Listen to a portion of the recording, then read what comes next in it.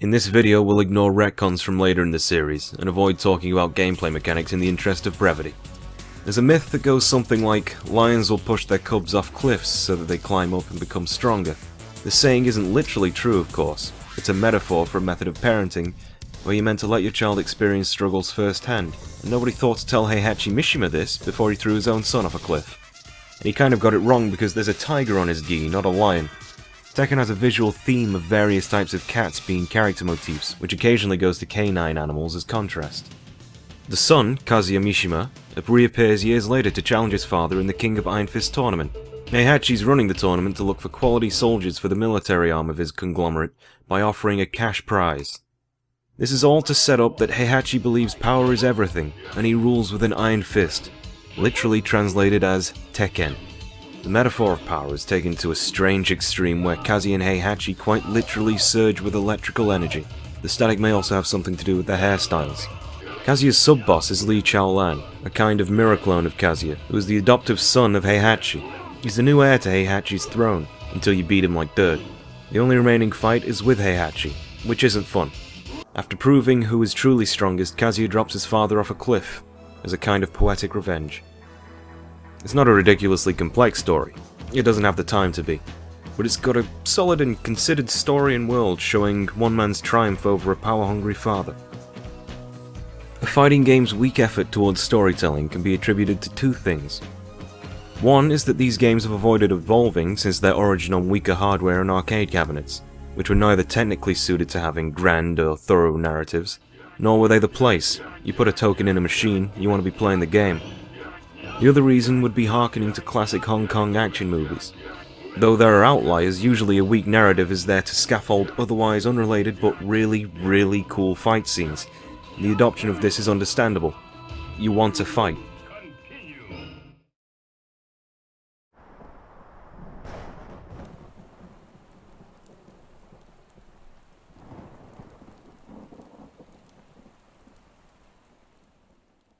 Heihachi Mishima reappears years later to challenge his son in the King of Iron Fist tournament too. Kazuya's taken over Hokkaido somehow, and he's running a tournament to flaunt his power. If you think that's a random evil thing to do, Kazuya's rap sheet includes kidnapping, corporate extortion, smuggling endangered animals, and inhumane animal experimentation.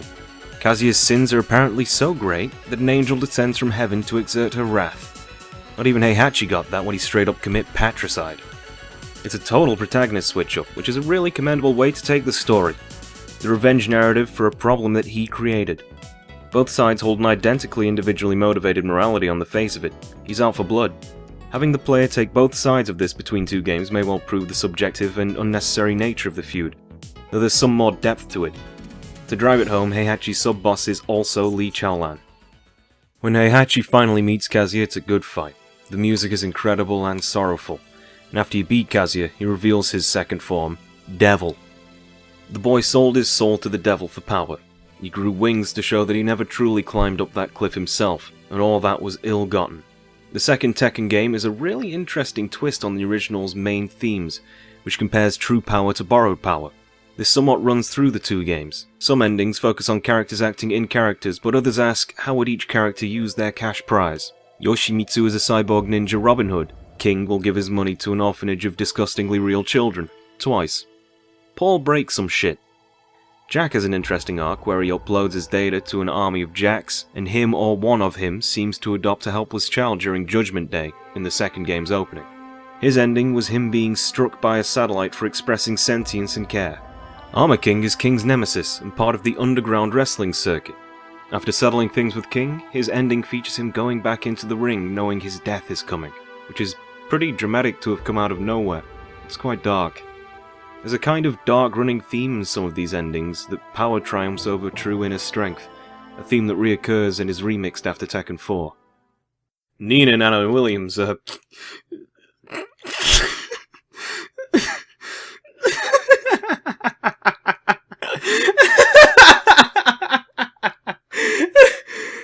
Why? They set their differences aside to respectfully lay flowers at the grave of their father. Jun Kazuma entered the tournament to stop Kazuya's animal cruelty business, as a philanthropist, but instead they end up fucking off camera. Similarly, Michelle Chang is one of these nature-loving hippies, and her ending has her littering. She's throwing a pendant that Kazuya wants in order to claim more power, after kidnapping her mother as well. Now presumably she's saved. Whilst the themes are more pronounced than in other fighting games, a lot of the story begins to be written with less focus on the themes, in the interest of making more interesting individual stories. Most of these endings are non-canon. Many of them are canon, and ignore the premise of the story to have freedom in their telling. A special mention, Wang Jinrei takes revenge on Heihachi for killing his own father, Jinpachi Mishima, paying his respects at his lost friend's grave, having done the deed. It's a touching and respectful scene.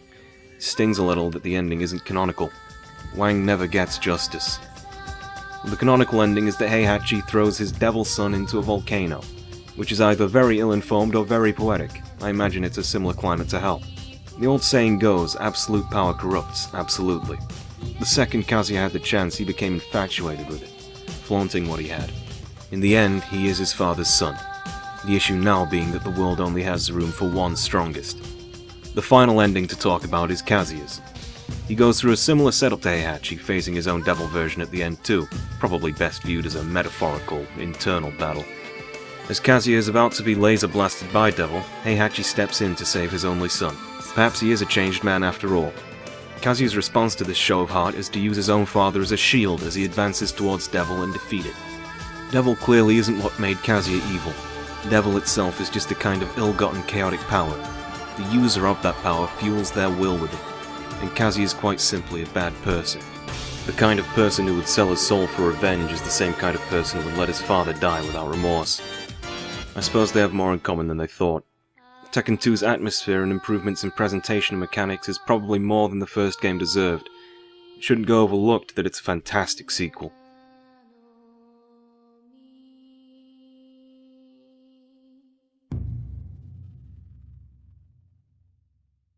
The son of Kazuya Mishima and Jun Kazuma, Jin, witnesses his own mother die while he's powerless to protect her.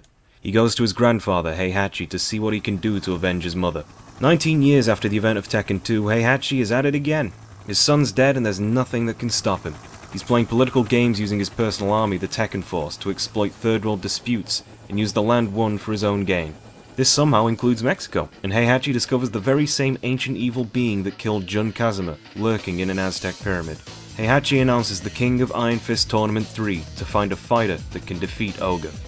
From here on through the games, the themes of power focus on to different aspects of its destructive nature, but before I get into that, we should talk about gameplay.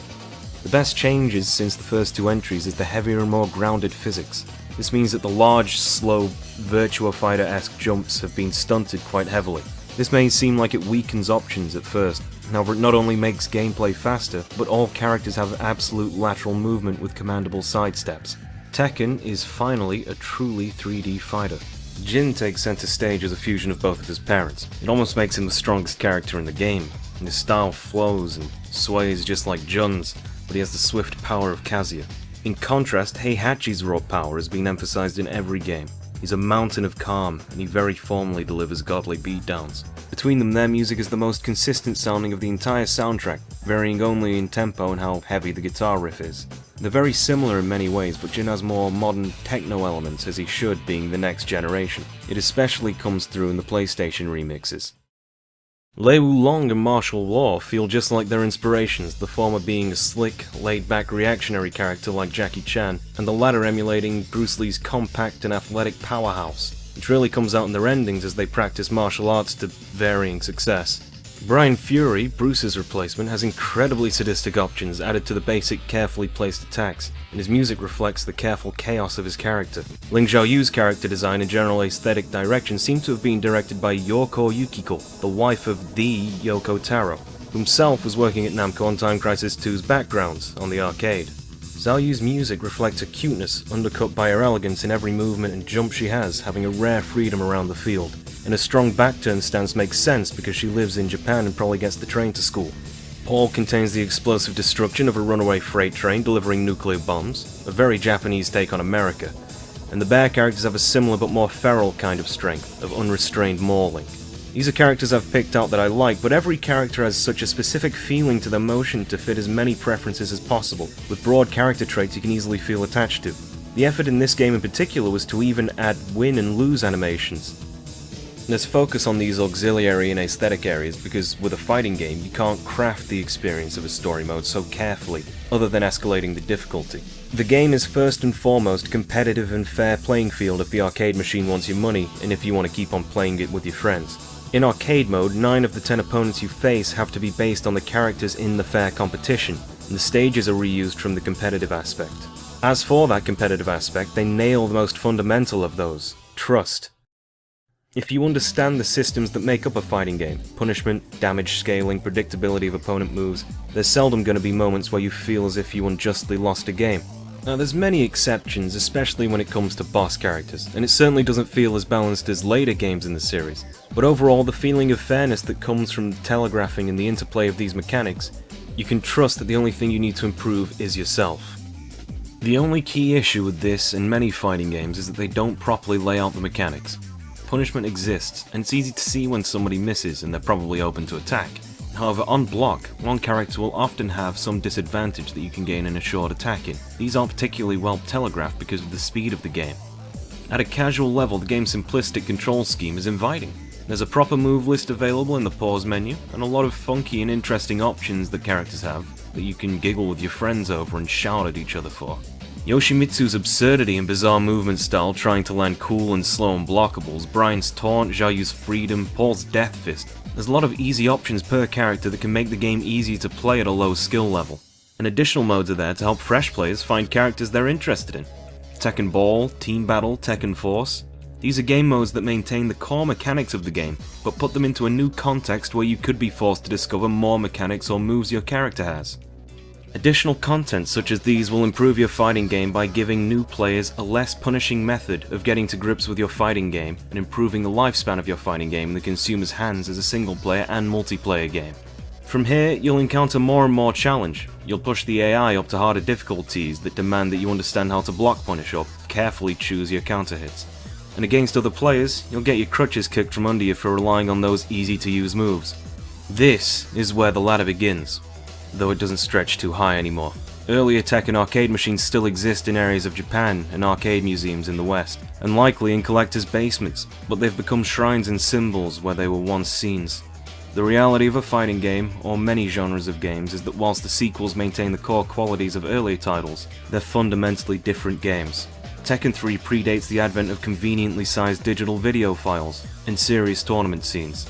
The real depth of Tekken 3 is doomed to poor quality degrading VHS recordings and distant memories. Those memories belong to people who may have no interest in Tekken 3 anymore, or even in video games.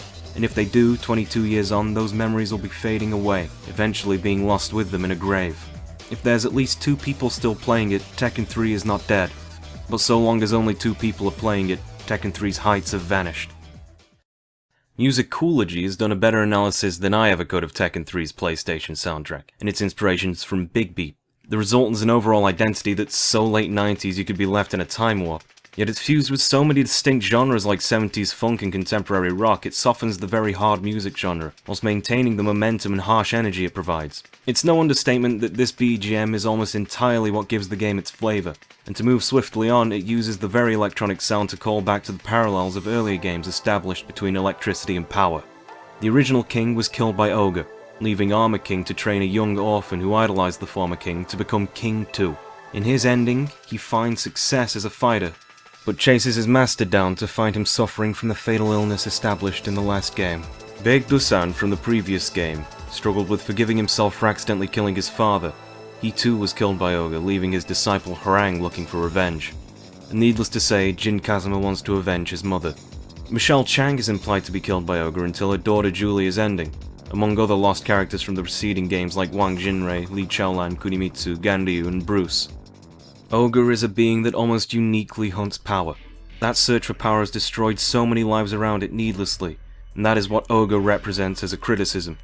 Kazuya and Heihachi's quest for power has destroyed everyone they come into contact with, culminating in Jin's canonical ending.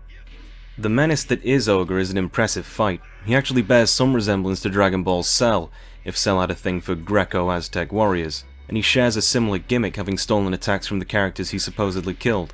Not only that, the ones he stole are the more annoying to deal with.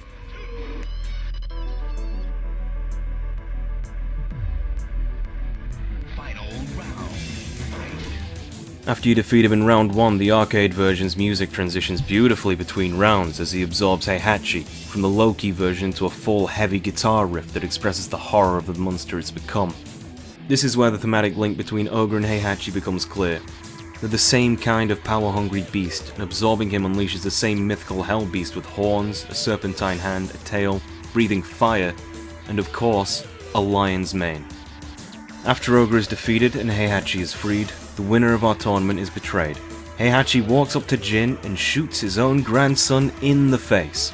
The following moments show that this unleashes the devil in Jin, who lashes out and escapes into the moonlight. Kazuya accepted and embraced the devil, whereas Jin is unwilling in taking the form. Most of Jin's scenario and character relations are almost identical to Kazuya's, just a generation down, but their character traits differ in that Jin has far less malevolence and inherent evil. It makes for a more interesting character inherently, when the only thing that could turn him into a devil turned out to be betrayal and desperation. And that's exactly what Heihachi's search for power creates. Everything Ogre is a metaphor of, Heihachi exemplifies. Even in his own ending, he sees the devil taking over an unconscious Jin, and he does what he does with all problems in his family. Tekken 2 remakes the story of Tekken 1 directly, and Tekken 3 supplies a new layer to this by suggesting that it's Heihachi's single-minded thirst for power which is causing those he should love the most to succumb to the temptations of devil. Heihachi is a character in which everything around him is poisoned by his will, and he hardly cares. It extends into other examples this time too. Eddie Gordo's story of finding revenge for his police officer father assassinated for being too good at his job leads him to a mansion where he discovers that the person running the drug trade his dad was investigating was none other than Kazuya. Add that one to the bastard's rap sheet. Brian Fury, the ex-cop replicant who was revived from the dead by Dr. Abel, runs headfirst into military corps to dislodge a tank turret and toss it like a psychopathic Olympian, killing them all. Jack is reactivated almost 2 decades later by his adoptive daughter, yet prey to another strike from orbit. Another playthrough reveals he can actually defend himself from such strikes now. Nina Williams was captured by the Mishima Zaibatsu and experimented on after trying to assassinate Kazuya with Aikido. She is now controlled by Ogre and seeks to kill Jin Kazuma somehow, for some reason. I'm padding the list at this point, but all these are examples of characters who are being struck down by that pursuit of power, or exist to show the destructive force of nothing but power. And for Brian and Eddie in particular, their stories over the coming games will build up into fantastic arcs. However, this was also the moment when the skew of serious endings to intentional joke endings went awry. Including the canonical ending, there are 7 serious narrative endings in the game. There are 4 endings that are simply showing off characters' quirks, and then there's 9 endings that are simply light-hearted jokes. This was sadly the beginning of a trend. One of those joke endings was prey to censorship in the NTSCU and PAL regions, where Nina would expose Anna's breasts on vacation in the Japanese version. Now Anna simply draws attention away from her sister. I struggle to fit this information in anywhere because that's simply how irrelevant the joke endings are. At worst they fall flat, at best they're kind of funny but stink of lost potential. Despite that, Tekken 3 was a large moment for the narratives in fighting games by taking so many chances that paid off, due to some very genius execution and a wealth of non-core content. After a side game on the same engine, Tekken Tag Tournament, the series would go on to reinvent itself once again. 2 years have passed since the King of Iron Fist Tournament 3. Heihachi Mishima, angry at his inability in the previous game, conducts a raid on G-Corp to capture the corpse of Kazuya Mishima, in the hopes that he can finally acquire the power of Ogre himself, through fusing it with the Devil Gene. Or so he thinks. Mid-mission it occurs that Kazuya Mishima was revived by G-Corp. He fights his way out of the onslaught, showing off the new direction of the game's combat. At the end of the fight, one soldier remains stunned, and Kazuya, aware he's being recorded, stares down at the camera, assuming Heihachi is watching. He declares his own fury at everything he's lost. He announces that he'll take everything back. Heihachi isn't amused. He announces the King of Iron Fist Tournament 4 is his way of having a family get-together, as always, ready to do whatever it takes to fulfill the hatred inside of him. Jin Kazuma, assumedly having picked Heihachi's 50 AE out of his skull, vows his own revenge, driven by the anger of betrayal, unlearning the Mishimaryu fighting style and respecing into traditional karate from the ancient practitioners in Brisbane, Australia. Under the tagline "A New Century of Fighting," Tekken 4 was part of a myriad of games reinventing themselves for a new generation of hardware at the turn of the millennia, particularly at Namco. The core combat mechanics established in Tekken 3 remain, but controversially, the team completely replaced the infinite fighting planes of the PlayStation 1 Tekkens with fully mapped 3D environments, complete with player-on-player wall splat physics and certain destructible collision. There are complementary changes to some of the core mechanics as well to have Tekken's gameplay better take advantage of these environments. Select moves will splat enemies against walls on hit or counter hit to spare damage, and the splat allows for free damage as they tumble, as a kind of wall juggle. The generic left-hand grab command now leads to a generic position-altering grab, in which you risk trading places, shoving your enemy for better positioning, or against a wall for minor damage, frame advantage, and maybe setting up a decent wall combo. There's not only a game element to it, but it looks very cinematic to take advantage of your environment like that as well.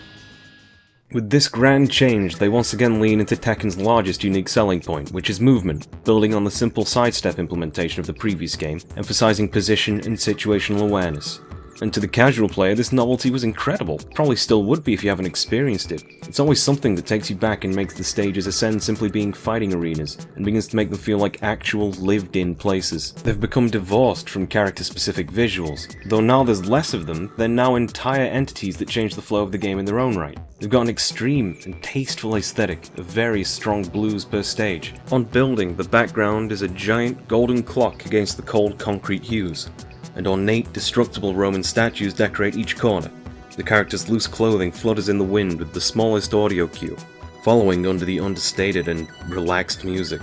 In Underground, a court of onlookers walls two fighters, cheering and jeering, becoming collateral damage as the two of you beat each other into the crowd, as the messy music matches the messy atmosphere. These stages don't feel created for the convenience of combat. It's hard to simplify them down inconsiderately. There's visual obstructions of gameplay elements, such as onlookers who make room for the Rhino Beetle man shanking a bear with shoes on, or pillars and banisters that shadow when they meet sufficient damage. The topology of these levels, too, plays a large role in making these areas feel alive.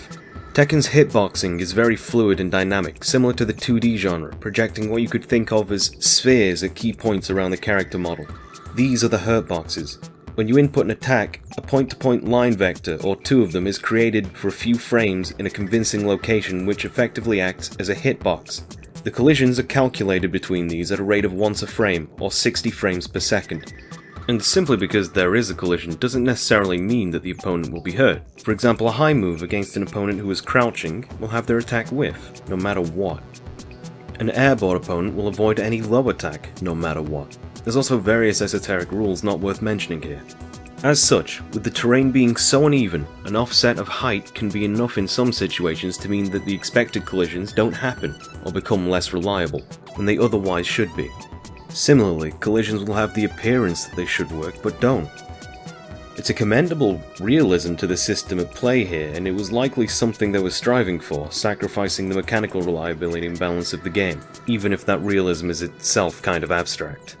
Furthermore, although movement and situational awareness is the most emphasized it ever has been, certain movement mechanics have been nerfed.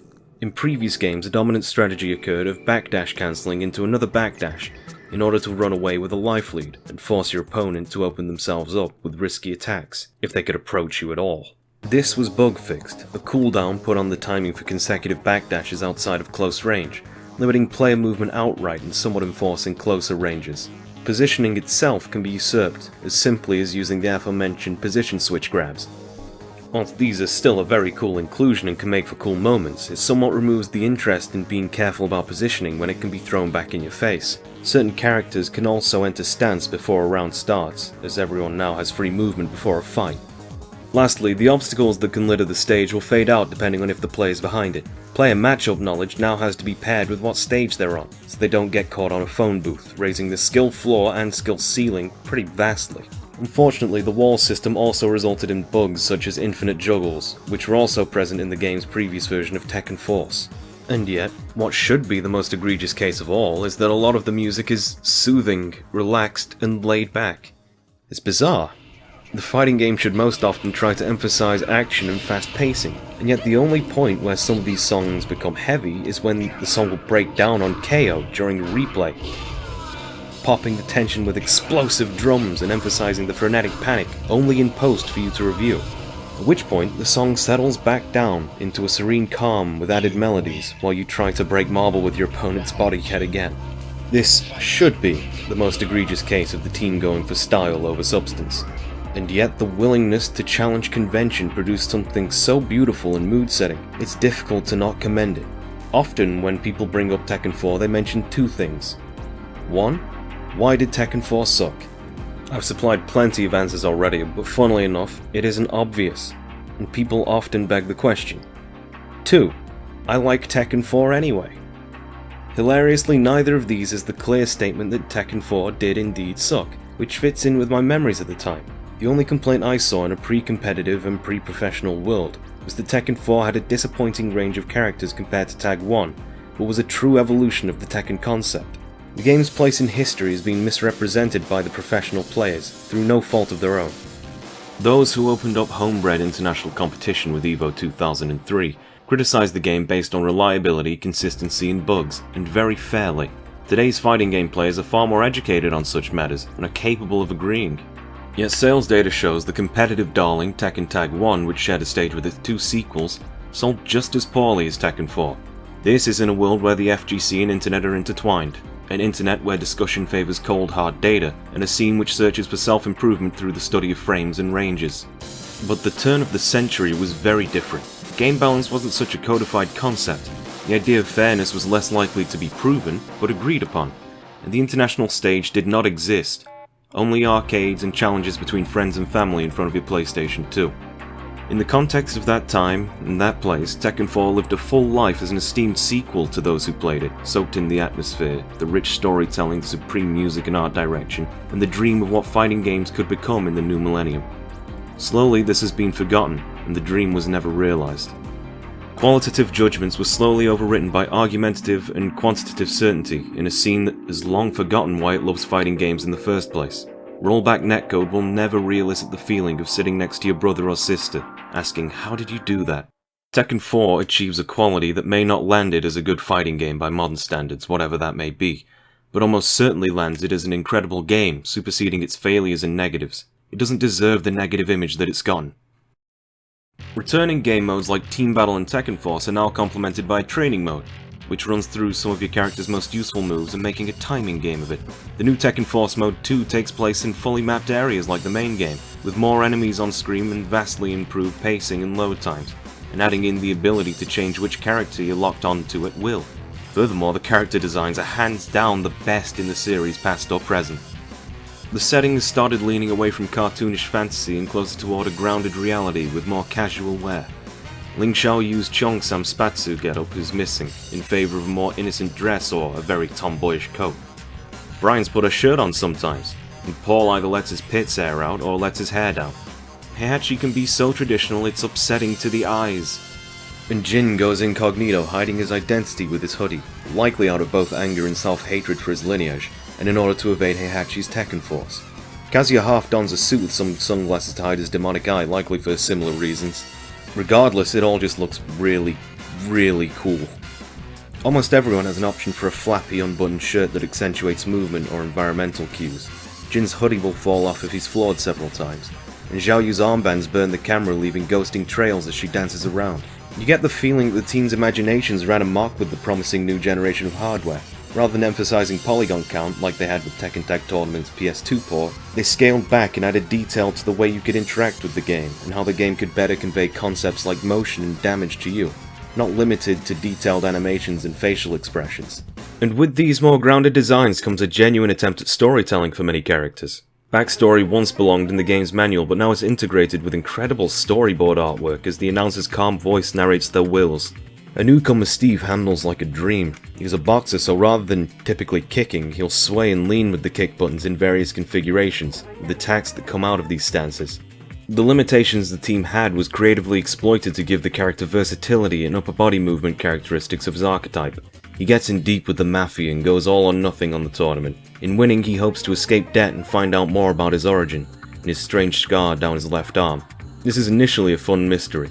It turns out that among the experiments performed on Nina Williams, this includes IVF, and I'm gonna go out of my way to guess that she was probably the carrier rather than the egg donor, because it makes absolutely no sense that this smooth, charismatic, and flexible boxer has any relation to that frigid whore. The situation dissolves without anything really happening when Lei Wulong tries to arrest her, because he needed something to do in this game.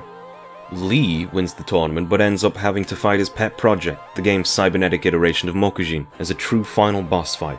In order to work out the bugs, he uses his new model to infinitely juggle Heihachi until it gets better. Excellent. The less said about Harang's ending, the better. You're finally here! So, what do you want? There's a few endings that are just nice to see though. Xiaoyu and Miharu talk about college entrance exams and love interests. Panda suggests that Xiao looks for Jin on her own, lest she gets put on an endangered animals list. These are the nicest endings, it just shows characters growing up really. But on to the meat of the story. The joke character of Paul Phoenix believed that he had won the last tournament, having defeated Ogre, and left before Jin ultimately defeated Ancient Ogre. Angered that his achievement is unrecognized, and his reputation shot, and his dojo shut down, he views Iron Fist 4 as a way to redeem himself, the finality of which sees him succumb to a life of debauchery and falsehood. Yet, seeing everything he'd forgotten about, he realizes the anger he'd fulfilled led him to decadence, seeing his accomplishment deified rather than the recognition of his position. Throwing away his expensive sunglasses, he returns to a simplistic lifestyle, where he was happier.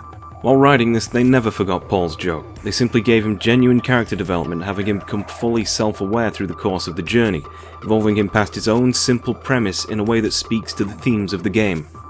Julia Chang, the eco-terrorist hell-bent on world forestation, finds that the price of her dream is human eradication, and she determines the cost of fulfilling her dream, this time, might sacrifice too much. The shtick of being a psychopathic cyborg gives way to Brian's imminent decay and death. His body's falling apart, his skin tone fading and pale. He finds somewhere to direct his fury. Brian, often thought to be one-dimensional, clearly fears death. He has motivation and interest, and visual representation of his downward moral growth. He channels his fear into anger, into the scientist who resurrected and abandoned him to a doomed life. Finding the man, Brian takes particular care to unleash his revenge and fury, before succumbing to his degeneration. But rather than dying, Yoshimitsu salvages the jackass, and he entrusts Boskanovich to help mend Brian as best he can. This begins the true downward spiral for Brian's character, as a chaotic villain who only further gives in to his rash emotions. Marduk, having lost his career due to a small scandal, lets the rage loose and ends up killing his opponent in the arena. Imprisoned for murder, he's somehow allowed out well ahead of time, spending only a year in jail. The only thing his benefactor gives him are a plane ticket and a news article about Iron Fist 4. That benefactor is King 2, the orphan who lost his only parental figure when Marduk killed Armor King in the ring. The two enter the tournament, King out for revenge, letting his anger consume him. Canonically, Armor King was going to die soon anyway, but the murder seems to have given King 2 someone to vent his remorse on. In Craig Marduk's playthrough, he can reach his ending without ever knowing who set him up, and he goes about his life having learned nothing. King, on the other hand, works his way through the tournament, leaving Marduk hospitalized and open to an easy kill. The only thing that stops King is a picture of Marduk with his parents smiling. As an orphan, the mixture of emotion must be terrible. Perhaps he'll only perpetuate the circle of revenge. Do good parents even desire to feel the same anguish he probably feels? If he did this, wouldn't he just be the same as Marduk, letting his anger consume him? King 2 leaves the hospital, throwing the photograph to Marduk's chest. These few endings hold true to the spirit of this story.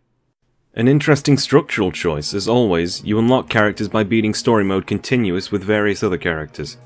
The canonical ending must be viewed through multiple aspects before the full picture is unlocked, meaning the player's perspective of events develops more dimensions and feels grander than it otherwise might even be. Kazuya promised to take everything back as a direct challenge to Heihachi. When it comes time for Kazuya's sub-boss, Jin, he's nowhere to be found. He suspects it's Heihachi's doing, which is later confirmed in Jin's run-through.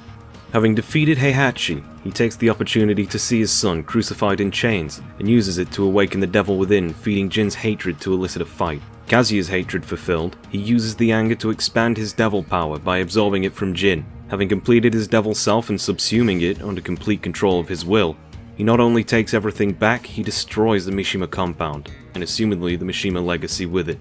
Heihachi follows on from the same basic storyline, except he achieves having both Jin and Kazuya hostage. He walks out decreeing his victory with ominous text stating the world came to know an age of darkness. And with these two endings as an example, we rewind back to a different path, and to our true ending. Being coaxed by Kazuya in his sleep, Jin's existing anger is amplified by the devil gene. In doing this, Kazuya solidifies the core character flaws of the most well-written characters in the game. exemplifying them with the previous game's hero being battered into the same villainous role. Jin becomes engulfed in fury and awakens in despair. He charges at his father and grandfather with intent. The emphasis the story has means that this stage only appears as a boss room for these three story elements, and in versus play. It enforces more classic clothing for all involved. The surface is flatter, and the walls are more squared, meaning the collision and juggle issues aren't going to pop up. And the stage is large enough that it takes some time to reach any wall, whilst being small enough to be an intimate fight. To one end is a large statue of the Buddha, torchlit. The music is peaceful but tense, with the heaviest sections having Ghost in the Shell style wailing.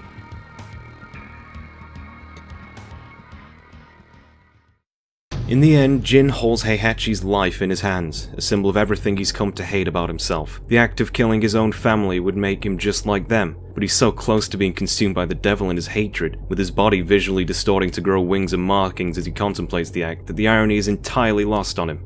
Stopping just short of the final strike, an apparition of his mother, Jun Kazuma, stops him, before her image slowly fades into the image of the Buddha. The Buddha is a figure of self-control and something like a very socially aware Asian stoicism, to simplify broadly. And in this context, it reminds Jin that he's not just his father's son, there's someone else he can be, who he chooses to be. Tekken 4 exploits the tried and true structure of character endings in fighting games to have Heihachi and Kazuya stand as examples where achieving anger will get a person. Satisfying their desires leads to ultimate destruction and a world that's not worth living in, no matter how satisfied or how shit-eating their grin is. It's not to be forgotten that the devil gene is an analogy for selling one's soul. Their searches for power lead the world to catastrophic events. It's no wonder Jin would see his lineage with hatred, and yet that very same hatred is what makes him a part of that lineage. He spares his parents' lives, crediting his mother's example, and flies away, turning his back on what he never wants to become. Through the list of Pulp Fiction-style what-if vignettes of characters dealing with true uncontrollable rage, this somewhat complicated story of hatred and grief, anger and revenge, comes a very simple message. You don't have to be the things that you hate.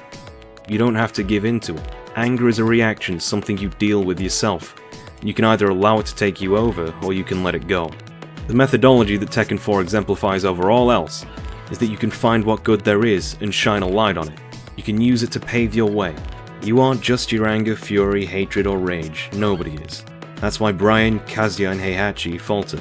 That's why King spares Marduk. That's why Paul abandons his success. And that's why Jin flies away. Hatred is a part of you, not the rest of the world. The struggle is internal. The true subject of your hatred is yourself. The good you need to find will also have to be within yourself. Only then can you let go.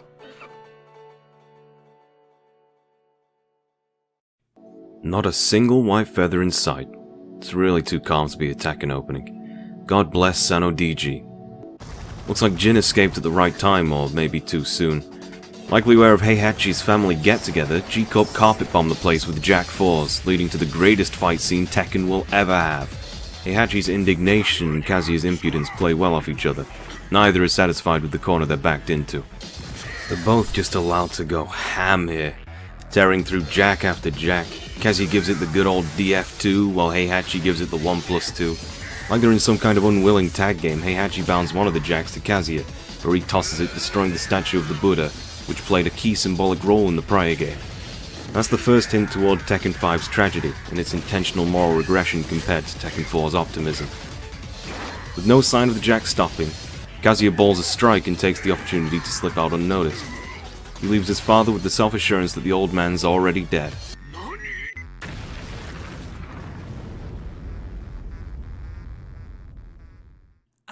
God, I love this opening.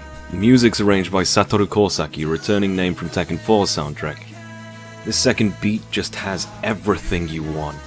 Almost every character gets a cut of face time while introducing Asuka and Feng, who couldn't be further distinct. Similarly, the theme song follows the upbeat and dark tones clashing, dodging between optimistic ballad and heavy rock. The Williams sisters are engaging in a stupid goddamn 3-day fight. The lighter sections have lighter-hearted characters on display. Marduk and King continue their game of cat and brick shithouse.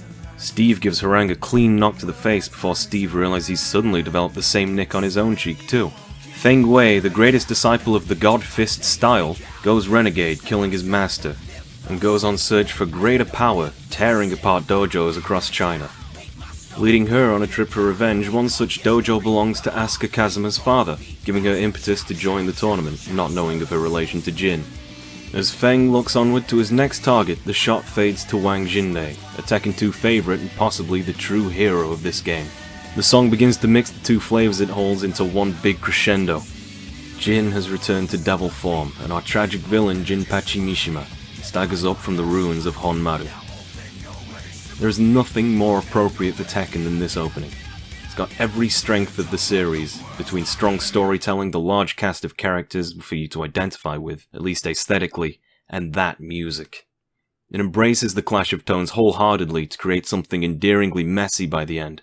Such a promising opening. The biggest narrative evolution this time is a more conventional and structured experience where character interactions take a focus.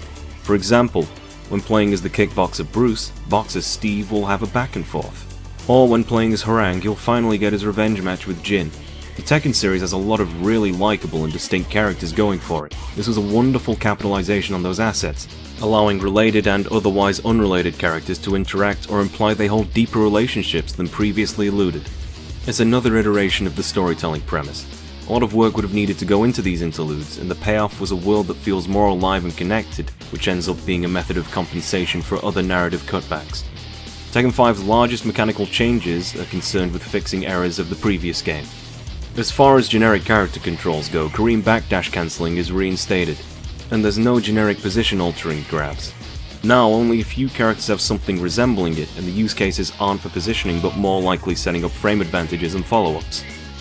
Terrain has been flattened out entirely, which fixes most hitboxing issues brought up in the last video. Walled stages return, but their geometry has been simplified greatly to the point where obtuse corners nearly don't exist.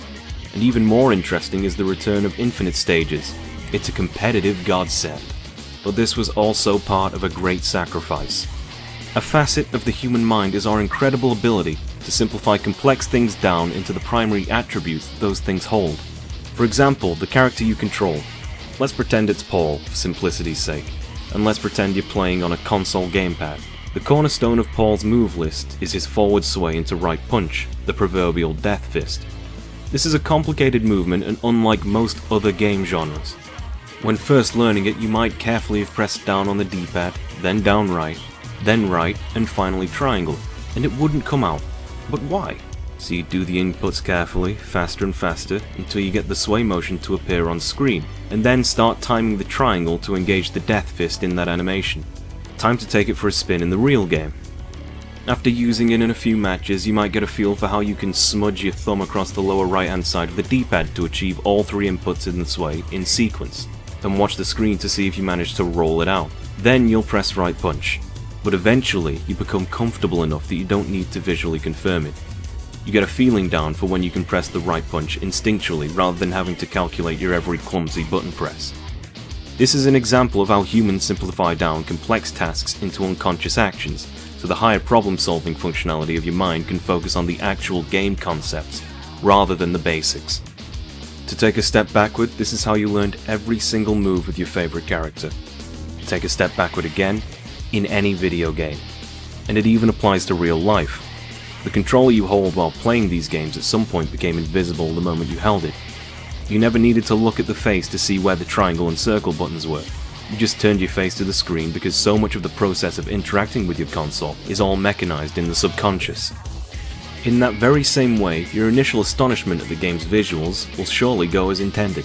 Tekken 5 and Dark Resurrection are among the most impressive games of the generation on their respective hardware. Quality consoles, quality programming, and asset design, the PS2 and PSP's capabilities were comfortably pushed while maintaining a steady frame rate. And yet, the simplicity of these stages means your interactions are easily simplified into muscle memory.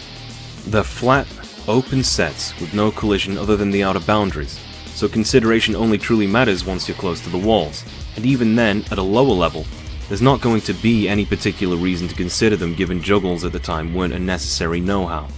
The point I'm trying to make is, whilst the game has the same, or maybe even better visual fidelity compared to Tekken 4, the player will in time care far less. The stellar architecture of Final Frontier will be forgotten, as the octagonal ring you occupy is all that needs to be considered. Acid Rain has so many details giving it that overpopulated Chinese dystopian vibe, like civilians walking on the bridge in the background and the holographic advertisements. But in the end, it's just a rather large square. The adornment of Dragon's Nest is simply that, adornment. This fighting ring is a ring which you fight in. The human mind, which is designed to consider landscapes as either obstacles or tools, will only interchangeably see the outer barriers as tools for damage or obstacles to your retreat. That said, there are stages with visual aesthetic that go above and beyond, places with so much visual ambiance and music it's impossible to disregard the minor details. Poolside may just be an octagonal ring, but the music has such an optimism and the look of the place is so vastly out of place for the series, it's striking. It's fun to fight it. Even Lay's here chilling in the background, surrounded by bitches. Moonlit wilderness, a fallen castle in the background lit by moonlight, and as far as the eye can see, glowing white flowers obscure even the playfield. For whatever reason, fields of flowers seem to captivate us. Metal Gear Solid 3, Bloodborne, Nier Automata. The electronic music keeps the pulse pounding and the energy flowing, but it's contrasted with an orchestra that wants to keep the scene emotional and heartfelt. It doesn't matter which two characters appear here, I always end up thinking up some silly backstory for why Heihachi and Jin came here to fight. Snow Castle from Dark Resurrection lets snow pour in through the broken windows. Appropriately, a choir chants over a very passionate electric guitar riff. The orchestra comes into prominence halfway through the song, breaking through the electronic backing.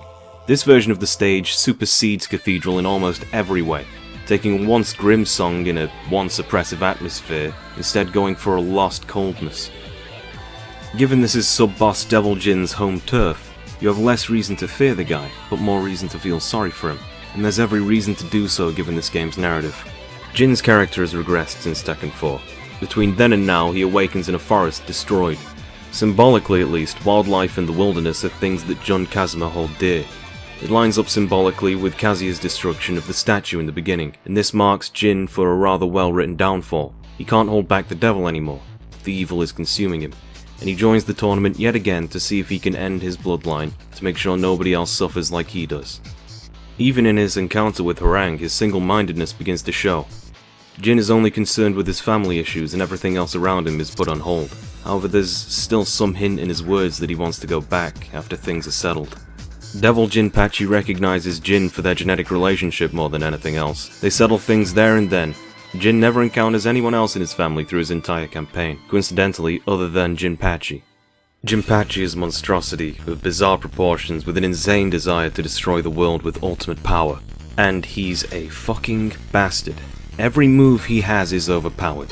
The only thing saving you is that the AI is programmed to not string certain overpowered moves together too many times. But even then, what could look like a guaranteed win is undercut by his ridiculous stun lock animations. And you can't do anything. It's absolutely absurd. He's by far the most powerful boss fight in the entire series, bar none. I completed every character ending just for this review, and each time I faced him, there was fresh bullshit. Even after 15 years of frequent returns, some interaction I couldn't possibly have considered arose for every last goddamn fight and retry. Half of it is the improved AI in this game, which punishes you for relying on the limited range of attacks with your character, but the punishment Jinpachi deals out is cruel and creative. After beating Jinpachi, Jin's well-earned victory sees him welcomed into the Mishima estate as its leader. Jin takes his seat, looks upon the army of suited men awaiting instruction, and slyly smiles to himself, not unlike his father. Jin is satisfied. This is the canonical ending, and on its own it's almost underwhelming. Contrasting this, if under the likely circumstance you can't bear the final fight, or run out of tokens or patience, and then you let the timer run down, a strange cutscene plays. This villain, the fearsome, distorted figure of this final boss, laments that he couldn't be defeated, he even cries. Moments later he's consumed by the devil, as if he finally gave up. The story behind Jinpachi is elaborated upon further in a small cluster of playthroughs in the story mode, but like the game before it, sampling from a broader collection of stories allows us to paint a better picture as to the themes of the game, and why Jin's character arc begins its downward trajectory. As mentioned, Feng Wei is tearing dojos apart looking for a certain Chinese scroll of high value. Through Feng's line, we find that all he cares for is power. Against Lei, he cheers that he can defeat the famed five-form Kung Fu. And against Asuka, he throws out lines like, "The weak don't deserve to live," and "not fighting seriously would be disrespectful." He's a villain who does everything by the book, a character who's horrifically misguided. His ending reveals him achieving even greater power with the help of the Shinken Scrolls, and almost certainly to do nothing good with it. Lei Wulong's playthrough sees him out to stop Feng, which he does end up doing, but on the way he learns of a deeper plot to do with the scroll. In this way, it ends up as being a MacGuffin for his plot to revolve around as the Kung Fu movie stand-in guy. He recovers the scroll, and surely gets a reward, and he goes on to an ending which tries to be entertaining but fails to amount to much. What's important to Lei's playthrough is how much more it adds to Jinpachi's lore and Jinrei's playthrough. 40 years ago, Heihachi confined his father to the basement of the Mishima compound, holding the weight of a giant stone, surely symbolic of his will to persist and hold back his son's evil ways. He eventually succumbed to the pressure and died, before selling his soul to the devil too. Jinpachi is held hostage in his own body, and it wills to destroy the world. In his last act of human consciousness, his final act of his own free will, he sends a letter to his best friend, the same friend who tried and failed to avenge him in Tekken 2, among the only decent men in this universe. I need your help. Come see me, Jinrei. Nina and Anna decide to settle their dispute in the tournament after their sibling rivalry nearly tore apart some hellhole in Europe. I give the sisters a hard time, for good reason. In every game they serve the well-needed role of Hollywood Western beauties to round out the cuter and purer female cast. Their characters peaked in Tekken 2 where they had to tolerate each other to pay respects to their father, but even that didn't last. Being Steve's mother might be the closest Nina got to being a real character again, but it's discarded when the narrator says that she didn't even feel anything for the revelation. Why they'd abandon this plot thread for Nina, I have no idea. The only character in Tekken I might have more distaste for than this tight collection of spy fetishism is the thing that orbits around her sorry excuse for a story. Anna's utter narcissism is utterly unbecoming, and every second that cougar opens her goddamn mouth disgusts me. Anna Williams' character begins and ends with her obsession over her supposed sex appeal, despite being the least sexually attractive character in the franchise. She has so little character that even her endings are all about Nina. This time, it's exposing Nina's breasts on set. You might recognize this joke, because it's been the same fucking joke since Tekken 2. It wasn't funny back then other than for its absurdity. The only thing more barren than my interest in talking about their endings might be Anna herself. At least Nina's variation of events lets her put her Irish background to good use. Steve also seems to feel some hatred for this origin story. Learning he was a creation of Mishima Zaibatsu, his ending sees him trash a lab with more creations just like him being made. There's no real internal logic for Steve viewing himself as a monster. His character interactions with Bruce and Lei are very cute, as annoying as his fake accent is. He's really not a bad guy, he's certainly not a monster on the level of other characters in the series. I reckon he understands the Mishima Laboratories represent one of the rare opportunities the Williams sisters will ever have to breed. Maybe he should target Marduk next.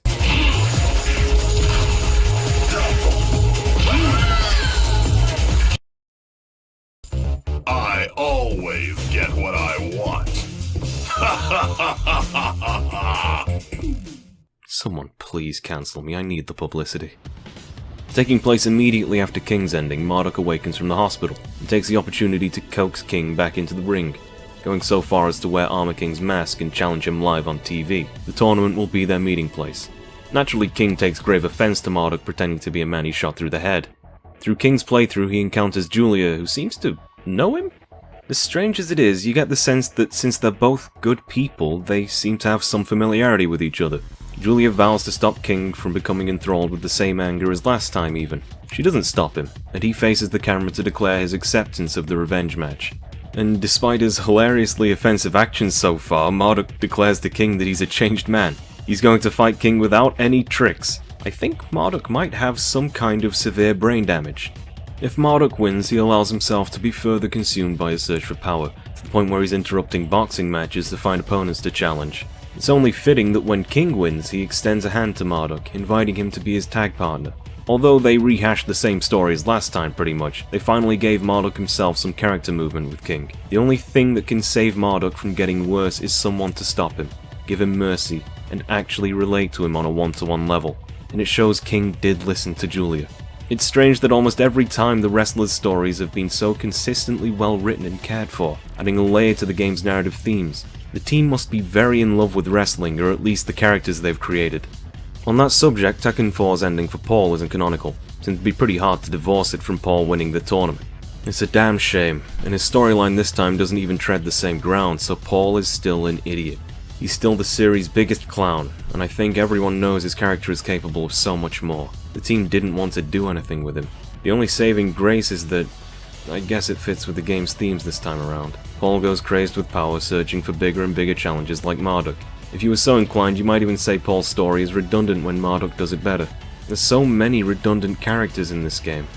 It's not as though Heihachi wouldn't be missed, but perhaps that's the purpose of killing a character off. It means something for the story, and it would mean something for the gameplay. One of the bravest moves Tekken pulled was killing off Kazuya. He's the closest thing to a Ryu or Akira for Tekken. There must have been some subtle backlash because Kazuya hasn't been gone since and has actively participated in the story every time. This time Heihachi wasn't even missing for one game, I assume from a fear of similar backlash. To reiterate also, a comparative complaint with Tekken 4 was that its restrictive cast was a huge disappointment compared to Tekken Tag. For the sake of gameplay and fan expectations, Heihachi had to be included. Therefore, it's probably no coincidence that Heihachi's mostly relegated to the role of a side character, and all of his inclusions beyond the opening being non-canonical. Jin Kazuma is our protagonist, leaving Kazuya and Heihachi in similar narrative roles as opposition to Jin, who was already meant to be Kazuya's replacement. There was enough space for this in Tekken 4 because they both stood as examples of his bloodline. But now Jinpachi's presence outright replaces both Heihachi and Kazuya, and neither of those are even seen as random opponents in Jin's playthrough. Heihachi and Kazuya's roots both end up being similar through the game too. Kazuya joins the tournament to find out that G-Corp betrayed him and slowly comes to the realization that Jinpachi ordained the tournament. Heihachi too joins, beats up a Jack 5, then learns from Kazuya who's really in charge of the tournament. We get a little bit of actual information in Raven's route where he explains how Hei survived the explosion. He flew, landed in a graveyard, then dug himself out of the graveyard. People remember the opening of Dark Resurrection making this look badass, but it was played for laughs in the game because of all characters to become a joke. Heihachi is now a joke character. There was always subtle jokes that came from Heihachi. The entire lineage looks the way they do because they use static electricity as hair gel, but Heihachi always looked somewhat like a devil with horns. He looks bloody daft, but you'd never say that to his face. In Tekken 4, one of his costumes has him bearing full ass cheeks. The fudanshi is a traditional Japanese underwear from Japan, from the pre-war era, and men used to strip down to it to work on hot days. When he was wearing it, it was funny, but it was also a sign that he meant business in his own antiquated way. All through the series, he's been the stature of antiquity.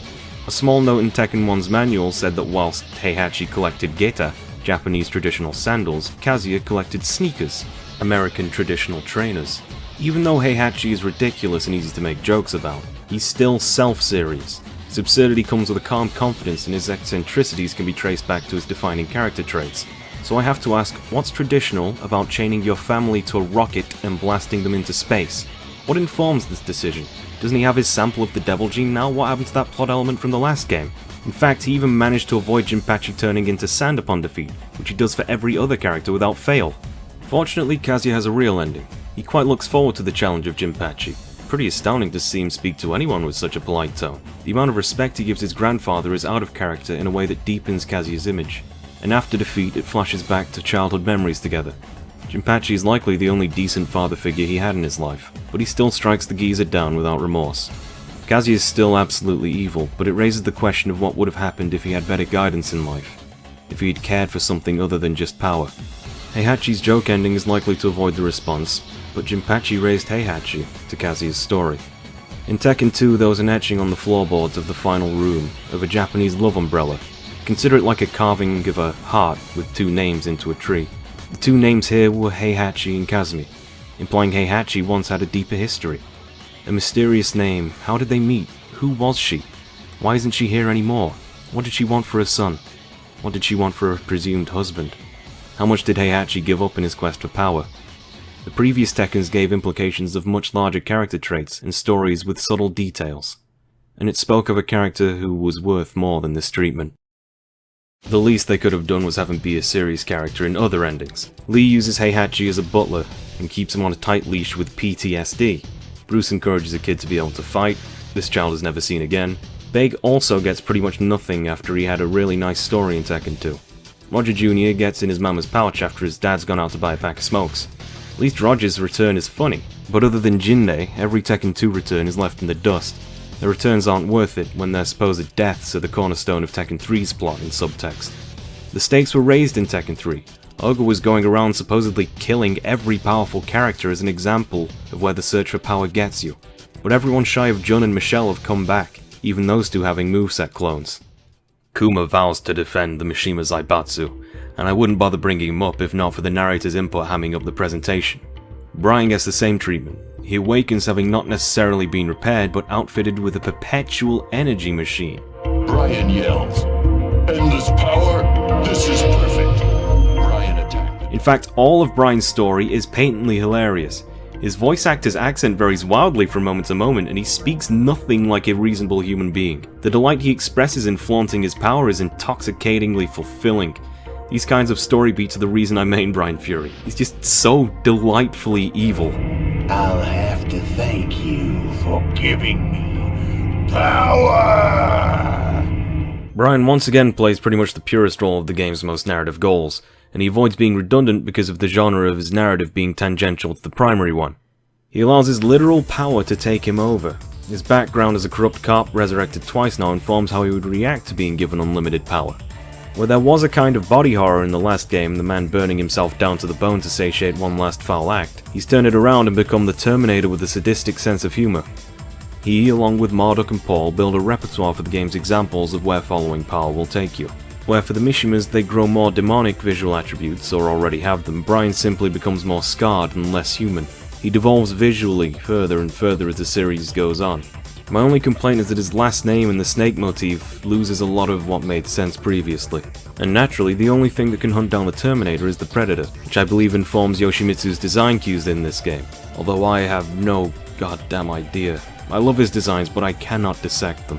Unfortunately, Yoshimitsu starts to only play second fiddle to Brian from here on out. He loses his original intentions and goals, and only seeks revenge, which he will never find. It's not even elaborated upon that his intentions have fallen so far from the original games. Although if we assume it's intentional, we have an example of how an honorable man can be poisoned by the evil of the world around him. They could have been saving this realization for later games, but as of Tekken 7 it's never come. Christy and Eddie too have their moment in the spotlight. They share the same basic story. Christy's father, or Eddie's capoeira master, is suffering from a fatal illness, and the only thing that might potentially cure him is the vast riches and technology of the Mishima Zaibatsu. For Christy, this is very straightforward and uninteresting. And despite Eddie being an unlockable costume, he has his own spin on events even. He defeats Kazuya, the man linked to framing Eddie for his father's murder. Kazuya makes a hobby of killing fathers, so it's natural Eddie would jump to the conclusion he had direct involvement. Of course, it's a happy ending for Eddie and Christy, but for Eddie, it's the redemption of avenging his father and rescuing his new father figure from death. It's more meaningful and personal to his character arc, ironically enough, because of how it's written, despite the lack of family relation. It's an incredible improvement over their absurdly dull story in Tekken 4. There are indeed a lot of improvements in the form of regressions that come as a result of heavy course correction away from Tekken 4's degrading image, and less competitively reliable systems. The most basic game mechanics are identical. Perhaps the buoyancy of enemies mid-juggle isn't anywhere as high, and your tech rolling options when hitting a wall have been more clearly defined. It might even be harder to remain stuck in a corner now on Wake Up, with the increased roll ranges. But that's where the unique opportunity to contrast Tekken 5 Dark Resurrection comes in. Interestingly, the trimmed-back juggle mechanics were reinstated and made slightly more expressive, giving opponents a bit more buoyancy in the air. This speaks to a smaller change in the Japanese action game corner when Devil May Cry was a surprise hit. The rewards you get for juggling an opponent were validated. Health bars weren't increased, but generally damage came down of slightly more often used moves, letting rounds play out for a little bit longer. Overall, almost every character got a new move or two, including the additions of 2 new characters and a returning oldie. Character-specific tech was modified where characters will react differently to specific moves on counter hit. Using Brian as my most familiar example, Tekken 5 saw the introduction of the taunt jet upper, and while standing left kick, a knee into jet upper. By Dark Resurrection, the knee's reaction was modified into merely a launcher in its own right, but one where it's difficult to get extreme damage. Back right kick will knee the enemy's face. In Tekken 5 this is just nice damage, but by Dark Resurrection it acquired a stagger. This is a good opportunity to break down follow-ups. When the knee connects with Xiao Yu's face, she's trapped in a staggering animation. Nothing that Xiao Yu presses will stop this animation now. By the time Brian is recovered from his kneeing animation, he still has time to attack Xiao Yu while she's stuck in a stagger. This difference is about 15 frames. This means that in the open, Brian can buffer a forward in the knee animation, press forward again once the animation is stopped, and then finally press right punch to start a 13 frame move. Because it only took 2 frames to perform the Mach Punch, buffered, it comes out right in time to hit a defenseless Xiaoyu. And closer to the wall, the same applies. Back right kick staggers Xiaoyu, but she has nowhere to stagger into, so this means Brian can use his 13 frame launcher, Jet Upper, to launch Xiaoyu. Once you find a character that you enjoy playing as, like their movements feel good, their attacks come naturally to you, the game starts to make more sense. The techniques where you link moves you know into each other that require execution-intensive inputs are where the true flavor of a character comes to fruition. The satisfaction of achieving these actions tastes sweet, and that's also the appeal of juggling, explaining the emphasis Dark Resurrection places on it. Juggles come after careful moments of considering your enemy's neutral game, watching for their mistakes, paying attention to their openings, and rewarding you with massive damage before the neutral game partially resets. And as it turns out, one of the supposed mistakes of Tekken 4 was actually a very, very appealing type of gameplay. The differences show an example of how mechanically different Tekken 5 is from Dark Resurrection. Overall, it feels like as much of an evolution as Tag Tournament felt to Tekken 3, perhaps more so. It's a rare example of a re-release of a game justifying a brand new price tag by being almost a completely fresh entry in a series that merely reuses assets. As much seeming negativity as I might have given these systematic changes for Tekken 5, it paved a new way for the series. It absolutely understands the appeal of the genre, entering intermediate levels, by allowing the player to craft their skill further and further as they perfect their fundamentals. You capitalize on good play with larger damage, and the experience of being in a fight has long periods of intense risk measuring, followed by the release of a launcher popping, almost like a good song breaking out into a chorus. Oh yeah, Xiaoyu. Ling Xiaoyu learns of the troubled history of the Mishima family from Yoshimitsu, which is a strange setup itself. She somehow comes to the conclusion that she needs to go back in time and stop Heihachi from slam-dunking Kazuya into a ravine. Coincidentally, in the same 2-month space, she meets a codger who says that he'll make her a time machine for the right price. So that's what she does, driven by a love for Jin to save Heihachi. Xiaoyu is delusional. She hasn't thought a plan through at all. If events transpired differently, Kazuya and Jun would never have met, and Jin would never have been born, and her reasoning is that the Kazuya drop is the inception for the story, which in this game is absolutely false. The earliest you could reasonably push the timeline is Jinpachi's imprisonment, or perhaps whatever happened to Heihachi's as-of-yet nominal wife. And why would Jin even want Heihachi alive? In her story, she runs into Jin, and this is where things start to falter. Jin is an incredibly self-serious character, and even Xiaoyu is taken aback by how absorbed Jin has become in this genuine family problem, and yet he cares enough for Xiaoyu to warn her away from the dangers at the end of the tournament. It's some of the little humanity that Jin has even been given in this game. And Xiaoyu just crashes head first into it, explaining her ridiculous plan to meddle with the space-time continuum. Jin can only answer in his own self-serious way that time cannot be reversed, maybe alluding to why he sees he has to rejoin this tournament. There are problems in his family that he only sees himself fit to deal with in a mature way. This role was cast before he was born, and those events were around for longer than him, and in the best case scenario they can be solved within his lifetime. She's always been the cute face of the series to juxtapose Jin's handsome face since Tekken 3, but the clash of tones is absurd. She's not even in the same genre anymore. It's genuinely upsetting that the only person capable of getting more than a dismissive remark or apology from Jin won't listen to him at all. The only person who has a chance to understand him refuses to. This was Xiaoyu's chance to actually have a meaningful relationship with him. Everything about his body language tells you he's bearing the weight of the world, and the only person he has to turn to is an anime character. After beating the love of her life in front of a bloodthirsty crowd, there's nothing restraining her insanity. She says things can go back to the good times, the way they used to be. But what good times were there? Every Tekken game excluding Tekken 4 has been a darker and darker descent into the horrors that surround power, and the negative consequences it has on everyone around you. Almost every happy ending is non-canonical. Each tournament's winner has been close to the worst case scenario if you exempt human annihilation. Jinrei never avenged Jinpachi, Paul never grew up, Eddie will never save his master, King never donates Zaibatsu money to orphanages, Julie and Michelle will never fix the rainforests, and Yoshimitsu will never save the impoverished. Xiaoyu is a foreigner in the universe right now. It's absolutely absurd to see her and Jinpachi in the same screen at this point.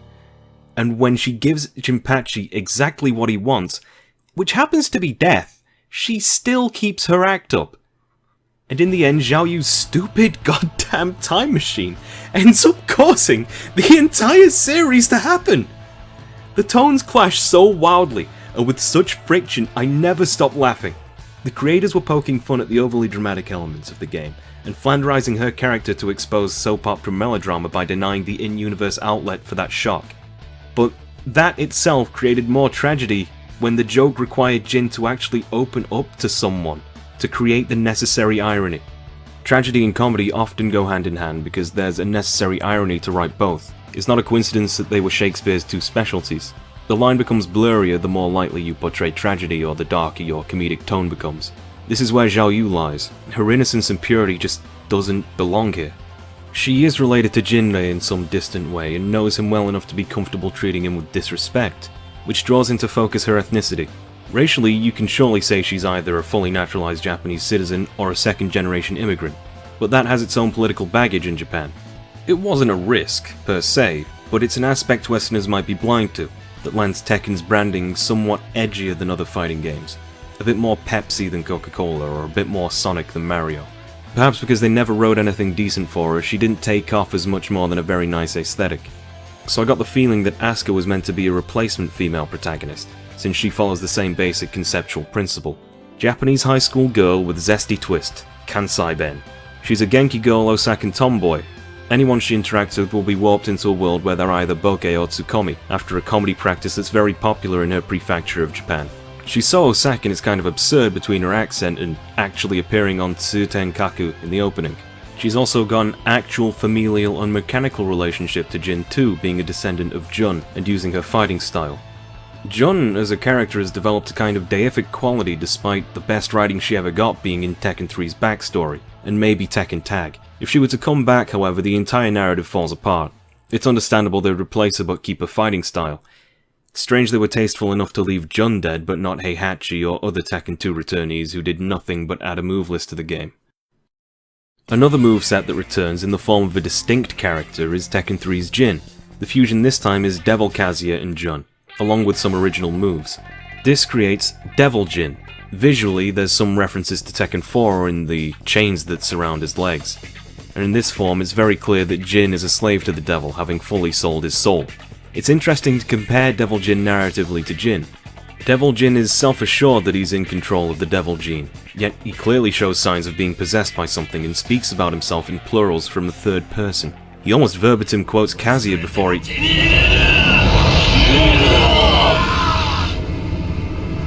KO.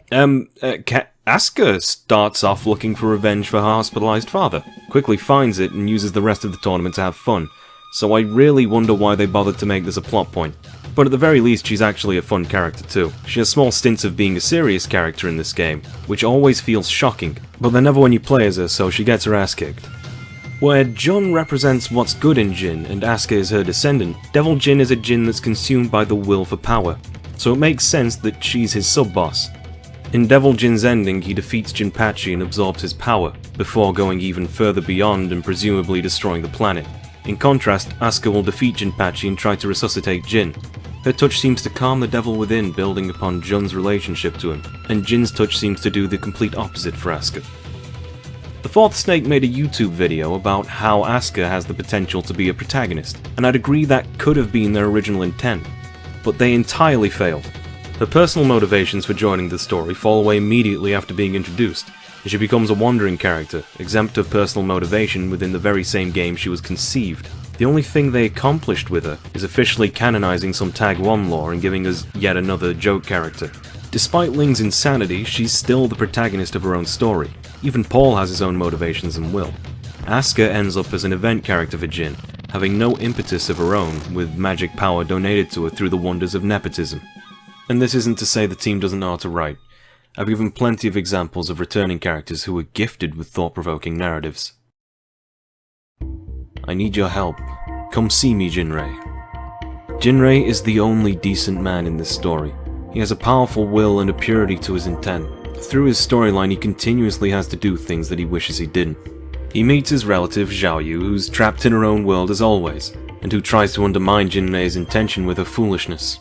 Contrast to her interactions with Jin, It comes off less as funny and more like she's truly trapped in a story that she doesn't understand, and isn't equipped mentally to comprehend. In order to protect her, he has to defeat her, and even this he laments. He speaks to Xiaoyu in her sleep, probably not to satiate her, but to apologize. Every opportunity Jinrei gets, he tries to negotiate his way out of the fight, until there's no other recourse. It's just unfortunate he lives in a world of people hungry for power like Feng. He clearly senses about Feng his ill intent and obsession, but he still encourages him to train. The only person he doesn't give this courtesy to is Heihachi. It's not as though he sees this as his chance for revenge, but his inability to trust Heihachi leaves him with absolutely no options. He knows exactly what kind of man Heihachi is. That insatiable lust for power, perhaps even worse than Feng's or Kazuya's. Heihachi can't comprehend his defeat. His entire life has been devoted to that search for power, and an obsession with his own power. Jinrei perhaps delivers the most potent words, the most incisive comment, the wisest realization that will ever be said in this series of games. Power is not the same as strength. Jinpachi is an abomination similar to Ogre, a more personal representation of where the hunger for power will get you, and a lack of inner strength. It's understandable, nobody wants to die, especially not at your own son's hand. No matter the temptation, he gave in to the thirst for power at his weakest moment. He shares passing resemblance with the typical devil genealogy, but with far more Asian demonic aesthetic. Rather than angelic wings and horns, he has a Hagoromo, and a gaping, greedy mouth carving a hole where his stomach should be. Without a stomach, it's like that hunger will never be quenched. He's entirely absorbed by the hunger for power, beyond his own will. His stark resemblance to the Mishima bloodline with his pointed hair and traditional dress style, and ancient dialect makes him the absolute embodiment of the curse of the Mishima bloodline, a cartoonish representation of Heihachi's tropes. And yet, he's an otherwise good man. He knew he was too weak to keep it at bay, so he asked for Jinrei's help. This is where Jinrei's storyline is the most heartfelt and true of the game, the clincher of all the dramatic themes and subtext. Even in just greeting him, Jinpachi tries his best to be respectful and honorable, visibly fighting against the evil surging through him. Understanding time is against him, he tries desperately to tell Jinrei to kill him, hoping he'll understand. This is for the good of the world, and you can see as much in his ending. Coming this far, having beaten down too many people he cares for, even hinting that Heihachi was one of them, despite their history, he once again is talking to a brick wall. And without someone to intelligently interact with, Jinrei talks to the world rather than his friend. There must be another way. But there isn't. And so they have to fight. Wang Jinrei must kill his greatest friend, the same one he joined Iron Fist 2 to avenge in the first place. And he always knew it would come to this. Cradling him on his deathbed, they share some apologies. There's no bad blood. Despite the lack of screen time they've ever held together, they talk to each other as though they've been lifelong companions. The pain of what Jinrei has had to do is clearly overwhelmed by the knowledge that he's unfortunately done the only right thing. Of all things, Jinpachi only regrets that they couldn't have one last drink together. The circumstances didn't permit it. A small number of things is known about his time confined, but it's not difficult to imagine that the one thing Jinpachi wanted to live for might not have been revenge. The hatred he felt for Heihachi is obviously going to exist. That hatred may have been driven by the loss of such a simple pleasure as spending time with his friend. Maybe if he had more strength as a person, he might have held the devil back. Though it's just as likely that was impossible anyway. Our primary villain, this 7-foot-tall, muscle-bound monster, but an honest man, looks so small in this situation. With the statement that he's lived a happy life, he disintegrates into sand, while the hero grasps at his remains, pained, overcome with remorse. Jinrei has done everything right, and all it brought him was pain. But he still continued to do everything right. He has a beautiful kind of strength as a character that makes him easy to connect with emotionally. A man who can remain unjaded despite so much desperation and anguish surrounding him, in a universe of stories that continues to descend deeper and deeper into the horrors of the hunger for power. At the very least, it's the dawn of a new day. This is the curse of the Mishima bloodline. This is the curse that Jin Kazuma silently falls for in this game. He entered the tournament to find a way to get rid of the hunger, the greatest family problem that he has. He dismisses everyone around him for it, thinking that defeating another, more hungry demonic entity that represents it could solve it. But this is all a symptom of Jin's weakness. He couldn't find the good in himself, and he couldn't let go. Jinpachi lamented what he had become. his lack of control and his weakness. When he walks up to his throne, looks at what he's attained and smirks, he's allowed himself to enjoy it. Jin may not be growing wings and horns, but he's certainly fallen from grace. Will things ever change? Asked Jinrei. No. They had a chance to. That's the tragedy. Tekken 4 was a story of that change, characters finding the good in themselves and becoming stronger as people. But most of those endings weren't canonical, or they're no longer definitive endings for those characters. Jin may have flown away, but he walked straight back in. Every symbolic gesture to his loss of his mother's influence is here. Anyone who would care to stop him he's pushed away, and anyone he didn't push away didn't understand. There was every chance to change this. Now this ending will inform his character for sequels to come as he descends into deeper and darker holes of misanthropy and malice. It's the worst possible ending that could have possibly happened for Jin as a character short of embracing the devil, and it's canonical. If Jinrei's ending was canonical, we would have had a very bittersweet but ultimately happy ending. But it's not. It's part of a larger culling or walk back of elements from Tekken 4 that permeates the game, between the stages, the game mechanics, the character stories, and an overall reuse of themes from Tekken 3. Tekken 5 feels like it wanted to distance itself from the previous game as much as it could. I try to write my analysis from a certain perspective, where I judge a game based on what it attempts to be, and how well it achieves that. Never what a game is against what it was expected to be. Tekken 5 wanted to be a tragedy narratively, and a return to form for gameplay. And it passes with flying colours. It's an astoundingly well-made fighting game with a wealth of extra content that fixes almost every issue with the previous game between both of its iterations. It's impeccable. What Tekken 5 never attempted to be was a sequel to Tekken 4, despite the fact. A new century of fighting never came. Most gameplay elements are culled and simplified. The tighter narrative focus was loosened to the degree that the quantity of joke endings now exceeds Tekken 3's. The expansive cast challenges Tekken Tag even, and it seems like whiplash compared to Tekken 4. And it resulted in a more heavily diluted narrative, despite the additions it gave the competitive aspect. Most people when seeing Tekken 6 wondered why Jin was suddenly evil, even though apparently he isn't Devil Jin. But the devil is in the detail, because the core story beats are so heavily diluted, simply to favour the overwhelming emphasis on gameplay. But that was exactly their intention. The team had the manpower and the ability to do exactly what they had to do to make Tekken 5 a successful and fondly remembered fighting game. But in doing that, they had to weaken their dedication to Tekken as the most well-narratively structured fighting game on the market, and the strengths of the gameplay spatial awareness, and the aesthetic design informing the gameplay design. Those were the series' strengths. Just to borrow some terminology from the narrative, Tekken 5 is a powerful game, but it isn't a strong one. The team's intent, like Jin's, came from weakness. Their goal wasn't just or correct. They accomplished everything they sought to do. The series after this have lackluster stories. Their goals go wayward, to criticize mid-aughts American geopolitics or to just make cool moments happen. The characters have become more and more uninteresting at a personal level. Returning characters are bastardized or aimlessly written. And it all started here. In some ways, this is the last hurrah for Tekken's story, being so strongly written, but the decadence and rot is already seeping in. Legacy characters weighing the focus down like deadwood, and the loss of their initial emotive hooks as characters. That's the true tragedy of Tekken 5.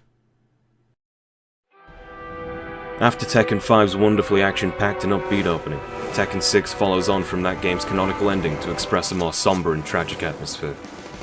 Setting the stage is Kazuya, Devil's incarnate.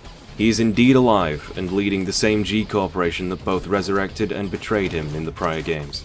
Jin Kazama's warmer intent has invited a cold militant backdrop as he wages corporate warfare across the world with his newfound power.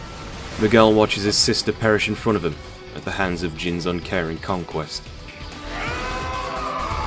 Three men strapped for cash cannot hit the world's largest moving target. Leo Kleinerson leaves flowers at his mother's grave, a victim of murder amidst the world war of corporate espionage. Embittered, Leo takes justice into his own hands. If it concerns a dead parent, Kazi is probably the best place to start. Only the home console openings detour to introduce a lighter side of Tekken, with Asuka parrying Lily's advances. Like any Frenchman, she cannot take a hint. Functional weapons and customization options make a debut, and Paul symbolically shows how useless they are. Brian gets pummeled into Rage Mode, a low health comeback mechanic. Then he forward 2s into Death Fist and it's so cool. Zafina looks into the abyss to find what looks to be an Egyptian god, actually a Judaic deity. As one might imagine, he's the final boss of Arcade Mode. These are the better openings, leading with examples of war-torn destruction. The cause of the war is a logical outcome of Kazuya having made Mishima Zaibatsu something of a state when he took over Hokkaido. Heihachi afterward would use the Zaibatsu's Tekken force to settle wars to its advantage, with the excuse of cultivating wastelands as an act of charity. Later he raided G-Corp in Tekken 4's intro to discover Kazuya, and in Tekken 5 G-Corp retaliated upon the Mishima dojo. It makes sense, but Jin's in charge now, and he could have easily eased the tensions, which he's very clearly chosen not to do. In the third opening, he's very metaphorically instigating the corporate war further. It's escalated to the point that Xiaoyu can't even practice her back-turn stance in peace.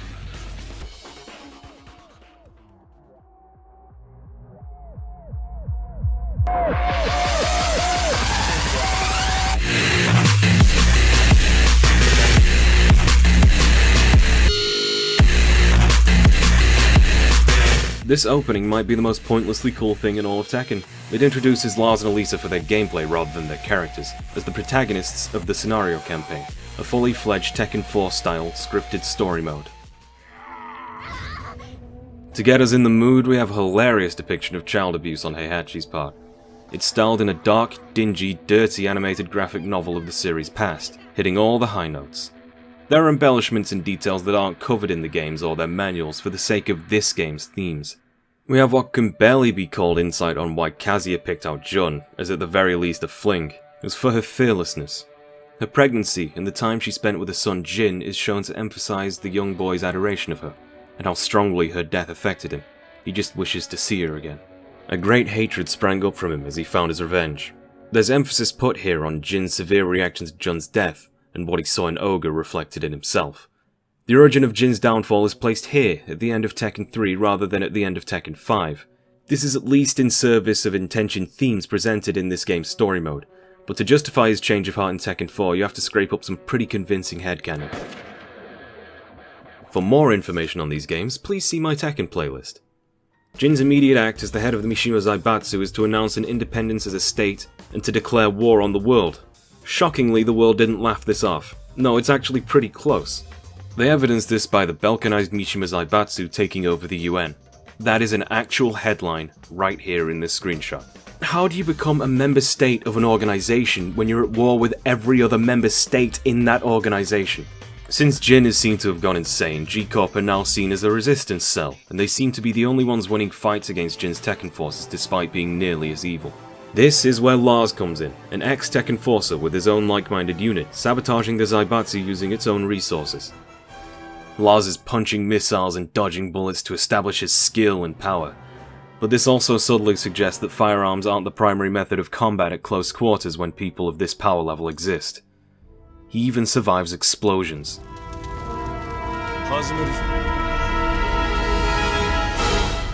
He who fights monsters might take care, lest he thereby become a monster himself. And if you gaze for long into the abyss gazes also into you. Around a hero, everything becomes a tragedy. Around a demigod, everything becomes a satyr play. And around God, everything becomes... well, what do you think? Perhaps the world?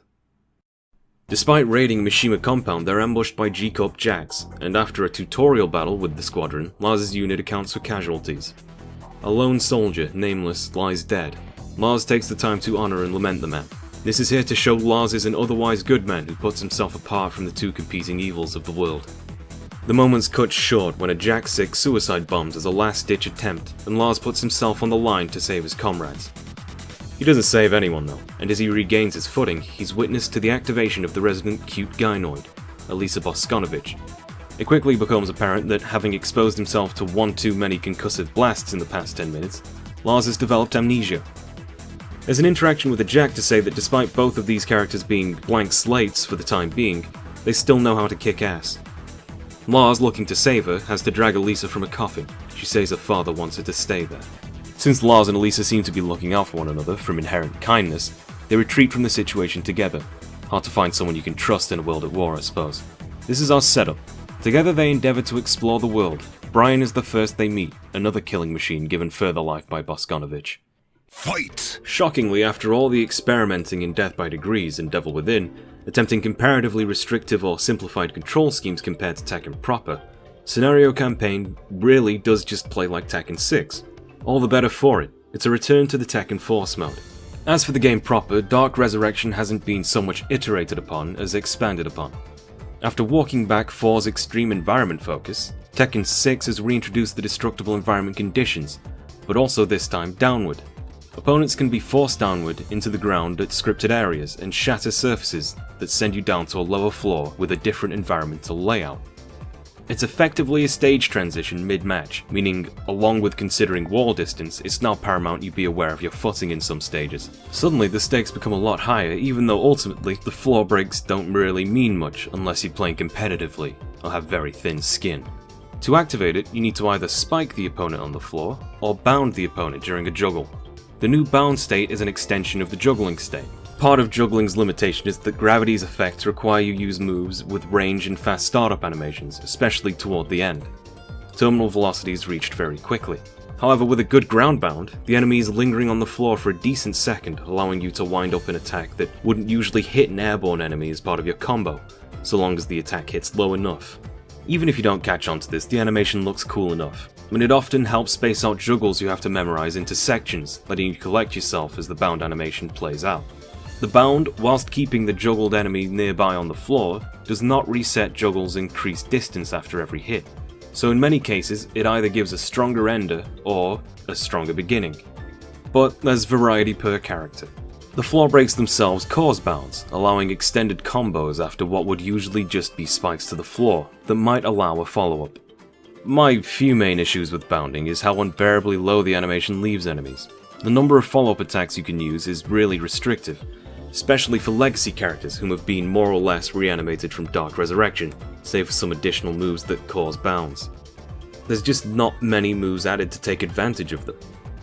There's also the issue of how it allows for extended wall combo, but that's generally higher level play stuff. Bound itself makes its way into the scenario campaign, but floor breaks are reserved for scenarios that force you to fall through the ground. Wall breaks, however, practically function like they did in Tekken 4, save for one stage where it initiates a ground break as well. Specific walls will collapse on wall splat. The primary difference since last time is that these are broad walls, and breaking it simply enlarges the stage, and could cause or lengthen a given juggle. Given that these stages are non-symmetrical, and different characters are preferred to be sidestepped or sidewalked in different directions, there are certain imbalances introduced by the stage selection. The issue here is that there are only 4 stages that take advantage of this. 2 of them feature floor breaks, 1 a wall break. For the final release, they finally had the confidence to add a stage that combines both of them into one stage transition. That's 4 stages out of a selectable 15 in Versus mode. 2 further stages, Hidden Retreat and Fiesta del Tomate, appear only under random select, making it a 4 in 17 chance, less than a quarter of hitting a destructible stage.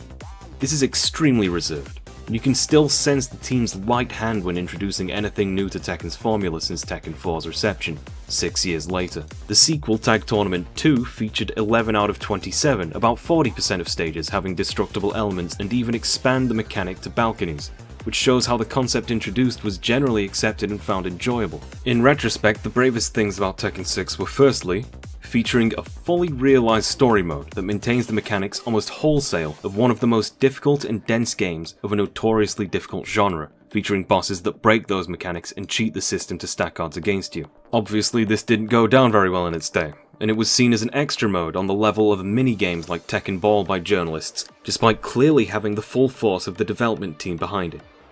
And secondly, Tekken 6's other bravest choice was in its new characters' designs. Lars Izabishi ripped straight from Sentai Tokusatsu. He looks and plays like a Power Ranger, unnecessary flips and all. He's got an easy mode wave dash and evasive stances that really frustrate and confuse visually. When getting trounced by him, it's easy to be pissed off with how cool he must think he looks. Elisa, in comparison, is a Russian teen-sized orbital frame in the vein of Saishuheiki Kanojo. She controls spacing in the game with the delicacy of Megas XLR.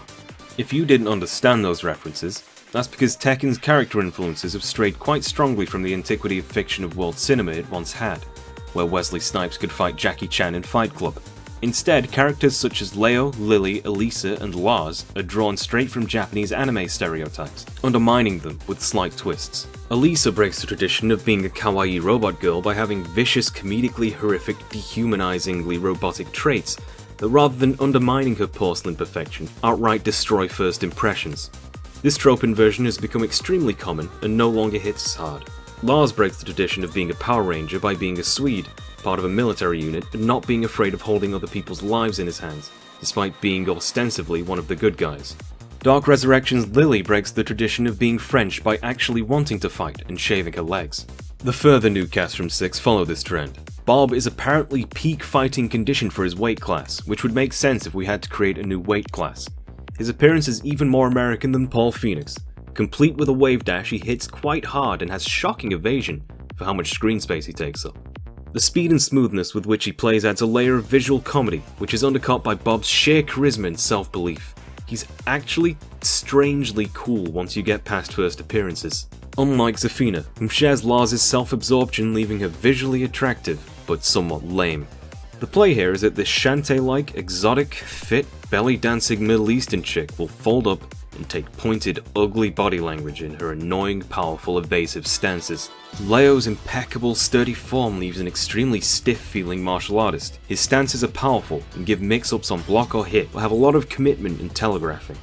Leo's gimmick is the ambiguity as to his sex, but it's played very tastefully. Usually in these instances you get Guilty Gear's Bridget, where a cute young girl at first glance is actually packing a Magnum monster can. It's played up for its associated audiences, including Bridget's gameplay being literally planting traps around the screen. Leo instead is given a sexless quality, without leaning on Bridget's tropish sense of cute infancy before secondary sexual characteristics develop. In fact, he's uncommonly mature for this trope. It's more like some kind of castrato, fitting for the modern Germany. I'm very fond of their execution of Leo. Their inspiration for this choice was to make a character everyone felt comfortable playing as, regardless of what they might be downstairs or upstairs. Since my sub-character is Ling Xiaoyu and I should apparently only feel comfortable playing characters with chorious glocks, I have fantastic news for Bridget fans interested in Tekken. Speaking of manly transitions, Miguel's a stance character. His lack of training shows in his animations. He loiters and saunters. It also means he doesn't exactly lean into his hits, giving him a severe lack of range without some big dedication from his legs, unless he's in his signature stance. Getting into this stance requires a vital moment, which means most of what Miguel does is try to close gaps he himself creates, in order to transition into that stance and batter you. His stereotype of a macho rogue has the kind of heterosexual flamboyance you can only really find in a Spaniard. He's the badass with a heart of gold. Typically these characters have a single person whom they confide in, a cuter, more vulnerable sidekick of sorts who acts as both a subject for the badass to dote upon in their best moments, and foils the badass in an emotional plea at their lowest moment. That sidekick was Miguel's late sister. The twist here is that he truly is all alone. Outside of some brief narration in his story mode, those better qualities are never exposed, having been buried with her as he looks for revenge. The lab explosion has us introduced to two bit parts in this grand story. They're being explained to that Jin had his own personal guard at this facility, for reasons he leaves mysterious. Una Williams' story here is that she gets paid to be something like a terrorist/bodyguard, causing civil unrest in the world for Jin. The non-canonical Death by Degrees has her fighting the Tekken force. Tekken 3 had her trying to kill Jin. Now she's on his payroll? In opposition, her sister Anna joins G-Corp to be with Nina's sugar daddy's daddy. Their endings suck. Eddie Gordo's doesn't. As he lost the tournament in Tekken 5, he failed to acquire the Mishima Zaibatsu's medical facilities, leaving his capoeira master, and Christie's grandfather's life, still in the peril of a mysterious disease. Jin offers those facilities to Eddie, under the condition that he fights under him as part of the Tekken force. Immediately, Eddie disappears from Christie's side, taking the old man with him. There's no doubt that Eddie's out here committing atrocities and helping Jin, and another rationale behind his acceptance likely comes from Kazuya being Jin's direct opposition. You can't help but sense a reluctance on his part though. And it's all for nothing. After the events of the game, we find Christie as the old man's coffin is lowered into its grave. She slaps Eddie, asking him where he'd been all this time. The answer he'd give wouldn't satisfy her anyway, since he wasn't at the old man's bedside. Even Christie couldn't be there for her grandfather on his deathbed. Alone, and imprisoned in a hospital, the capoeira master apparently died how he'd lived. This is the Tekken world map. Supposedly this is somewhere in Japan since the arena is here, which will make less and less sense as the game goes on. On this map, stages unlock progressively, and often branch into dead ends or alternate routes for your way to the next story beat. Nearly every character gets their own stage, and in true beat-em-up fashion, after you beat a character's stage, you unlock them to play in any mission you've unlocked on the map. Every character, except for Dragunov, has some dialogue on their perspectives on the state of the world, or at the very least just replying to Elisa in character. The most interesting interactions happen between characters who already hold strong relationships in the story, unless it makes no sense for them to be fighting each other, such as harangue and bake or mirror matching. This gets you no dialogue. And as you get closer to the core story members, their comments illuminate and play upon canon a lot more. Don't worry though, if you're really interested in seeing a single character's perspectives on the game's events, or Godspeed if you main Yoshimitsu or Mokujin, who aren't unlocked until after the story mode by the way, you get to pick one free character all the way at the start. I picked my main Brian, then went into the first stage and immediately unlocked Brian. The game also generally rewards you for staying with the main character, through the treasure chests enemies occasionally drop when they die. They unlock ugly outfit options that buff stats and give your hits a chance to induct status effects like freezing, bound, or poison. Eventually bosses start using these effects too. Items are divided up into colour schemes, littering your menu, and typically if you have one with a great buff, you'll struggle to find anything that matches it. All in all, relying on this detracts from the game visually, and as the difficulty ramps up, your protagonist will start to look stupid. It somewhat makes sense in universe since Lars would be trying to go incognito, given he's a wanted man. It's just a shame he also forgot how to dress. How do we travel this world map? Lars luckily runs into good company almost immediately. Jin's been apprehending Lily's father's oil fields, and with her family pocket getting a bit shallow, she decides to give our protagonists her 4x4. I reckon it's not even worth its weight in scrap. The price of diesel must be unconscionable. She's got a seething personal vendetta against Jin, and upholding French tradition, she asks someone else to fight for her. Jokes aside, I like playing as and against Lily. Her athleticism is very well defined, emphasizing evasion, and her movement is quite unique. Especially in this game though, her hits feel a bit bare bones, and the spacing between them in her strings can be a bit awkward, perhaps to force her pace rather than her opponent's. I don't mind her forced contention with Asuka, but their endings and pandas are literally the same with different limp punchlines. The lily flower is a symbol of and translates back into Japanese as yuri, which is a slang term for lesbian and a genre of female homoerotic fiction among mostly otaku culture. Rather than just making Lily an anime character too, I'd rather if they told Lily's perspective through the pretentious and romantic lens of stereotypically French media, such as new wave cinema or musical. There's a chance to actually have their perspectives with each other clash, and if you ask me, the team don't push their joke far enough. Immediately afterward, our boy Lars is tracked down by Togo, a prominent member of Lars' rebellion faction. As he won't appear too often, he's given a distinguishing facial scar and a machete that he'll never actually use on camera, just to break up his generic Tekken 4 silhouette. He stands out. Togo's been trailing Lars since he disappeared at the lab and is very eager for his amnesiac leader to return. Symbolically, he picked up Lars' insignia, a patch that notes his unit back at the lab. He hopefully tries to hand it back to him, but Lars graciously denies it for the time being. He's not ready to take the mantle yet. The unit is named Yggdrasil, which is the name of Norse mythical world tree. These common myths are trees that are the center of all life. What separates this from other world tree myths like it is that Yggdrasil supposedly means Odin's gallows, Odin being the king of the Norse gods, and having sacrificed himself symbolically on the tree.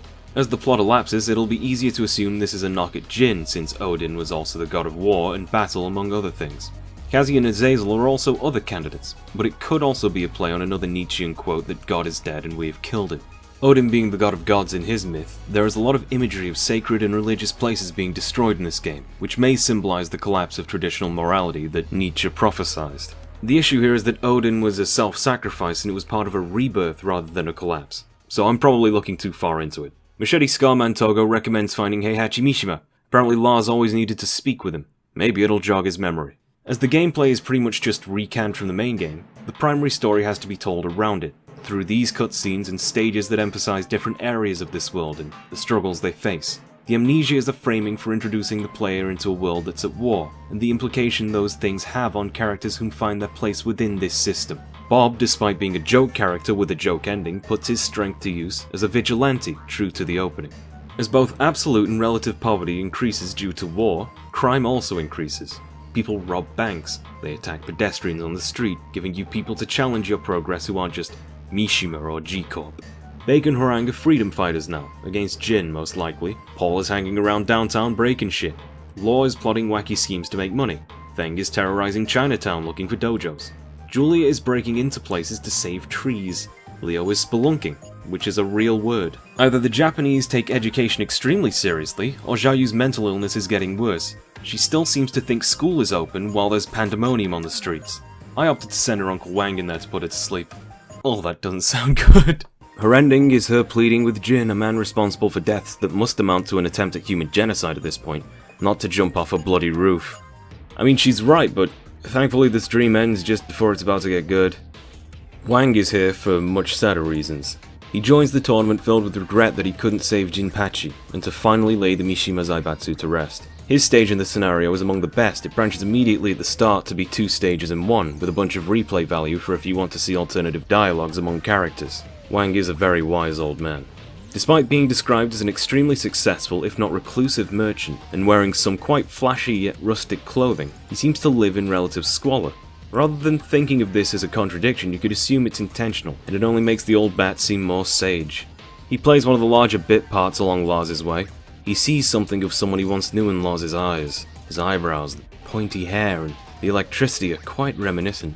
He claims Jin is pure-minded, but also points out Elisa to remind us she came from one of Jin's labs, stating that she's dangerous. This is a brilliant observation if you can read in between the lines. Wang truly lives up to the stereotype of a wise old Chinese man.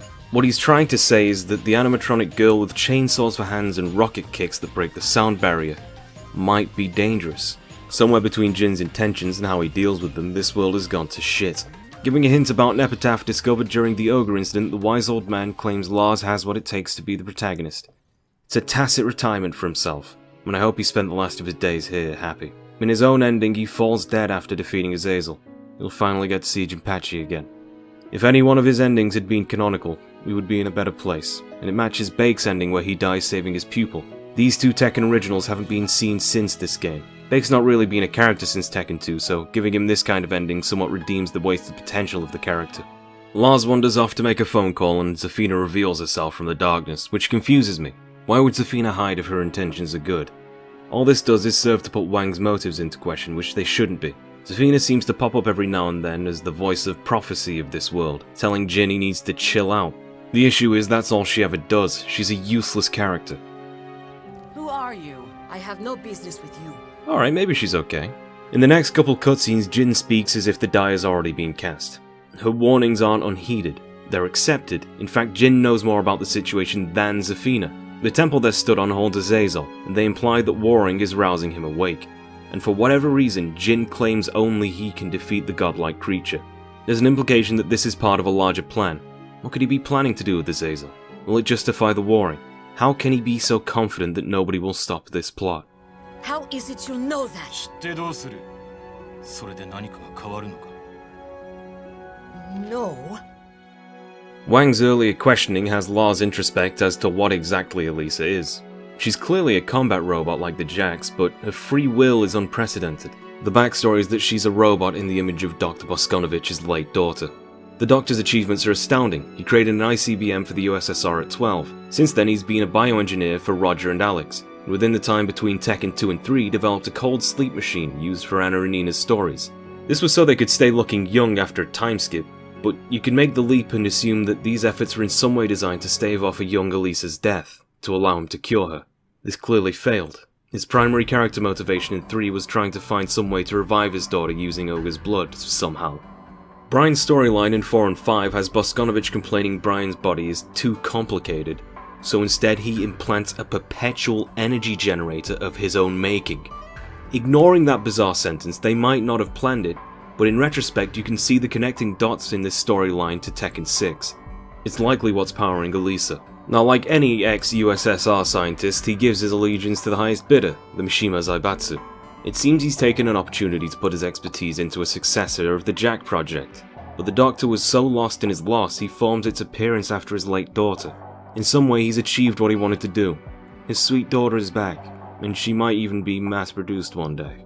But for now, this model looks upon the world with fresh eyes, with little quips and logical outlooks that point out the absurdity of the characters he face every mission. In this way, she is sweet and amusing, and easily warms you if you bother to read her mission reports. Heihachi's stage is another one of those multiple pathway ones, which is even better this time because Heihachi is hard as fuck, and there aren't any checkpoints in this relatively short stage.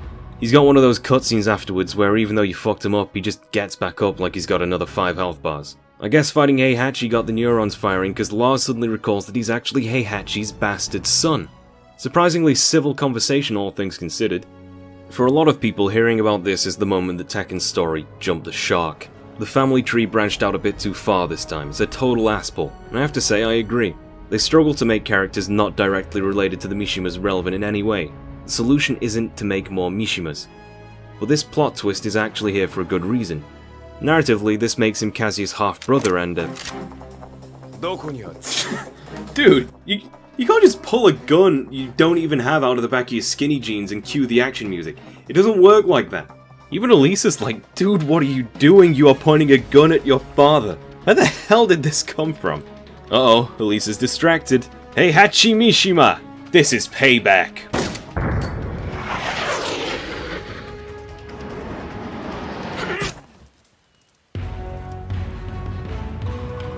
Oh no. Skip that lesson with Jin, didn't you bald bastard? And like, Lars pulled the gun to ask where the epitaph was. And Heihachi's all like, it's hidden and heavily guarded. You'll never get anywhere near it. Then Togo immediately calls after this like, yo, we found it, meet in 5. Then Lars just walks his flat ass out of there and calls this a waste of time. The whiplash comes immediately after Lars redevelops his pre-amnesiac personality, in an extreme contrast to his previous tentative views. Lars sees himself as fighting for some kind of justice, and it justifies insane actions like remorselessly shooting his father in the face. So now to look for that MacGuffin, Lars is pushing towards Mishima HQ. How well hidden. There's really not a purpose to finding this thing. The story needs an excuse for Lars to infiltrate more populated areas to expose a shocking imagery of a first world country at war. This unnamed metropolis bears very unspecific resemblance to a futuristic New York. Instead of avoiding being found, we make the switch to high-profile tactics more befitting of a self-modeled hero. As we penetrate the war zone, we meet Lei Wulong. Apparently this cop is public enemy number 1 around here, since he's onto something and both sides don't want anyone to know it. It doesn't matter who you pick, you get to fight alongside Lei here, instead of against him as a boss. And even if his own story mode is quite lame again, this is a really satisfying pedestal for an absolute fan favourite. Bizarrely, Lei even gets his own cutscene after this, where he shares some positive exchange with Lars, and then makes a break for it under their cover. This is because Elisa can hear a Mishima helicopter on its way. She can tell the make and model just from the sound. And she takes off to fight it. We have the team showing off their real-time 3D animation in this story mode. First, she tries to fish its fire away from Lars on the ground, but she greatly underestimates the helicopter, and it manages to curve its laser missile guidance system toward her around a building. What? Oh dear, our android heroine is dazed despite being a robot, and she carefully regains her surroundings. Man, you know helicopters, well known for being quiet and sneaky they are, especially when she heard it coming a minute ago. Then instead of outmaneuvering it like she is obviously capable of, she runs in a straight line so it can shoot her in the back and then try to blend her with its blades. Oh, wait a second, she forgot that she's basically invincible. It's time for this ridiculously forced action scene to end. She scalps the rain dome, then chainsaws the AI driving it so white blood splatters on the glass.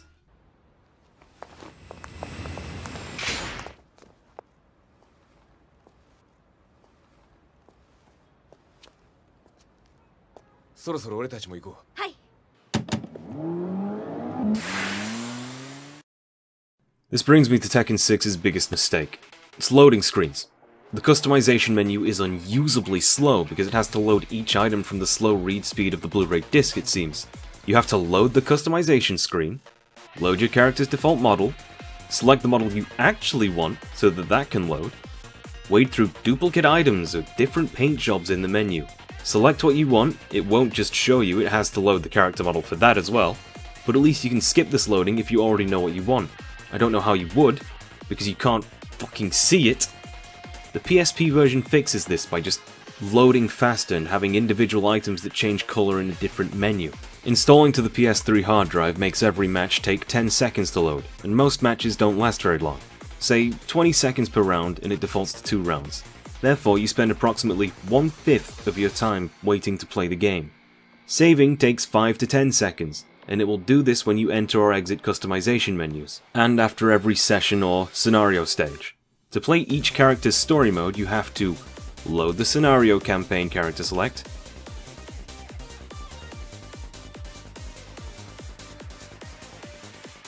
where it has to load your character model before you can select them, load the campaign map to select the arena, load a second character select for the arena, where it has to load your character model before you can select them, then get ready for the next battle. Pop on the kettle, fucking catch up with your texts, because there are going to be long-ass load screens between each and every fight. Even rematches. What is the game loading in these instances? Do you want to make those loads not 30 seconds? Or you're going to be hanging around for 15 minutes on the first boot so you can install the game twice, just so you can play it more often. And going into the menu to select Quick Select so you don't have to load models in the character select. If you want to play Tekken 6 for its gameplay, just set up the PSP copy somehow or on a hardware memory stick. It doesn't even look that bad. It maintains much of Tekken 6's art style despite the gap in their hardware. It's an astonishing port, though I believe it's just using a custom build of Dark Resurrection. Goes to show how little's changed in the game systems. Happy birthday to Tekken 6, and thank you to all the Patreon supporters who made this video possible, past and not too present.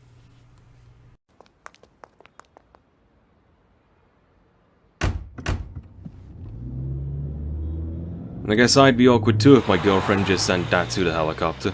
They set up that threat just to reinforce that Elisa is this really threatening killing machine, which means that the chopper is introduced and dealt with in the same cutscene. It's well animated and fun to watch, but the whole cutscene feels like a waste of time, especially when most of it made no f***ing sense. Usually, these cutscenes have Lars standing a few meters apart from another character, and just dumping dialogue with them, showing off their body language. They never interact in their scenes other than walking on the ground. There's very few moving parts and the landscapes feel particularly dead, mostly being public areas. Take this cutscene with Lee Chaolan, he's the CEO and founder of Violet Systems. It'd be more interesting if he pulled you into a meeting room or an office or something, but instead he and Lars just kinda talk outside of his building. He's pretty much only after helping his own bottom line by offering Lars a hand, so he's at the very least a neutral force. He's also not G-Corp or the Mishima Zaibatsu, so that's good. This is the extent of the war we get to see in truly urban landscapes outside of the game's main stages, like the urban war zone, where you duke it out on a bridge as tanks are fighting around you. There's a lot of things going on in the background here, and the music reflects a tense war zone with subdued dystopic synth to let a sick guitar solo push through. It's a testament to how routine this side is. There's a tunnel disaster in one of the stages with firefighters struggling to decide what to do in the background. The scene is so chaotic I don't know if the flooding from the rafters is a sprinkler system or because the tunnel is underwater and the current predicament is way larger than expected. There's a graveyard stage which has a floor break with no coffins or bodies falling to the sewers below, which, while confusing at first, makes sense if there's no body left to bury. City After Dark is a grim, lurid, neon-lit cityscape. The giant signs to the background illuminate you until you punch each other into it, leaving the stage nothing but dark, rusted metals and squealings of trains overhead. And while the common man suffers through this, the rich live it up. High Rollers Club is bombastic and fun and garishly golden. Some class of people are clearly profiting from this war and enjoying money matches underground. The most revealing stage in this anti-war narrative, however, is Fallen Colony. It's the most beautiful stage in the game, maybe since Tekken 4. Anyone anime savvy will immediately recognize the inspiration and start praying for Australia. The space colony is falling into Earth's atmosphere, the artificial land crumbling and deforming, being eaten by clouds. A fighter jet blasts past you, distorting the screen space with their exhaust.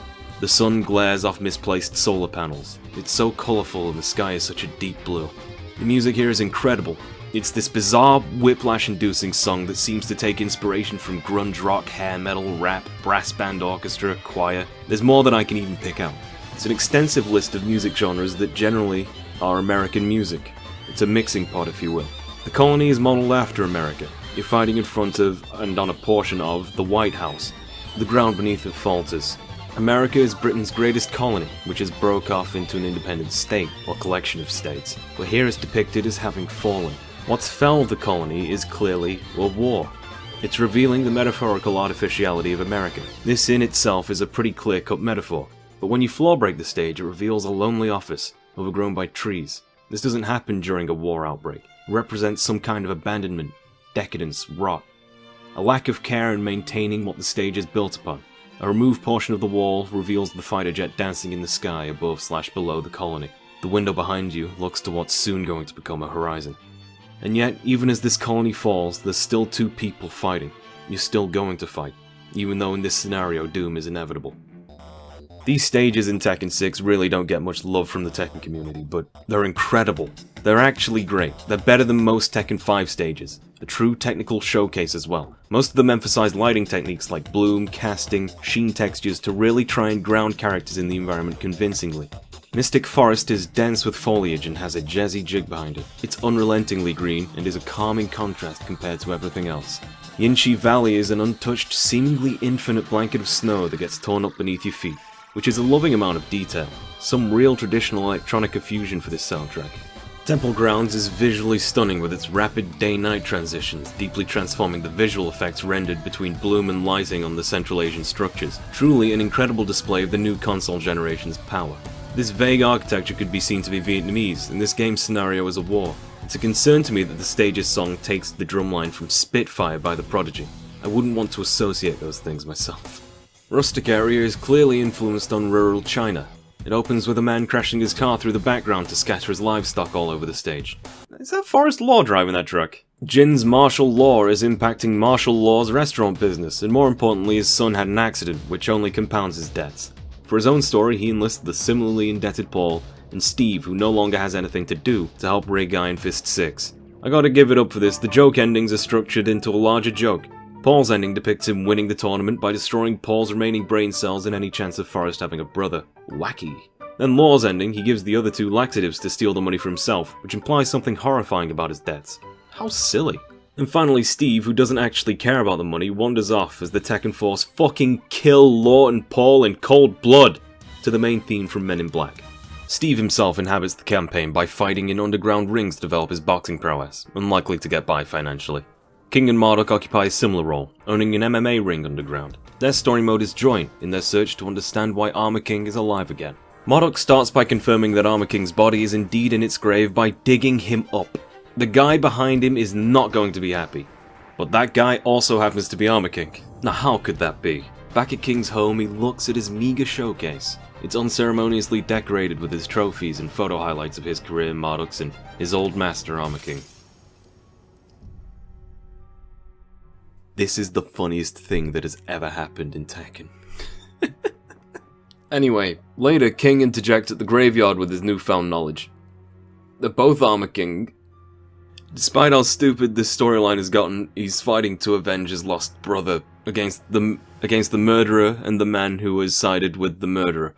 As for the new characters introduced in the intro, their initial characterizations don't go anywhere yet. Leo is addressed a letter. Miguel fails to reach Jin. Bob is no longer fat, completing his joke. But these characters weren't introduced to have their own stories, really. There's a running theme developing here, even among the most joke characters this time. Everyone's involved in this web of revenge for lost or injured loved ones. Armor King's headshot brother, Asuka's hospitalized father, Lily's bankrupt father, Martial Law's injured son, Miguel's late sister, Christy and Eddie's terminal master, Wang's fallen friend, Yoshimitsu's lost clan, Jin's vanished mother, Xiaoyu's demented love, Kuma's hidden master, etc. Most of the cast is fighting because they're afraid of losing a loved one, or they're wholeheartedly avenging them. This will run into a larger and more meaningful theme, as the main villain develops a larger role in the plot. Speaking of, it's time to actually put the pressure against Jin and Kazuya. There's a lot done to establish how much Lars feels for his unit again, and how it makes him feel to be at home with them again. Elisa makes a telling quip, which is liberally localized. She says, better translated, having a place to return is happiness. My father said that long ago. Lars responds by letting the word father linger on his lips. It's a brief reminder of his relation before we go meet Kazuya. The breach into G-Corp doesn't really make sense, but whatever, we gotta see both sides. We take down Eddie, Bruce is also here, and his joke ending is that he's a bad character. But his stage has these balconies that you or Elisa can just clip off of if you're not careful, and fall into the Ace Combat 6 jet models. Elisa as a character is really well suited to fighting several characters at once. She has strong follow-through with her attacks which keeps her out of harm's way. She really controls a room. She's just far better to play as than Lars, for the entirety of your playthrough, especially with the rocket punches, even though this will introduce inconsistencies to some situations in the story where they split up. Despite how her AI apparently develops as you complete stages, implying emotional growth in the fledgling humanoid, here she's just going to commit suicide. It's a charming addition that endears you anyway, the AI growth thing. I'll say it, instant death pits are one of the biggest mistakes in video games. If you disagree with me, you can fight me IRL. Preferably over a bottomless pit so I have a 50-50 shot of winning. Finally, we bust into the G-Corp head offices, hosted at the Millennium Tower, a conceptual building Tokyo never got around to making in real life. And because the game's difficulty is about to hike up harshly as we enter the final gauntlet of missions, we have some levity. Elisa writes in a journal she pilfered the keys to Nancy MI847J, an indomitable robot that's an extra battle in arcade mode. I've never personally beat it, since you only get one shot and it just throws you in front of Jin afterwards anyway. It's time to get a feel for the clunker. It looks like it came out of Death by Degrees and it handles like a fax machine. But it can, because its gun arms mow down swaths of twats from afar. This isn't so much a stage as it is a leisurely stroll, especially with the second health bar. This thing was obviously on the cutting room floor until the last minute. It really feels like it's not meant to be played. The absurdity of it plays into an absurdist entertainment value. This thing is so OP. These things are truly iron fists. It makes you understand power is everything. And who do you think the boss of this stage is? Who do you think Harada personally gifted to me as a target as he handed me the keys of this military-grade blender? Costume design so cougar-esque you can smell the laid perfume over the dried cum. The last time I complained about it, I got a viewer drop-off so substantial it tanked the rest of my Tekken 5 videos. Is it perchance Anna Williams? The Anna Williams? Yes, it is. Yes! I always get what I want! But nah, she just appears in a cutscene afterwards. Of course she can live through that, she's taken bigger. This is her opportunity to actually play a role in the story, when all she does is treat trained soldiers like stripper poles while the world is in fucking flames. There's a nice moment where Lars puts himself in the line of fire, sheltering a robot that can take artillery, which is stupid, but it tells us about the characters and how close they've gotten. Togo and the boys arrive just in time. A little worn from their battle up to this point, bloodied. They provide Lars with cover so that he can finally finish the cow off. Ah, and Kazuya too. Upon his Millennium Tower helipad, any character you select will quip that Kazuya sees himself as a hero now, and he'll exclaim something to the effect the world has chosen him. As mentioned at the start, G-Corp are seen as the good guys by the public eye in this war, despite being just as much participating in this war as anyone else. I'd like to make it clear, Kazuya is not a hero, he's the devil incarnate. He's done countless terrible things, including here, where his acts have been to further incite the war.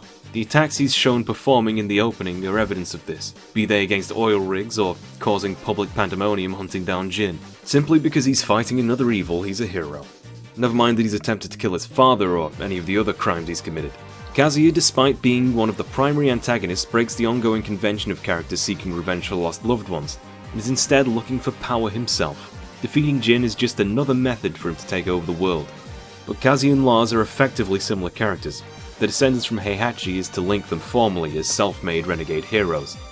When Lars reawakened to his memories, he immediately shot Heihachi in the face. This is a clumsily laid point in the story, because Lars isn't really as bad as Kazuya in intention or even in actions. Kazuya took over Hokkaido, abducted endangered animal species like dinosaurs to add to an army. But attempted patricide is a sin they both share. Fortunately, they make sure to follow up immediately with an example of how Lars differs greatly from his manlet sibling in his respect for human life. We return to what was Lars' team, decimated. Togo leans against a vehicle, spent, the only survivor of the skirmish, and not for long either. He's fatally wounded. Despite Togo being upstaged by every other character in cutscenes and receiving the minimal amount of screen time necessary to even remember him, he gets a shockingly touching death scene, with some absolutely beautiful music. He's treated as more of a narrative tool than as a proper character, sadly, because he's designed to represent the consequences of this war for those who fight its sides. Having a place to return is happiness, said Dr. Boskonovich, and Lars no longer has a place to return. After the mission, Elisa makes a note in a journal that she should respect Lars' personal space in this situation. It's one of the few times they don't play up her inhumanity. From here, the plot's going to be advancing at a rapid rate, probably because we found a train that goes directly to the Mishima Zaibatsu from G-Corp. Why didn't we do this before? Why haven't G-Corp used this to attack? Why is Nina on this train? Bye, Nina. Nancy gets to make an appearance in a follow-up cutscene so that Raven can establish himself as an ally of some kind, now that Lars and Elisa are effectively alone. If anything more meaningful than that happened, I'd have an excuse to show you this exquisite and bizarre fight scene where Raven lets us advance to the Mishima HQ. Now it's just you and me, baby. It's time to ice skate uphill to Jin's lair, with more subtle foreboding. Hey Nina, you're late. You have a train to catch? Nina and Anna's endings are embarrassingly bad, yet again. They're not even entertaining except for the classy jazz. They bring up an issue generally with the directing of the endings. They look like they were storyboarded as manga and directed as budget anime, but they're in full, expensive-looking CG. This is always somewhat true. If I showed you Tekken 5's endings, you can almost see how the scene was probably drawn on paper, but never has the concept of motion been so intentionally poorly conveyed. The difference between these and in-game cutscenes is insane. We reach the top floor, which takes place in Jin's real game boss stage, Gargoyle's Perch. And there's some things to make note of here. It's a circular cathedral motif, almost taken from Castlevania-styled vampiric imagery. Jin's throne overlooks a city covered in hellfire and storms, fogged in red smoke, the occasional mushroom cloud devouring the land. Within, the most prominent statue is of his devil-form hand, grasping a globe like a plaything. Jin's not only aware of what his plan is wreaking, he's entirely remorseless about it. His purpose is larger than what he's doing here. Where the game had been designed around novelty before, which kept stages interesting and situations unique as it guided you through the dystopic world, previously this had been a wacky tour. However, here is the point at which the difficulty becomes prohibitively harsh, by scenario design and overpowering bosses. Health bars are excessively long for a beat-em-up, and Elisa, despite being this powerhouse man-blender, can't cope with the intermittent fire from well-placed gunner enemies. Jin himself? So, we established that Bound can temporarily keep juggled enemies closer and lower for one instance during a juggle. They removed the one instance limiter for that. Look at my health bar. This is why you need Elisa. She's got your back, interrupting Jin when he's breaking all the rules of the game. アリサ、限定モード解除。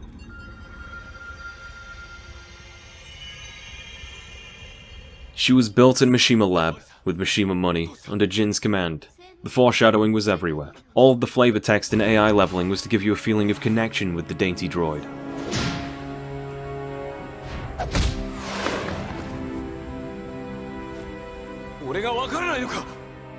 Even Jin is asking Lars, are you really that stupid? All this time, she's been unintentionally feeding everything you've done to Jin. Lars says what any protagonist would say in this situation. You planned this from the beginning. And you know what? It wasn't even a part of Jin's mythical plan. This was unintentional. It just happened to work out for him. You've been outright fighting everyone within the prefecture of not Japan, and joining in with this warring will awaken Azazel. What a self-made hero, using evil to justify using evil means, when really you were unintentionally dancing to Jin's whim, and he didn't even care if you did. And Elisa? Most characters of the game have been fighting for lost and injured loved ones. That's the metaphor of her entire character. She was created to embody that thought. She's a killing machine fashioned after a dead child. She is what you create when you lower yourself to take vengeance for a loved one. A cartoonish bastardization of their memory, only bringing more sorrow to the world. Jin just walks away, because he's got better things to do, leaving you to play with a toy he doesn't even really want, in the hardest fight of the game. Her moveset is insane. Key charging gives her low crush, invincibility, and stun frames. Usual strings she has get looped so she can back you into a wall, though this string is punishable. Randomly, being hit won't be the bad part. Bosses have started to develop the ability to occasionally freeze you, setting you up for whatever their whimsical AI feels would be a decent follow-up. Her ads, more than attacking you, get in the way of the damn camera when you fight her. She fires rocket punches from the other end of the stage while you try to fight these ads off camera, and playing generally defensively will have the stage timer run out, resulting in your loss. This fight is the hardest in the game, and it makes sense because this is an emotional low point. After the fight, it seems for a moment Elisa is back, but it's just to give us hope. She fends Lars off before retreating, having Lars collect the wreath she keeps on her head. What's the holdup? Oh, apparently Raven is our partner for all the remaining missions. I think that's the only reason he helped before, so that this didn't feel out of nowhere. His entire character is in his mysterious allegiance, but it's so mysterious I don't care. He impacts nothing. He just stands around from the shadows watching other people actually do shit, and he won't take the opportunity as a sidekick here to have any character either. We tag along with the Ebony Shinobi to the Middle Eastern section of Japan near Tokyo. The thin veil that this is all set in Japan is pretty much a parody of itself at this point, and something tells me it was to give plausible deniability to the developers about what's about to be depicted. Civilians are stumbling and cowering as their totally not Middle Eastern villages burn at the hands of the Tekken force. The residents are being shot at and they're forced to take up arms to defend themselves.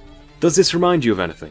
Anything that will date this game harder than the PlayStation home furniture you unlock during cutscenes?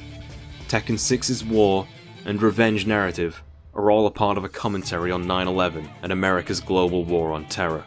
The Mishima Zaibatsu owns the UN because America owns the UN. G-Corp and Tekken Force take over oil fields and rigs, because that's a common theory as to America's true motivations for its Middle Eastern wars.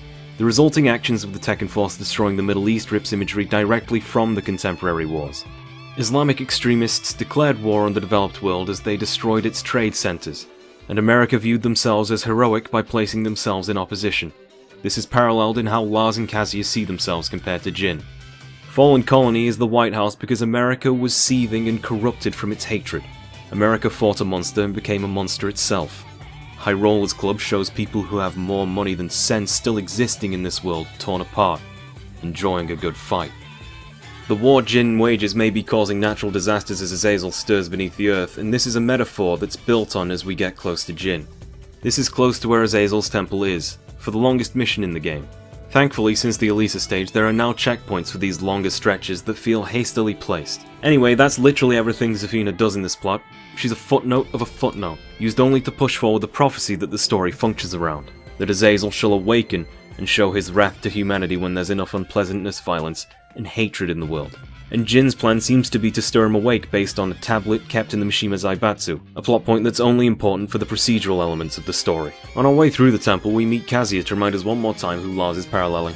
Apparently Kazuya hadn't quite cottoned on last time that they were brothers, and he could only tell once he did that cross-counter thing he does with people. The interesting part of this cutscene is that Kazuya really takes this shit in stride. Lars tries to arrest him, but he just walks away while that skag throws a flashbang. Of course, Lars once again chooses the thing the protagonist would say, but it's wearing a bit thin. I don't think anyone believes him. I don't know why Kazuya would stop just before Azazel's chamber, but he does. I think he walks out to fight Jin in front of the temple in Jin's ending, which is a lot of nothing. Hey, that sounds like boss music.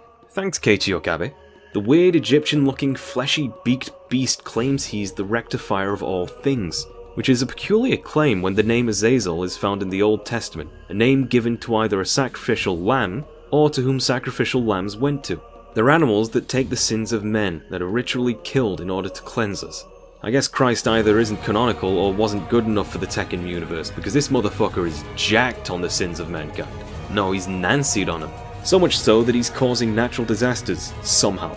He's taken the role upon himself that he shall make the world atone rather than taking them onto himself. Lars claims he's just another monster with a god complex. But of all people, Brian Fury has the quote of the game. Reasons and motives are just afterthoughts. It's fighting that keeps us monsters alive. Who the fuck gave Brian a good line? Brian's character for this game is just how utterly bored of fighting he is. It's gotten old to him, and he looked at the tournament as a chance to have fun, and what Brian says is true. When you lose, the continue screen, which once put pressure on the player with a pulsating beat in most games, is now sorrowful with a soothing guitar melody. This is the theme of letting it set in, because if Miguel doesn't continue, he has to accept his sister's death. If Armor King doesn't continue, he has to accept that his brother's dead, and that the world might continue to revolve without him. Either way, he's right to be dismissive because Azazel ultimately doesn't play much of a role in this story other than for his symbolism. Lars just spouts those protagonistic one-liners that sound brave and just, like proclaiming he'll never let a monster decide his future, but Azazel rather disappointedly responds that Lars is just an example of humanity's folly. This will become more apparent as we go on from here. There's a collection of endings where characters defeat Azazel, like Wang and Bake, but they live to collect the creature's black orbal heart. Dragonov and Raven waste this on some Nina Anna feudal shit. Harang has a crisis of character where he considers momentarily that he could wield the same powers as Devil Jin, which he turns his back on. Devil Jin himself has his power taken away by the orb, which leads to Zafina's ending where she collapses the temple.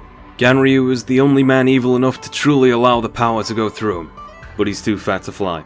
This is a reference to an unreleased and unannounced modification of Tekken Tag Tournament 1, where the gameplay was twice as fast and Ganryu had devil powers. There's a neat little collapsing temple section now that Azazel's defeated, where pillars fall behind you as you run toward the camera, before the camera comes out of some fat dude's ass and you have to burn him alive. Jin looks rather impatient at this point, and very unamused. He's just having fun at this point, coaxing Lars to attack before Elisa autopilots in on defense. Elisa's role in this story will fully develop here as well, as you have to defeat her. This rerun is in a more open space and ultimately isn't as difficult as the first attempt, because your shinobi homie's got your back. Except that she can fucking heal now when she taunts. Jin's activation of her defense circuits is represented by changing her eyes red. And that's not the only thing of note here. Her iris develops into the shape of a lamb's. She is going to be sacrificed at Lars' hands. After you defeat her, the programming clears up, and she lies on her last legs. Seems Lars placed the flowers from her head at her side.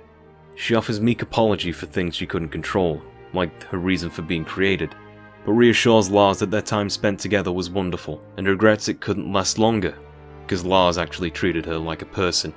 This line has sadder implications on inspection. Jin and the lab staff may have treated her as a tool, but Boskonovich was recreating his daughter. To be treated like a replacement for another person mustn't be too dissimilar a feeling from being treated as a weapon. To be depersonalized into a role rather than allowed to be yourself. Lars clearly feels her pain as his own.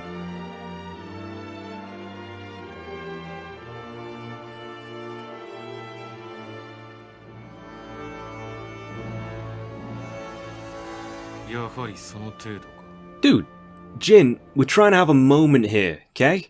Lars is so offended, so deeply, bitterly offended. Some of the most biting disses in Tekken are being spat right here and now at a man who just watched his sex doll run out of batteries. It's like Jin's trying to upset Lars.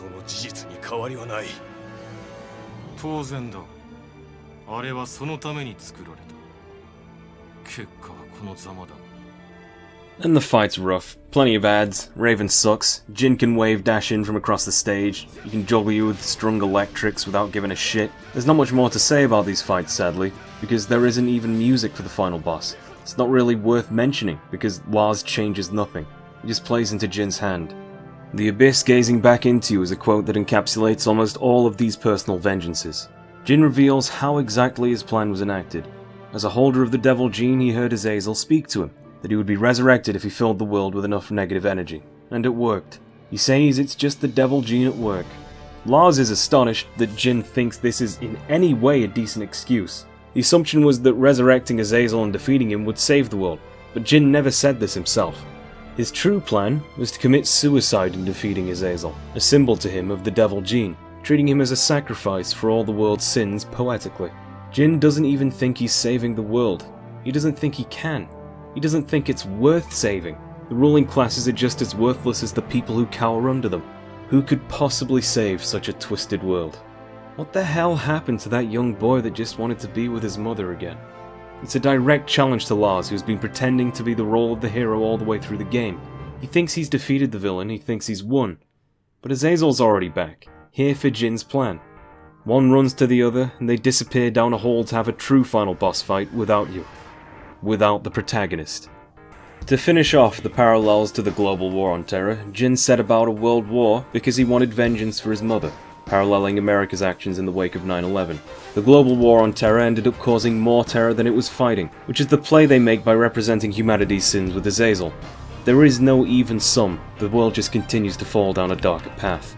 As Brian said, to monsters, anything is just post hoc reasoning to give in to their worst traits. And he who fights monsters should be careful not to become a monster himself. The game's final warning was that we're using our fallen loved ones as an excuse to sin, thinking any action in vengeance might be justified, an eye for an eye.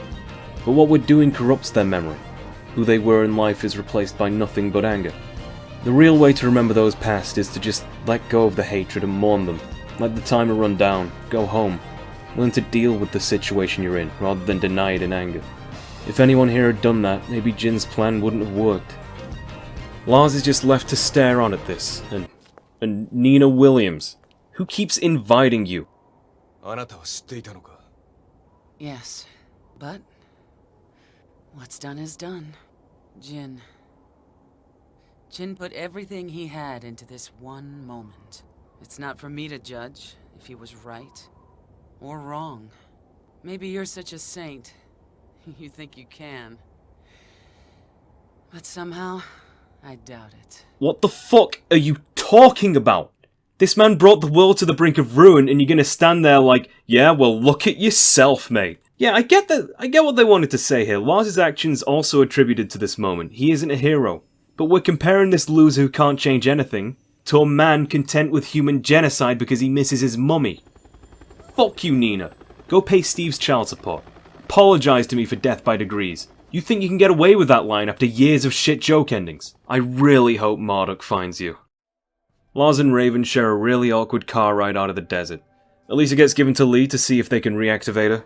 Raven passes back the insignia Togo found at the beginning, reminding Lars that he's not alone. He still has the memory of his unit with him. Maybe he'll keep them in his heart in a way that isn't with hatred this time. And that's the end. In the next game we discovered Jin didn't even die. The Devil Gene still exists, and in its DLC that Azazel wasn't even defeated. All of this was for absolutely nothing.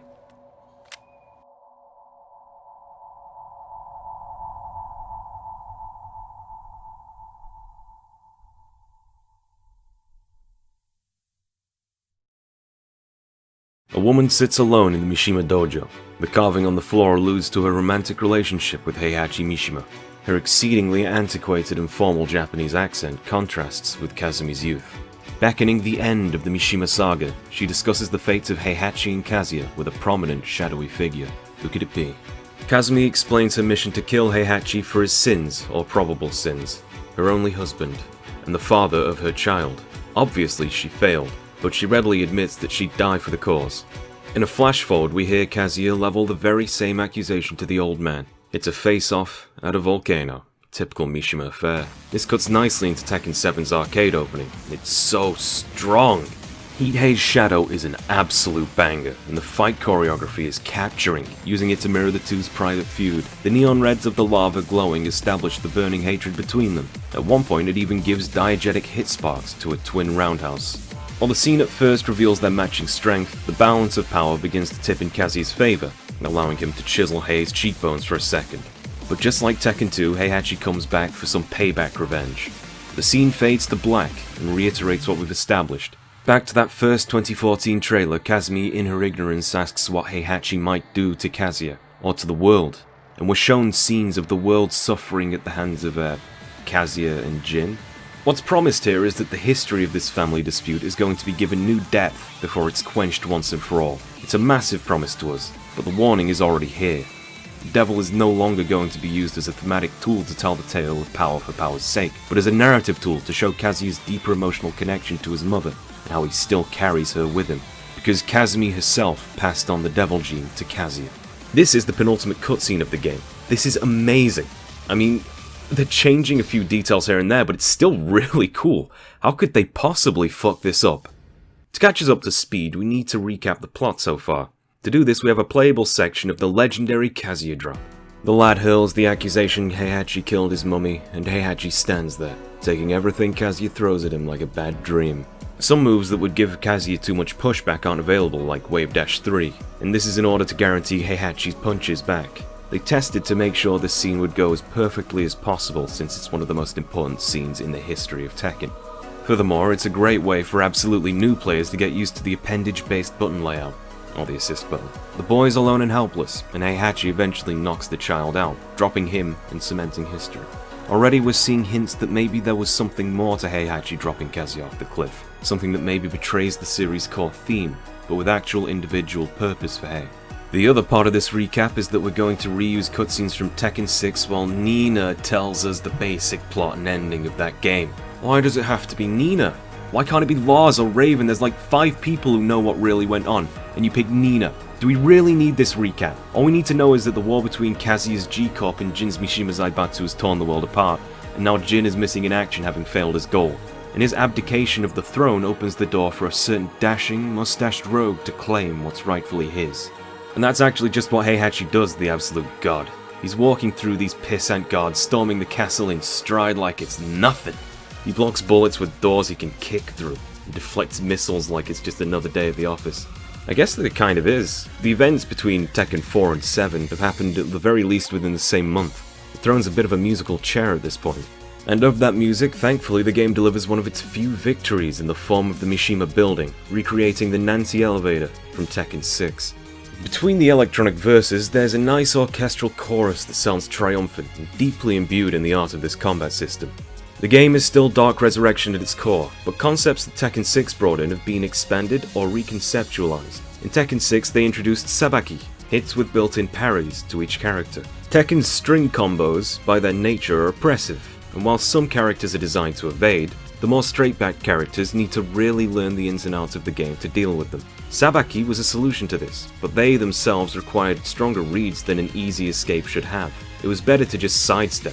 In Tekken 7, many of these have been removed, and in their place, signature or useful moves have been given armor. Now you still take the damage you would have in many cases, but you can power through those hits. It's not a clean escape from the pressure, but at least you've gotten your revenge.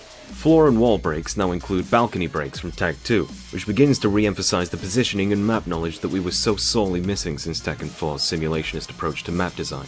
And now those drops result in much higher bound for you to work out a combo from. Bound, which left opponents a little low, has been replaced with a tailspin that, by its animation, has hitboxing that can be picked up even by higher hitting moves in the right circumstances. This looks great, this feels great, and it's generally increased the wall carry of juggles all around. Fights are more dynamic and momentum builds up.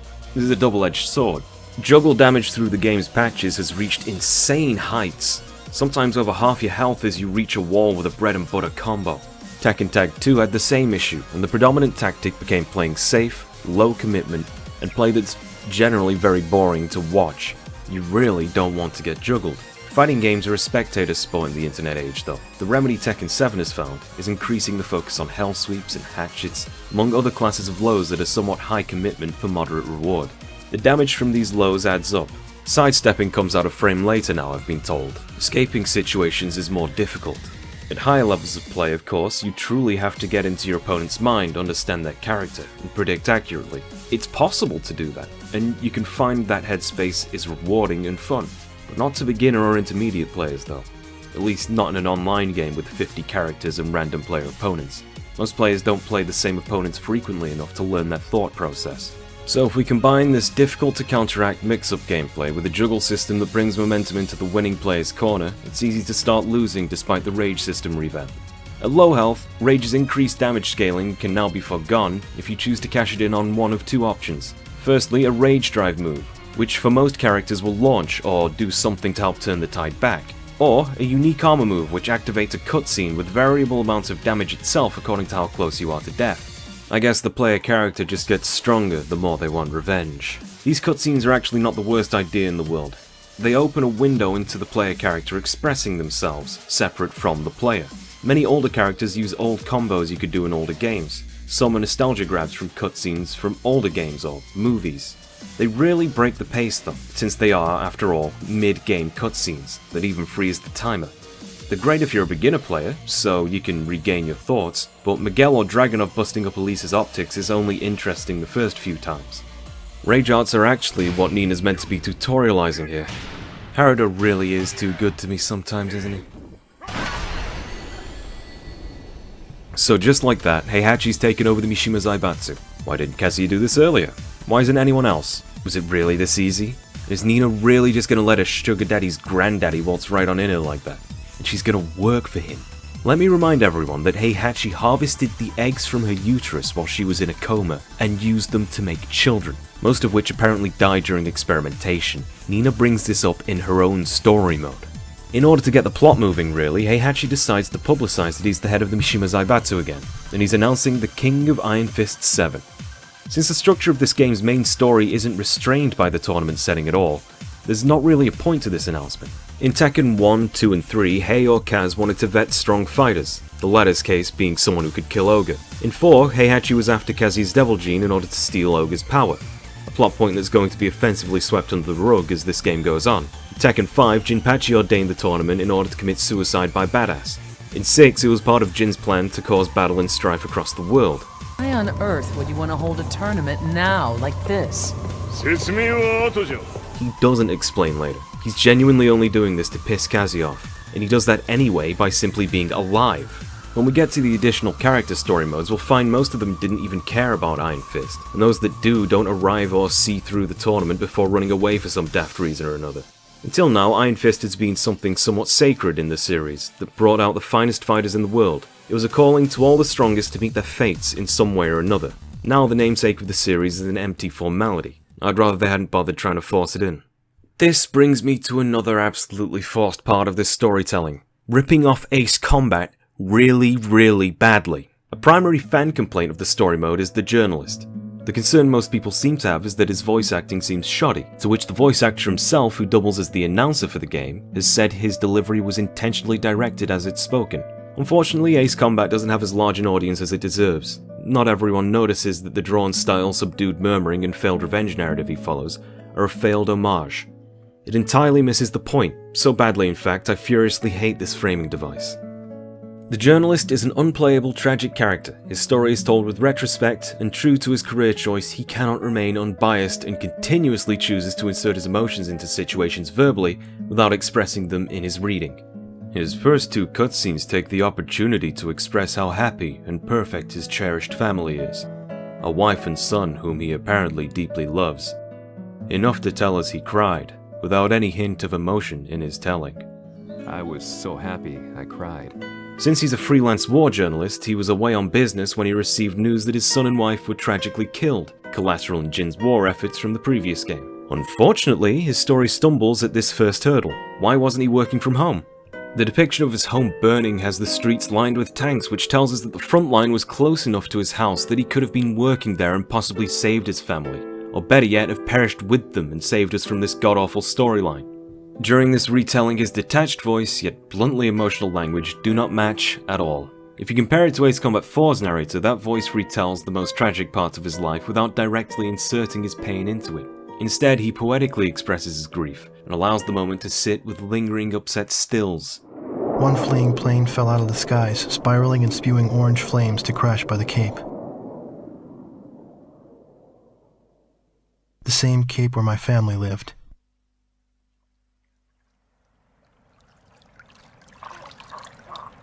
Now they only live in my memories of days past. This is called pacing. It's also called showing and not telling. Let's compare it to this clip. The place I once called home was now just an ashen field, and streets echoed with the memories of playing children and delivery trucks. Everyone I loved had been lost to the past. That day, my old life ended, and a new one began. In my loneliness and despair, a hatred grew inside me. Every line Tekken 7's narrator says has 3 to 4 seconds of dead silence between it, without fail.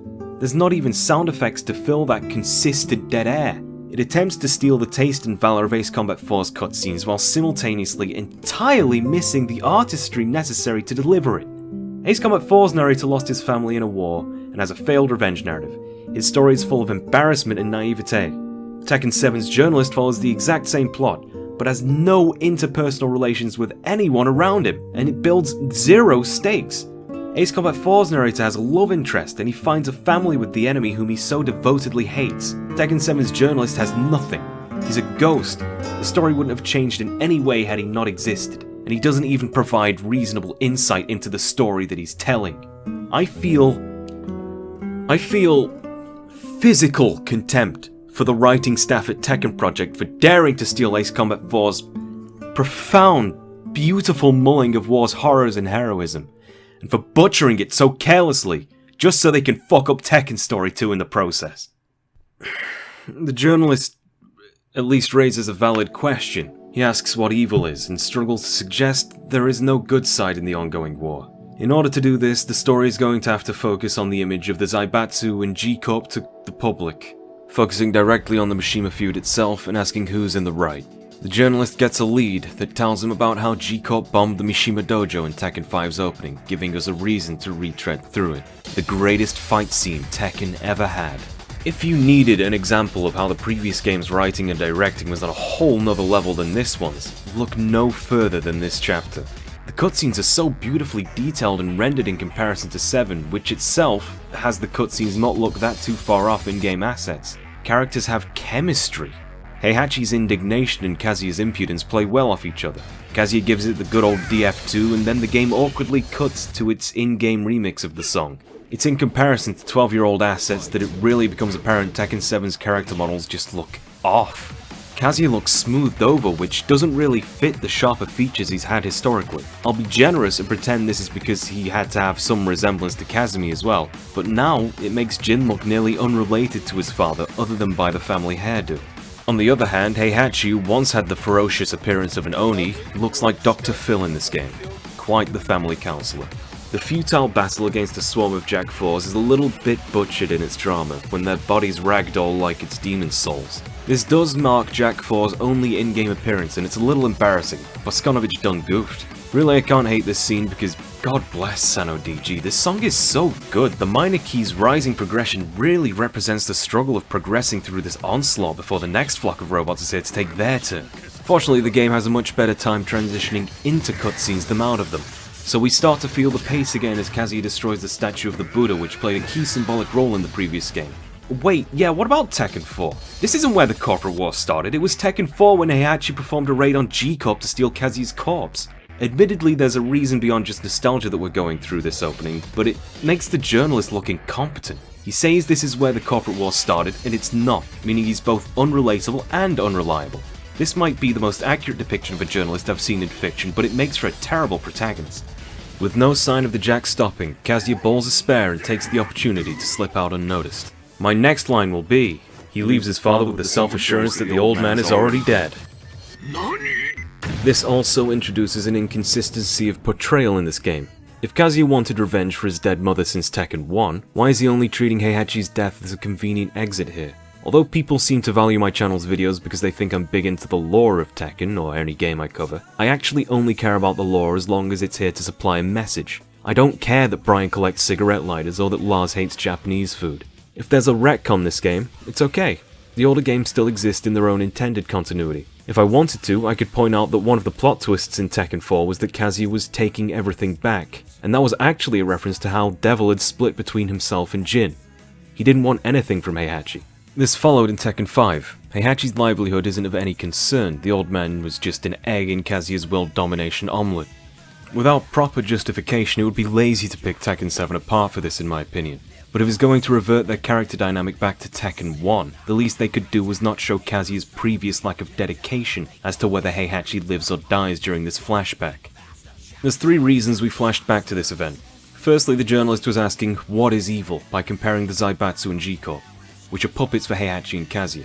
He erroneously claims this is where the war started. We can give this a pass, I guess, because Tekken 7's heavily themed around the concepts of revenge, and this attack was revenge for Tekken 4's raid. Secondly, Tekken 5 and Dark Resurrection sales combined are the highest in the series, and this is an admittedly great realization of what they were attempting to do with the game to cutscene transitions for Tekken 7. It's hard to give it full credit with the poor music mixing, however. Thirdly, the corporate war, which until this point had been a plot device to the themes of unrestrained power, has now become a primary plot point, even though the themes of power have been totally abandoned in this game's story. This callback's an attempt at making the journey through these games feel like some kind of pre-planned epic that was 20 years in the making, culminating in Tekken 7. But it's obviously struggling to do this by retroactively making the corporate war relevant to Heihachi and Kazuya's rivalry. Which is stupid because even this game admits that Heihachi was in hiding after this exact event for the past 2 games, which is the entirety of the corporate war, according to the journalist's perspective. After the credits of Tekken 6, Raven apparently stole Lars's truck, or Lily's truck, and drove it back out to the desert. The area is cordoned off by soldiers protecting what looks like a male figure in the sand. Raven laments this turn of events, and the camera looks to a recognizable tribal tattoo, a sign that Jin and his devil are still alive. They pick him up for transport, but naturally his UN helicopter ride is short-lived. The devil is intermittently taking control for Jin's self-preservation. He is uncapturable by force. Do you remember when the Mishima Zaibatsu took over the United Nations? By implying, and in Master Raven's playthrough, confirming Raven works for the United Nations, they've raised a number of questions about the organization's involvement in the story. Why would Raven help Lars if he's working for the UN, owned by Jin's Mishima Zaibatsu? Why is it that Nina or Heihachi Zaibatsu speak of the UN like they're their own entity, as if their movements are unrelated to his? Why would the United Nations be trying to courier Jin off straitjacketed like a prisoner if he's their boss? All of these questions aren't very interesting, because they have nothing to do with this or that game's core themes, which leads me to believe that this isn't an intentional retcon but a mistake by the writing staff. Jin, having assumedly wandered for a while, ends up in a well-populated market town somewhere in Medik. Can't imagine a better place for the world's most wanted randomly exploding demon man to have staggered into.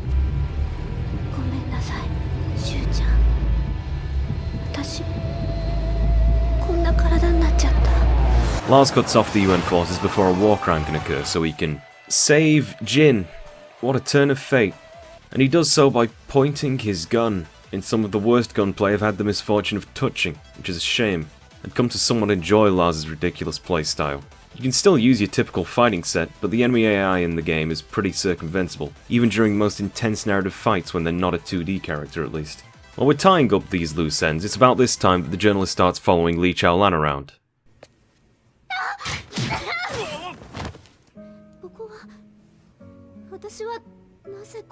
If you complete the final boss of Tekken 6 using Elisa, you get 2 extra data logs after the mission. The first is an internal report that Jin's final order to her is to do as she pleases after he's gone. A small redeeming moment for the monster. The second is almost postcard-esque, with Elisa facing the camera having been rebooted, optimistic about the future, deeply expressing her gratitude for Lars' kindness, which she shall never forget. In Tekken 7 she wakes up with amnesia, which I suppose is one of her defining character traits at this point. This is used to cause a needless fight between her and Lee first, and then both of them together against Heihachi's Tekken Force. But this is a retcon that the game doesn't take lightly, for once. She has a brief flashback to Tekken 6 and remarks that this guy's the weird CEO that she met, instantly earning some adoration. Other than him and Jin though, her memories are vague. Her inability to specifically remember Lars might be the biggest emotional payoff in the game. It depends strongly on some of the only actually valuable writing Tekken 6 had, and the only positive relationship in the series save for Xiaoyu and Panda. She recalls how he tried to hold her hand as it fell limp and sheds genuine tears. Lee is moved by her display, and leads her to the mysterious man of her memories. Lars introduces himself by pointing a gun at his family member's head, which I suppose is one of his defining character traits at this point. It's apparently a mistake. I assume it's because, like Heihachi, Lee also dresses like a pimp.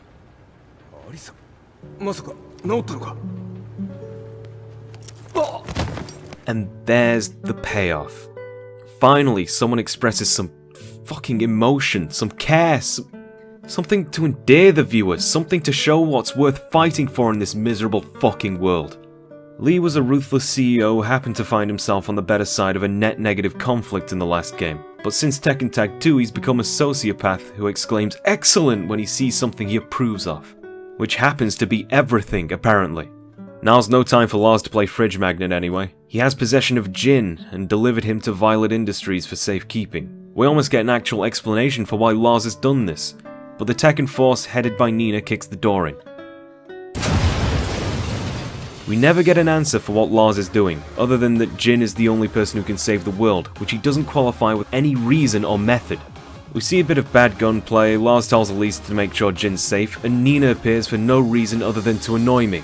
Oh, I see. Now Nina gets a key charge with a hitbox, and she spams those annoying strings, and even if you win, she rage arts you.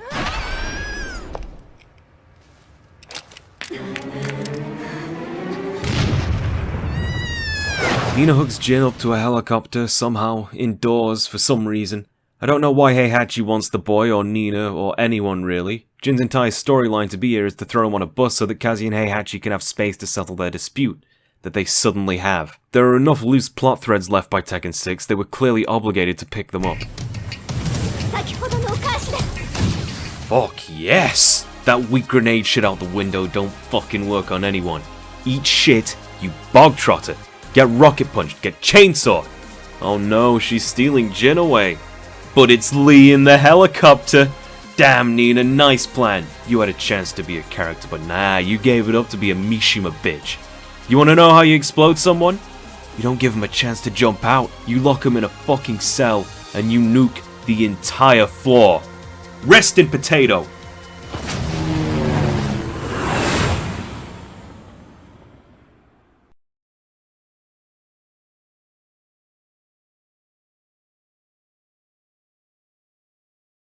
Alright, Nina's alive. According to her and Steve's personal story mode, which she's apparently allowed to have, she ran from the Mishima Zaibatsu after embarrassing herself against Lee. Her first job afterwards is apparently cuckolding his sister. Anna was meant to marry a mafia boss from G-Corp, and Nina steals her wedding dress. She abandons that mob boss at the altar, leaving behind a few bullets as a parting gift. During her escape, fate would bring Nina to bump into Steve, who annoys her so much she decides to beat him up. If Nina wins, she evades child support for another day and becomes a traveller. Typical Irish. If Steve wins, he speaks with a disgustingly proper British accent that doesn't match his Cockney wind quotes. Like most Englishmen, his best maternal figure was an old German woman. But in this specific case, Dr. Cleason, Leo's late mother, showed a young Steve caring attention in the Mishima's Ultimate Soldiers labs. As we know though, he was actually born from Nina's harvested genetic samples. This means Steve's not really genetically English. Typical Brit. It only took 4 games for them to actually have this confrontation. The unwilling mother and the unknowing son are face to face. Her torn wedding dress is probably a reference to Kill Bill, but it actually serves a visual purpose. Divorced from the narrative reasons, it shows her most important character failing, in how she runs from commitment. Steve may not be her fault, nor her responsibility, that's true. She's under no obligation to treat this enfant terrible as her own son, and she's kind of missed the boat anyway. That very son, on the other hand, having gotten the answers of his origin, decides to protect Nina when the Tekken Force come along to shoot her for some reason. Steve voluntarily accepts responsibility and obliges of his own free will to save the woman. In a game so literally hellbent on the concept of taking revenge on your parents, Steve forgives and accepts Nina, even if she doesn't do the same in turn. Hating the Williams sisters is more than a running joke. They're the most offensive example of awful writing and missed potential in Tekken, haunting every entry in the series. Tekken 1's bio says she learned assassination arts from her father, yet learned self-defense from her mother, eliciting the deeper metaphor Tekken has always expressed until this game. Vengeance is the result of a lack of love and care. The masculine is unvirtuous, and the feminine is a saving grace. Nina is in the best position to show us what that means by evolving beyond her petty squabbles with Anna, moving past surviving on blood money. She can find purpose in Steve, who requires some guidance in life. He's always getting in trouble with debt and the mob. That can be a vehicle to explore the issues in a family and how she might avoid them for Steve. Nina Williams is still a redeemable character. The path to becoming the series' maternal ideal is there, and she can earn that, which is far more interesting than characters that simply are that. If you want a detailed rundown, I'd recommend the 4th Snake's excellent video on the subject and his ideas of how they can change. In the Mishima story mode, Claudio knows why Heihachi is approaching him in his church. I certainly don't. You can try and think about how maybe he'd exorcise the devil from Jin or Kazuya, but Claudio appears in approximately 2 story cutscenes and does absolutely nothing but pad time. Him and Shaheen are pretty basic and boring, extremely handsome and confident male characters. While Shaheen is pretty much just Sharia law, Claudio at least has some interesting charge mechanics that feel like an evolution of Leo's key charge strings, but it's far safer and better developed, leading to a very aggressive playstyle. Combined with that, he has a very good swath of generic tools and annoying panic moves. He appears in 2 other characters' story modes. Zhao Yu has been matured in this game. Her Cheongsam is a far more conservative length and is spat to have been replaced by full leggings which, despite leaving more to the imagination, leave nothing to the imagination. Her pigtails have been lowered too, which I didn't even know that I wanted. When they were writing her character for this game, they removed all her win quotes where she childishly referred to herself in 3rd person or stumble onto her ass expressing her pain in Chinese. This has certainly aged her into quite the young lady. Unfortunately, they didn't give her anything to replace her infantile nature, which leaves her with less overall character traits. In both situations, whether she wins or loses against Claudio, he makes very threatening glares at the camera and says he'll use Zhao Yu as bait for a master plan which you'll never see in Tekken 7. Instead, this story is relegated to one of Tekken 7's patchy slot spin-offs, where Claudio takes the young lady to do something about Devil Jin, who's locked up underground. This gambling game has 2 endings, if you can believe it. The first is Claudio exercising Devil Jin by way of murder. In the second, Jin fights off his inner demon. Zhao Yu holds his face and intimately pleads for the man that she knew to wake back up. Eventually, Claudio is down for the count, and Zhao Yu takes matters into her own hands again. She runs at Devil Jin, who stops just short of attacking her, because Jin knows this girl, or even more than that. This is something they'd teased since Tekken Tag 1, where they amicably hung out at school. Tekken 4 canonized Zhao Yu's feelings, and in T5 Jin clearly wanted to protect her, even using the pet name Zhao. And now, the only thing he can stop the devil for is this girl. This all but confirms the war criminal actually holds reciprocal feelings for Link. She batters him into submission and says he doesn't need to withstand the pain within him alone. They finally made Ling Xiaoyu into a relevant and serious character by having her genuinely extend her hand to Jin and act as that transcendental female ideal that the series holds so highly. And they did it for a slot machine. Harang also fights Devil Jin, in which he takes a grenade for the Demon Man. His new costume gives him an eye patch, which is kinda cool, maybe links into it. Raven and Dragonov are wasted again. Miguel? He finally gets his chance to kill Jin, and then he doesn't. He says he wants to wait until Jin has hope for the future, and then kill him. Even if this situation is impossible to exist alongside the main story events, it's an introspection into Miguel's darker turn as a character, and carries Tekken 6's themes. He who fights monsters, as they say. On the subject of monsters, Brian. Most characters in the series are motivated by their stirred emotions. Very few are self-aware enough to provide insight on this. At the very least, Heihachi's anime movie depiction is philosophically motivated. In-game, the late Jinrei might have been the true first. In Tekken 5 he had a clear motive purpose, but every line he had showed, tragically, he hadn't been blinded by that purpose. Tekken 6's Jin might count too. He struggles with his inner devil, and admits that in fighting it he may as well have become it. But after Jinrei, and before Jin, was Brian, who understands himself to be a monster. He doesn't justify it, he doesn't make excuses, because he truly understands what and who he is. He's the yang to Jinrei's yin. His new costume gives him a slick jacket, and his visual deformations are getting worse, besides the terrible modeling they did on his face. His robotic arm and leg follow a trend of him degrading as the series goes on, losing his humanity. They're attached to his default costumes, so you could argue we never get to see what's hiding under that new face mask either. Is his face rotting away, like him? What do they do with all that potential? Well, Brian throws a girder at a random helicopter. Otherwise, Bob sits on Brian so hard he causes a balcony break stage to become a floor break stage. What was the point? Feng and Law duke it out on that one map from Tekken 5. Paul joins in on one ending. Nothing interesting here either. Pandra is looking for Xiaoyu, and it leads her to the worst rendition of Tekken 4's arena since Tag 2. It's garish, it's lurid, it's ugly as sin, but at least it's colourful, I guess. Panda either runs off to look for Xiaoyu, or Paul gets booed out of the tournament for killing an endangered species. The Paul thing is kinda funny, but why would they even bother animating this? Newcomer Katarina is looking for her father, who turns out to be Gigas, after G-Corp kidnapped him. It's really uninteresting, but at least we have a nice father figure present in the games for once. Goiaba, a Brazilian artist and indie game developer who's made friends with me somehow, tells me that Katarina's lines of dialogue are hilarious to listen to. They're poorly translated, and you wouldn't hear anyone say what she does, even in a fight. And what in God's name is this music? Bloody hell. I mean, I know I'm not treading new ground when I say G-Corp Helipad is what plays in the elevators of hell, but come on. The instrumentation is designed to disturb on all levels. The song just moves linearly up power chords at points, never quite finding a context to put any harmony into. The distortionate guitars and dubstep synth are so noisy they can't be carried by a root note and a fifth. It's really difficult to make sense of what you hear. The song, beyond being grating, has a sense of tension it just can't release. It never stops. It never stops pounding. They made a day version that's tolerable in parts, but falls to the same dubsteppy traps. Most of the time, I'd recommend turning Tekken 7's music off, despite the real winners the soundtrack sometimes has. I'd like to list them because the soundtrack gets a justifiably hard time, but maybe harder than deserved. Jungle Outpost 1 and 2 have a real jungle taste to them. They can't escape the same modern trappings as it meanders, but if you take the bridge for example, there's a pretty beautiful keyboard solo before it ramps up into some horribly tragic chords for its drop. It feels like you're really fighting an uphill battle. It's one of my favourite songs in Tekken. The background details of the area is so packed it becomes difficult to distinguish, with snakes hissing and a grounded plane spitting to work up its battered engines. In every stage, once the player is one round from winning, the music ups in ante. This is a great evolution of the Tekken 4 concept, but because the music often hard cuts tactlessly, there's a feeling of artificiality to how everything ramps up, beyond how each song develops fresh artificiality. Jungle Outpost might be one that doesn't suffer as much, but every other stage isn't so lucky.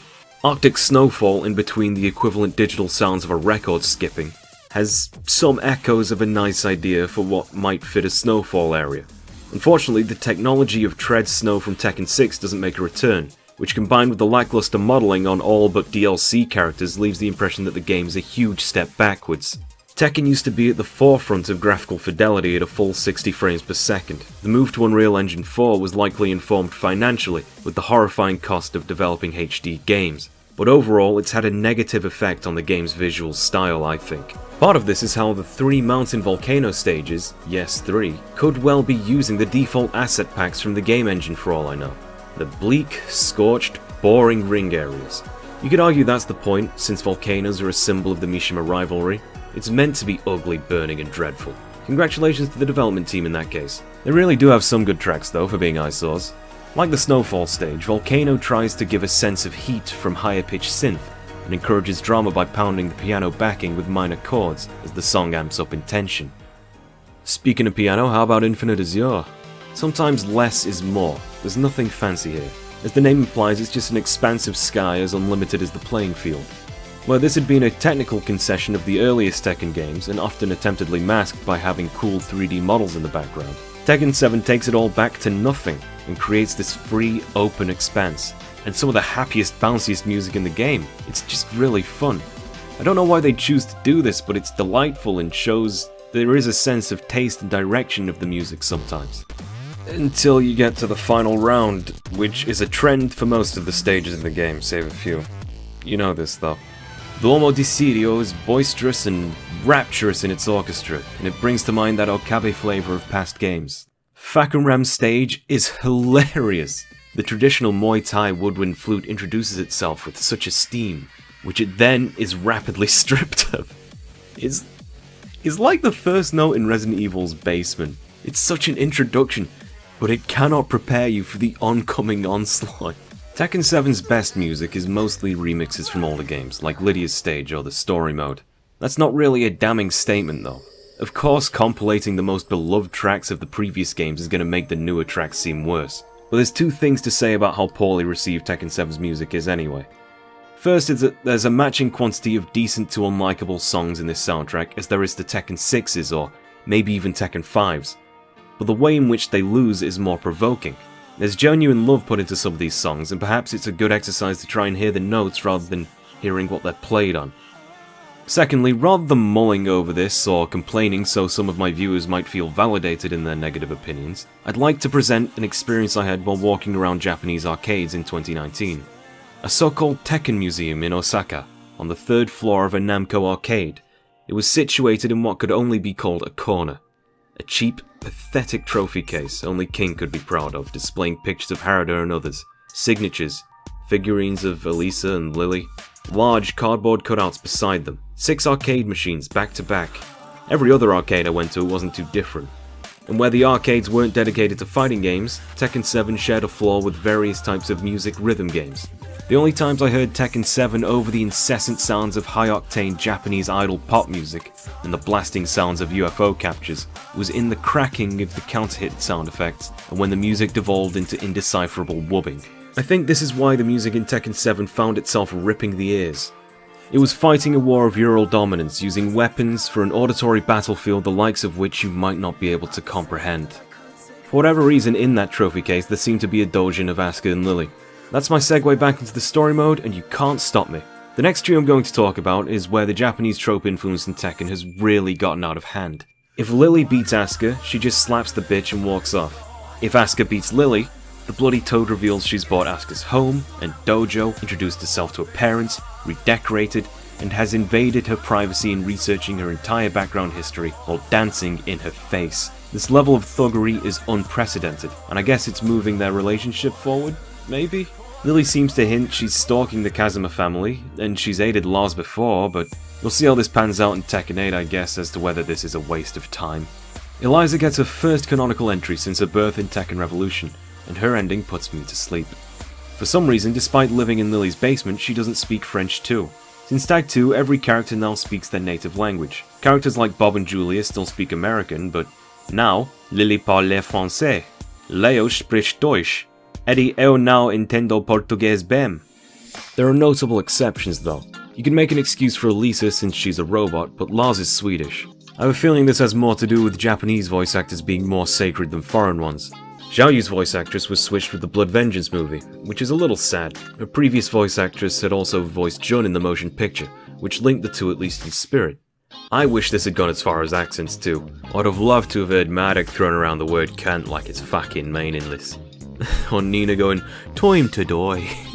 Yoshimitsu gets his tentacles all over Leo, and pretty controversially we finally have hard confirmation that he's male. Yoshimitsu, that is. He gets a forward 4 to the bollocks and Leo runs away screaming because, well, you would, wouldn't you? What do we get from this other than a very Japanese sex gag though?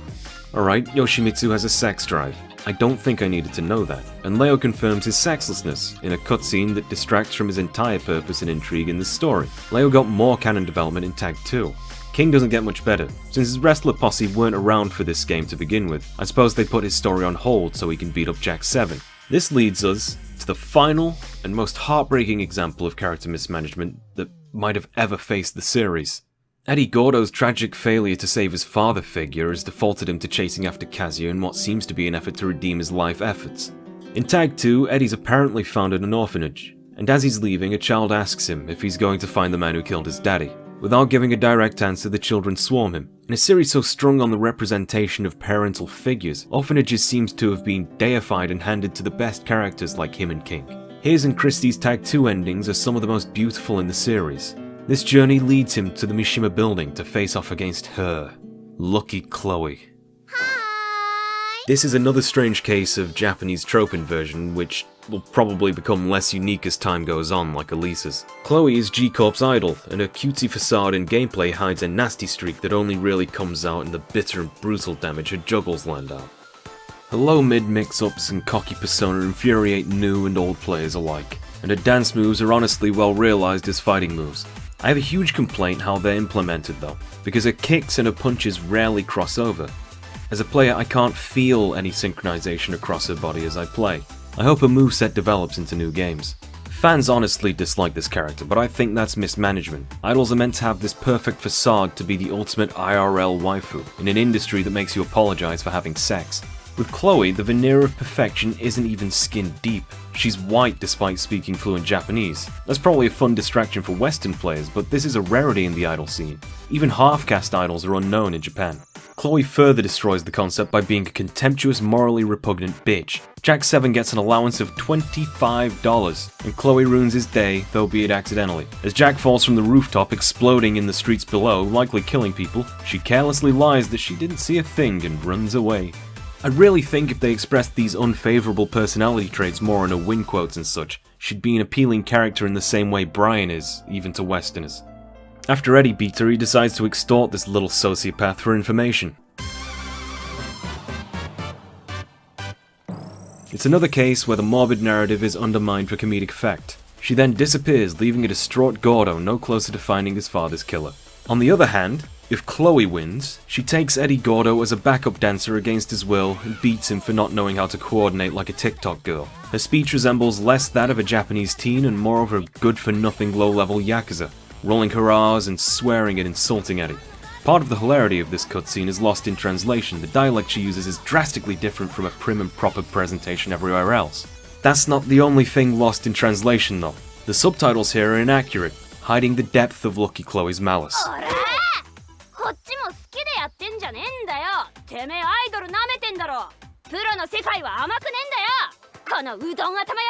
Udon-headed. Like his dreadlocks, looking like udons. This Caucasian catgirl, imagining a well-loved, wonderful character's culturally influenced fighting style is just dancing, is forcing him into unpaid servitude under the man who killed his father. Then she beats him needlessly, demeans him, and makes fun of his ethnic appearance by comparing his dreadlocks to chunky wheat noodles. That's based as fuck. Our narrator is taking it upon himself to do some research. His first port of call is Jinpachi Mishima. As a journalist, it's to be expected that what he says is inaccurate, but as the narrator, we have to assume what he says is a retcon. Jinpachi's original story is that he founded the Mishima Zaibatsu. That is no longer the case. Heihachi refounded the clan himself. Jinpachi is originally described as leading an ill-fated coup d'etat against his son, after he lost the Zaibatsu. This direct wording no longer aligns with his character portrayal as an utter pacifist. The Zaibatsu retcon was first announced by Katsuhiro Harada, the series director. It's the reason Jinpachi rides a taxi in Tag 2. He doesn't have any money of his own. Another tweet of his suggests that Jinpachi never had the Devil Gene, despite how in his ending it confirms that Jinpachi was controlled by Devil, in the Japanese version as well. After being subsumed, he's given the moniker Devil Jinpachi. This line is markedly removed from Tag 2 and Tekken 7's gallery modes. These changes leave the core narrative of Tekken 5 barren and missing its poignancy as to Jin's transformation. Jinpachi warned of what the Mishima bloodline brings, and the Zaibatsu being the throne to that bloodline. It's no longer his bloodline, and it's no longer his Zaibatsu. This is all in order to make Mishima Kazumi, formerly Hachijo Kazumi, the sole heir of the Devil Gene so that she can pass it down to Kazuya herself. Journo Boy visits an ex-servant of the Hachijo family to try and figure out what's up with all this devil crap. All he gets is a traditional song localized to add grandeur, which our narrator only half dissects. The Crimson River represents the bloodline, yes, but it also conjures the idea of a vein of lava. This contrasts with another symbol used in this very cutscene of a Japanese maple leaf. The fallen red leaf is a sign of something becoming autumnal, something withering and dying. How long will his plane go on? Lava, on the other hand, is a demented sign of new life, springing forth and destroying all before it to create new land, new stone. Fundamentally, this is the drama presented by Tekken 7, the old leaf and the new lava. This visual metaphor comes back in the arcade opening. Well, one of the arcade openings. I was just a child when the 2Ds fell from the skies. But I remember how they built the DLCs to destroy them.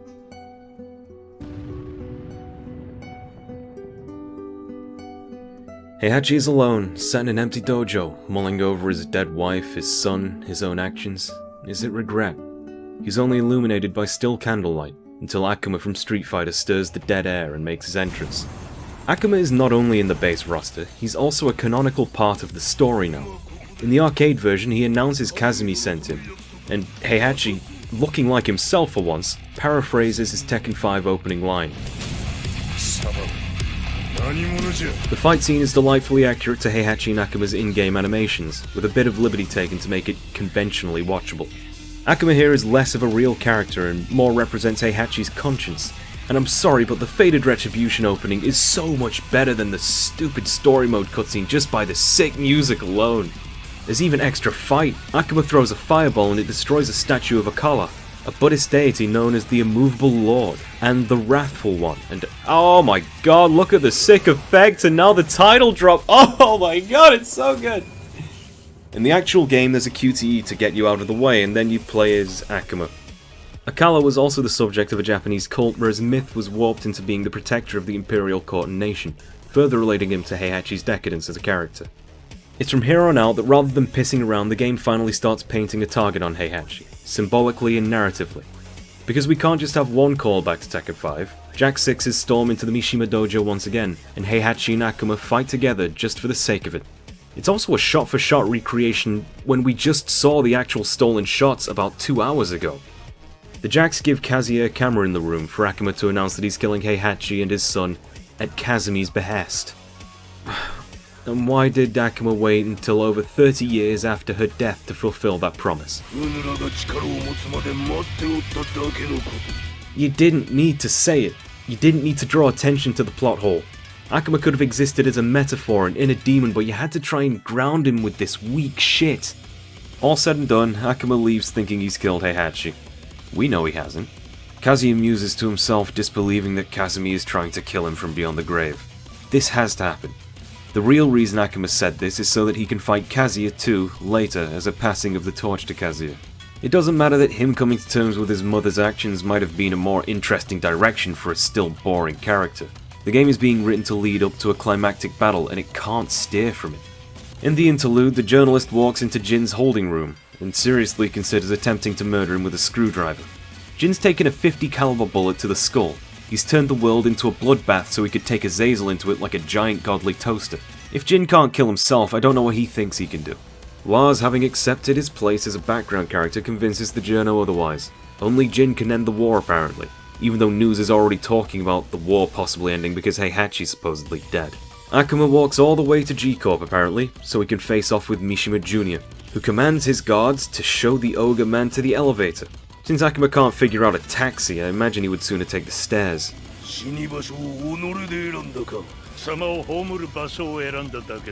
How do you bury someone on top of a skyscraper? Apparently Kazumi once saved Akuma's life. That's why he's doing this. Nothing more will be explained of their relation. Once Kazuya's had enough of listening to G-Corp helipad, he pops his devil trigger. And as you fight, the camera interrupts, doing this amazingly creative lift up to the perspective of Dr. Abel's satellite that he used to hunt down Jack in Tekken 2 and 3. I feel like the game's transitions hit their stride here, unperturbed by QTEs, confident enough to run the story without worrying about the player confusion. Heihachi kills 2 birds with 1 stone and blasts G-Corp's headquarters from orbit. He took advantage of this situation to kill Kazuya and Akuma, and to capture footage of the dumbass in his devil form, releasing it to the public. This was supposedly his plan all along, originally featuring Jin to push Kazuya to his limits. This explains why he half-heartedly pursued Jin before Nina got outsmarted by Made in China Michael Jackson. Other than the part about killing Kazuya, which I'm sure Heihachi knows he's not really done, this plan is ridiculous. The following cutscene of the journalist explaining the world's reactions are laughable. World leaders are having meetings based on this, that Judeo-Christian beings live and breathe. Shouldn't the Zaibatsu be invited to these talks, given that it owns the UN and all? Oh wait, that's not canon anymore. And it's in an effort to turn public opinion against G-Corp. What does public opinion mean? This is a corporate war! What, are they afraid of their stocks falling? The plebs didn't vote for you, who cares? Apparently Kazuya, because he decides to laser beam Abel's satellite weapon out of orbit and flatten a city with its debris, and giving a false tip to news outlets that the Mishima Zaibatsu did it themselves for shits and giggles. And suddenly, everyone forgets that the devil runs G-Corp. Why does any of this matter? The headlines read worst man-made disaster in history. Are we forgetting about the fallen colony in Tekken 6? Are we forgetting the entire war? The journalist notes World War I is real, explaining the Mishima history. I'm fairly sure that might be worse. Not to mention this is scientifically inaccurate. Most of the pieces would burn up in the atmosphere because they're relatively small and light. The materials need to be launched and zero-gravity structures need to be more sturdy than dense. There are historic examples of comparatively sized man-made satellites falling to Earth, and all the pieces that did survive our atmosphere ended up fluttering to the ground, getting stuck on rooftops. This entire plotline is filler. Akuma's inclusion is filler. If it had been deleted, the game would have a better story. I have nothing more to say about this. The journalist walks to Mishima HQ and shouts at the front door like an idiot. Somehow this gets him an invitation to meet Heihachi later on that day. This is the only time the journalist is heard talking to an actual human being. He sounds stilted, petrified of his own voice, and mentally defective. If so, this explains why he'd trust a random guy to take him to see Heihachi. Even if the driver was telling the truth, this is one of the most dangerous men on the planet. You'd have to be an idiot. This is in character for his profession. It turns out that the same year Heihachi founded the Zaibatsu, his wife Kazumi died and Kazuya accidentally fell. With the intent that this journo tell the world, Heihachi Hogan tells us his side of the story. It begins with a young adult Heihachi treating a frighteningly young Kazumi as a sparring partner, then a rival, then as a life partner, and then Kazuya was born. Fortunately, the next slide has a slightly more grown up as she cradles the young Onion child, reportedly doting on him. This establishes that Kazuya was once quite the mama's boy with just a sentence. That's all we actually needed establishing. An intimate relationship, and a loved son. During the year everything fell apart, Kazumi showed early signs of sickness, developing a fever that occasionally allowed a secondary personality to come out. This secondary personality would attempt to kill Heihachi as he was caring for her. The episode Kazumi had which ended up going awry is detailed as gameplay. She announces that Heihachi will one day become a threat to the world. This softie truly asks her what kind of dream she had. This is another line lost in translation which shows the depth of love that's out of character for this bastard. As she charges, she explains that the entire reason she married into the Mishima family was to end it, calling him scum. This raises questions about why she'd be trying to end a legacy of pacifists apparently, but whatever. Her fighting stance is not dissimilar to the one Jin takes in Tekken 6's final story mode battle. Heihachi's feelings can be felt in-game during the little flashback vignettes as the gameplay slows down, a fitting way to give deeper narrative implications to your impacts. Her rage art is instant death, which is more or less an effort to tell you that Heihachi is indeed fighting for his life, even if you may not feel that pressure based on your skill or difficulty level. In order to win, you have to relentlessly beat her down and counter rage art her. Heihachi clearly takes no joy in defeating her in this animation. He flashes back to their wedding, Kazuya, and saying the moon is beautiful, isn't it? This is a jokingly tacit method of expressing romantic affection in Japanese.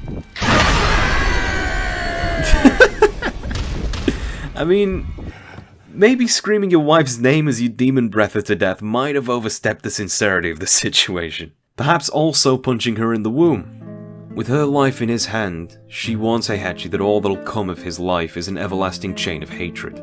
Backed into a corner, he makes the decision to murder Kazumi there and then in self-defense. The cold-blooded determination he shows her is undermined by a shed tear looking over her corpse. This is the background we'd been waiting to see. Kazumi isn't given much more character than being Heihachi's wife, which is a massive disappointment. And what they barely manage to elaborate upon, and what the translation obscures, is that Heihachi had very genuine intimate feelings that were betrayed. Suspecting Kazuya too had devil's blood, he dropped him off a cliff to test if he'd survive. Instead of giving his cub a trial by fire, he gave his son a witch trial. What's overlooked in this explanation is why he locked Jinpachi away to die. It's also theorized he had Lars so that he could prove to himself he didn't have the devil gene. But he's shocked at Lars' existence, unless this is another unnecessary retcon. Revealing he knows the journalist's family is dead, and that he's been hanging out with Lars and Lee, he tells him to get the fuck out. Just let me know one thing! What does this war mean to you? Heihachi only treats the question rhetorically. He won't open up. Rather than providing Heihachi with false depth, suggesting he was thinking as he looked back, I think there's a genuine point to this scene. Heihachi's gotten rid of everyone around him, grown powerful on his own, developed a Zaibatsu on his own. He never told anyone about his life until it was tactically relevant to the Zaibatsu's public image. The importance of this moment, I believe, is that Heihachi doesn't speak. He couldn't even let this weakling in his home without performing a thorough background check. Kazumi's betrayal hurt Heihachi so deeply that it led him to see the devil in everyone around him.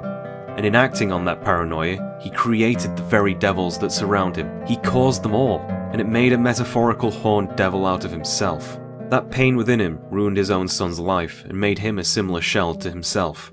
If we interpret this all charitably, we can see that Heihachi also stirred Ogre awake and created Jin's identical tragic backstory of missing his mother. Jin was originally designed to be a more interesting Kazuya, but what was key to that interest is an internal struggle. Even the motion picture got this right. Despite that, there's a beauty to what they seem to be attempting, the romanticism of a broken old heart. It's appealing to the soul, even though it hurts to admit there could have been a good story here. The game struggles laughably to show Heihachi as a tragic character with its lackluster presentation and story structure. The journalist bogs the story down with needless retcons and energy-draining writing and directing. Most cutscenes take place in single sets, as if we're watching a stage play. There's no cross-referencing events unless it's an in-game sound clip. Tekken Tag 1 had the same and more restrictions on how its characters' endings were portrayed, and they had more emotional potency than this entire story. This is the empty promise of Tekken 7's arcade opening. This is how they fucked it up. After this, Kaz and Hei appear in a volcano. How and why isn't explained. There's gameplay edited between the first arcade opening. In some way, it better gets across the sense of their history by having you play it yourself. But in others, the forced cinematics start to feel drawn out. To meet Devil's threat, the old man goes Super Saiyan. His clothing floats up as if he's statically charged. They've always been careful to characterize Heihachi's never using power that isn't his own, save for blood vengeance. Even when he's appeared in Soul Calibur though, he controversially refuses to use weapons. There's nothing wrong with this fight and execution at all, especially since it's focused purely on two men working out their differences in the only way they know how. But the journey here has been fraught with misadventures and failures. The perceived stakes of this fight were higher before we pressed start on the title screen, and not by a slim margin. If they wanted to provide emotional depth to Heihachi's history, they could have elaborated visually that Heihachi only felt security with his emotions when he was alone, where he's free to be weak. It seems that he shed a tear after Kazumi died because he was free to. When the journalist asks Hei what this war meant, we could have thought back to himself, perhaps falling to his knees in anguish after he ditched a young Kazuya. We could have seen him broodingly close the door on his tortured father. If they wanted to, we could have seen his tired old face sullen after he dropped Devil Kazuya into the volcano, all his fears having been realized, not understanding that he created this monster. And then the grandson he trained up and shot for being suspiciously strong turning devil. In his own mind, the curse continues, but once again he doesn't understand that he's the cause of all of his own problems, because he doesn't trust anyone. And then, returning to the scene, the tired old man would wordlessly walk away, making the same mistake he always makes. That would tie this all together and be a valid use of recycled, decades-old cutscenes. If they wanted to explore the themes of the loneliness of betrayal, we could have also followed Lars. He's possibly the loneliest character of all. His friends are all dead and he could have been struggling to internalize Elisa betraying him in Tekken 6. We could come at the issue from two different sides. One where Heihachi falls into despair and has to fight to death with his son, and one where Lars has to rebuild trust in people around him, before being rewarded and reunited with a rebooted Elisa's clumsy love and care. Where his father Heihachi had been an autumnal leaf, in pushing past that, Lars would invite Elisa. The floral wreath in her hair would represent spring and renewal, in contrast to Kazuya's volcanic destructive renewal. And yes, this might have retconned the reason Raven gave him the insignia at the end of Tekken 6, or the funeral connotations of Elisa's hair decoration, but these are the kind of retcons that would have been valuable to telling this story. Heihachi's revenge would have been aimed at a world that disappointed him, instead of, for the first time, validating revenge by giving Kazuya unopposed catharsis. Instead, the retcons we got were offensive and destructive to the very legacy it wanted to validate with an ending. Instead, where the feminine ideal had once been caring and nurturing, Kazumi is a reversal of everything they'd done with Jun, Asuka, Ling to establish an antithetical position to the pursuit of power. In giving Kazuya's mother the devil and redefining what it means, they burned down 20 years of storytelling. Instead, many of the stages are remakes of older ones to tease your nostalgia and beg for goodwill. Instead, the game sells some of its most beloved characters as paid DLC, even Tekken Bowling. Instead, Steve and Nina are treading through a storyline they abandoned over a decade ago. Lily and Asuka are still an abusive, closeted gay couple. Bob is still just fat. Brian is still just anarchy. Dragunov and Raven are still boring regardless of sex. Eddie is back to hunting Kazuya, and he's been relegated to joke endings. Panda, Paul, Law, King, Feng, it's all the same story. Miguel barely steps forward. The only example of actual character movement is Jin having feelings for Xiaoyu, and that's in Apache Slot's spin-off. Those vampiric machines are the embodiment of rape nostalgia.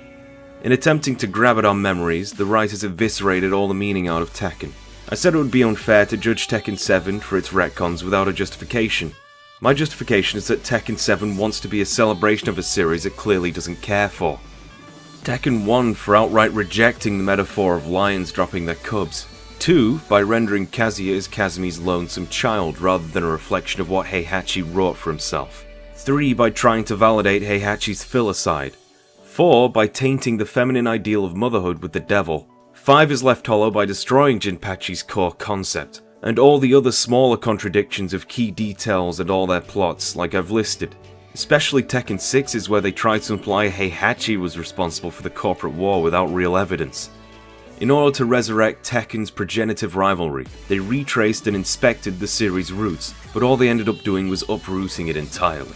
The Tekken motion picture may have rewritten Tekken's actual history more than this, but it achieved more by including similar concepts. It created a Kazuya who could be redeemed, a Heihachi who was true to Tekken's spirit, a mother figure who was true to Tekken's ideals of motherhood, which it actually went somewhere with. And most of all, that nurturing was a path out of the cycle of revenge. All the while it honoured and teased fans in all the right ways. What was Tekken 7's message? Fear of betrayal makes you live a life of solitude. Where 4 and 5 at least provided alternatives to downfall, like Jin not needing to be his father, or Jinrei embodying true inner strength, or 6 at the very least forced Lars to consider his own sins, we're never provided with an answer of how to deal with the loneliness of betrayal, which would otherwise give the game an actual philosophy. Instead, Tekken 7 portrays unapologetically evil people, and imagines giving them self-justification might be enough to satisfy players.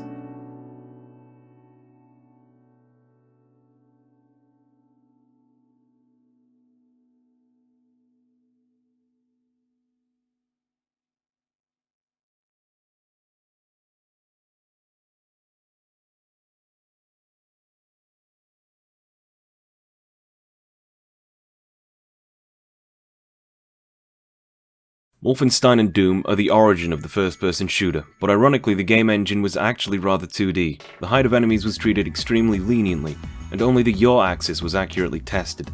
This design philosophy was carried onto the N64, PlayStation and Saturn with games such as Turok and Tomb Raider, quite respectively. The games largely control similarly, and have a strong leniency with regard to accuracy on the player's part.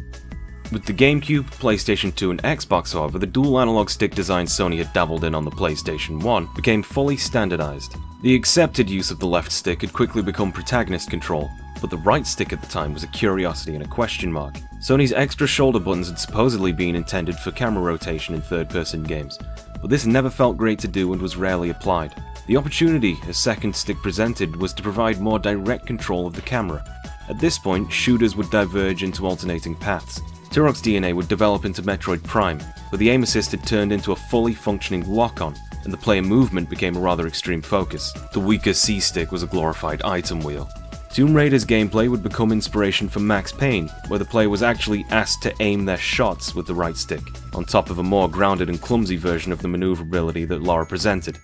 Eventually the Japanese would actually give it a go too, and Resident Evil 4's very deliberate and shoulder-based design paved the way for amalgamations with the Max Payne school of thought, and this would dictate how most games of the 7th generation would play.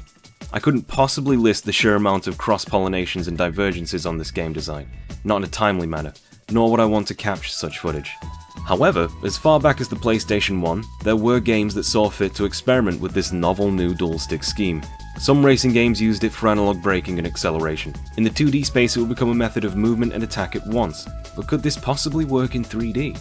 I want to focus on 3 primary examples: Ape Escape, Fight Night, and Death by Degrees. The right analog stick effectively became a method of motion input in these games.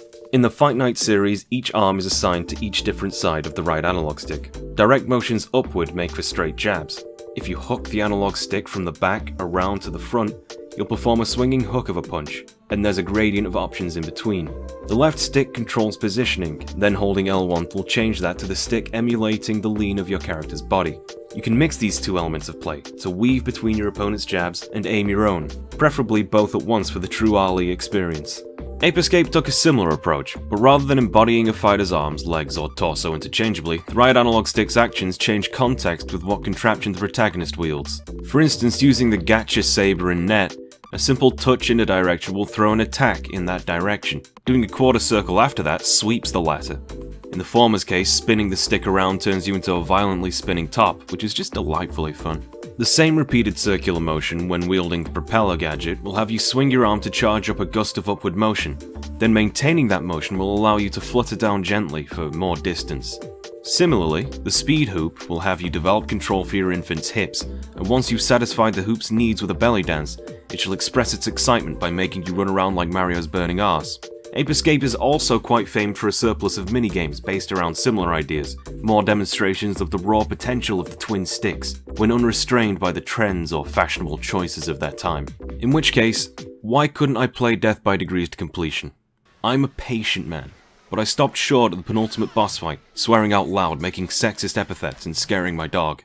Tekken, Nina Williams' Death by Degrees, is heavily inspired by the Metal Gear Solid and Resident Evil series in its scenario design. These were 2 breakout Japanese hits of the transition to 3D, which largely avoided the growing pains of that period by not really being 3D games. We begin on the deck of a luxury cruise which turns out to be delivering weapons. The larger story is about a new superweapon being developed, linking its existence to real-world myths like the Bermuda Triangle, and real-world issues like weapons disguised as man-made satellites in orbit. It's largely an ad-lib of elements formalized in Metal Gear, though even that itself was inspired by 80s movies. You crawl through vents to infiltrate, rats will guide you, infrared beams are in place, and you need to navigate them with thermal goggles. You get captured and imprisoned, stripped of your weaponry. And don't worry, we also copy the bad parts from MGS1, like bad sniper sections, and a medallion that changes shape with temperature that you need to fucking backtrack with. Instead of ornate keys or a leveled keycard system, you duplicate fingerprints found on various bodies and objects in the scene, to gain access to secured areas to gain progress, or private lockers to pilfer items and weapons.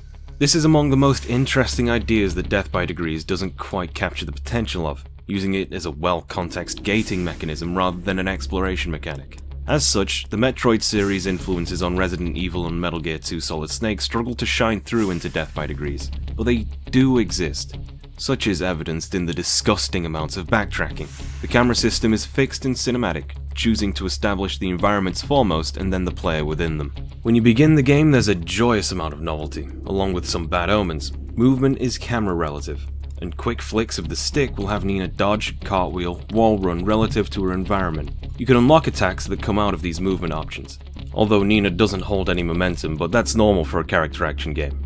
The right analog stick is responsible for attacking and blocking. A tap of the right stick in any given direction gets a quick jab relative to the position on camera, and Nina's animations compensate for a facing direction, by jabbing or donkey kicking. It makes it look somewhat natural in motion. If you see a red health bar to signal an enemy's intent to attack, or a boss winding up, you can do a quick tap in their direction to block. You get a window of opportunity to attack usually in these instances. Holding L1 puts Nina into stance, and a range of motions on the right analog stick combined with the movement of the left will allow for more complex and varied attacks with launching properties and variable height relative to who you're fighting. If an enemy is to your left, you can hold L1 and left on both sticks to do a tumbling attack. This is one of the few attacks that hits grounded enemies. Quite ironic for Nina, but herein lies the first few traps. The rip-off Resident Evil game cinematography doesn't have any consistent northern focus between shots. Often you'll walk into a room and the camera will be planted firmly against a wall to establish the hind limitations of the room you're in before you can explore it, and to look at Nina. However, it creates a deep sense of foreboding as you cannot see into the rest of the room without moving first, which doesn't quite make sense as an emotion when Nina's meant to be a femme fatale in her own action game. The camera shots, outside of their practicality pointing out things to the player, don't often serve a cinematographic purpose that makes any amount of sense.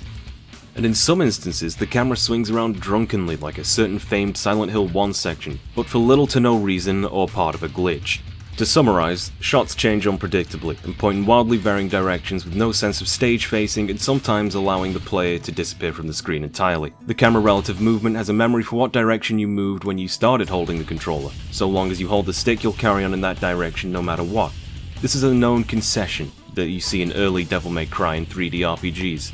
Dodging, or more complex movement, requires you release the left stick in order to quickly tap in a direction, and it's really not uncommon that a changed shot interrupts your input and you go in a direction you hadn't intended. In fact, it happens frequently. Now, you may have been able to predict where we're going with this explanation. If this happens for a directional input on the left stick, it happens for a directional input on the right stick. And yes, the camera shots will change mid-combat, frequently as you get crowded. Nina's command inputs are very slow and drawn-out animations that barely make them viable as is, combined with a lack of lock-on and the time it takes to actually throw out these inputs on the analog stick. These slow-ass moves are going to get you killed, especially as the difficulty ramps up. Ape Escape has a 3D camera at all times, with a strong focus on the player camera recentering, given manual control is on the D-pad. In this way, the camera can move around environments dynamically, but it lingers and slowly pans.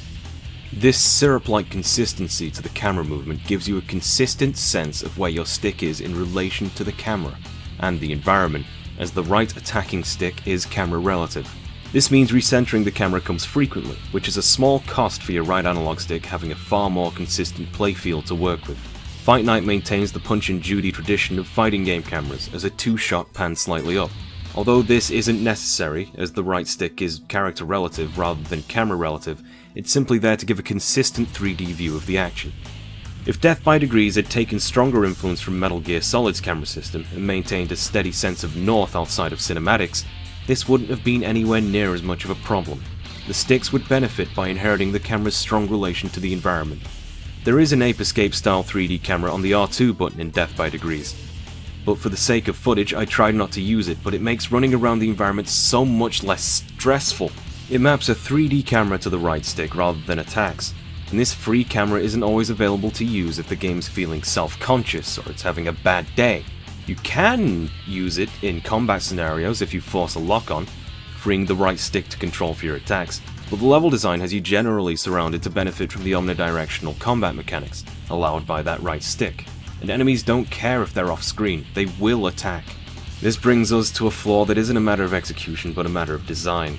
As I've said before, the speed of inputting on a stick is slow, there's more travel time than a D-pad, and the flow of the stick is an interpretation of messy analog motion into binary, so that translation process is inherently imperfect for something so precise. In Fight Night, there are only two players against each other, which allows for this slow speed based on a fair mixture of prediction and reaction.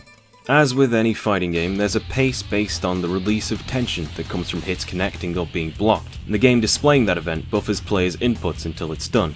For that brief moment, inputs are delayed, and that staggers gameplay between moments where input matters. It's a very controlled flow of action. You have a point of time called neutral, where both players are free to create inputs, teasing one another and playing the very brief mental games to generate and claim opportunity. After that input, there's a moment of surveillance at what your or your opponent's actions have done, and the limited consequences of that action you performed, a whiff, block or hit. This reactionary period of time doesn't have a formal name, but we'll call it situational. In that moment of time, there's a chance to recognize the effectiveness of your action, and if there's a follow-up opportunity, or if you've made a mistake. In that period, you understand exactly how you could react to that opportunity or mistake based on the restrictive options you have. Within this, you input a reaction that's going to be defensive or offensive. that will either loop back into several of those situational times, or will restart back to neutral. A fighting game works very well with the latent inputs of analog sticks when both players are forced to deal with the same limitation. For a single player game like Ape Escape, your primary primate prey generally abscond, abdicate and avoid you. When enemies and chimps do instigate or retaliate to your presence, it's extremely telegraphed with cartoonishly long wind-up. Enemies are sparse within the wide open pathways and fields. Their AI cycles are extremely predictable and have long cooldown times between attacks. The pace of the game is deceptively slower than most other platformers, and especially a fighting game. The protagonist's movement design doesn't maintain momentum like 3D Mario, and even primary attacks plant their feet in place. As you chase the monkeys, opportunities you try to take will either be successful or lose you ground as a very soft punishment. As the difficulty rises, retaliations become more likely, and squandered opportunities begin to result in lost health against certain monkey types. In this way, the player has a very relaxed sense of the game in its comparative neutral. You can easily break down Ape Escape into its 3 phases. Tracking, using the monkey radar gadget or environmental cues to try and find a target. Prowling, determining your best approach, sneaking up, finding vantage or sniping from afar. And finally, attacking. The game bursts into a relatively fast pace as you sprint toward your chimp target and use whatever gadgets necessary to take them down. Or if your prowling prowess is good enough, it can last just an instant and suddenly deflate all tension as your plan goes perfectly. Death by Degrees level design is very double-edged. In order to make full use of Nina's juggling and wall movement mechanics, the corridors are quite tightly packed and enforce confrontation. At least the enemies tend to be as on-screen as you are, but as the difficulty curve rises, the enemies take their turn less. The game becomes a gangbang.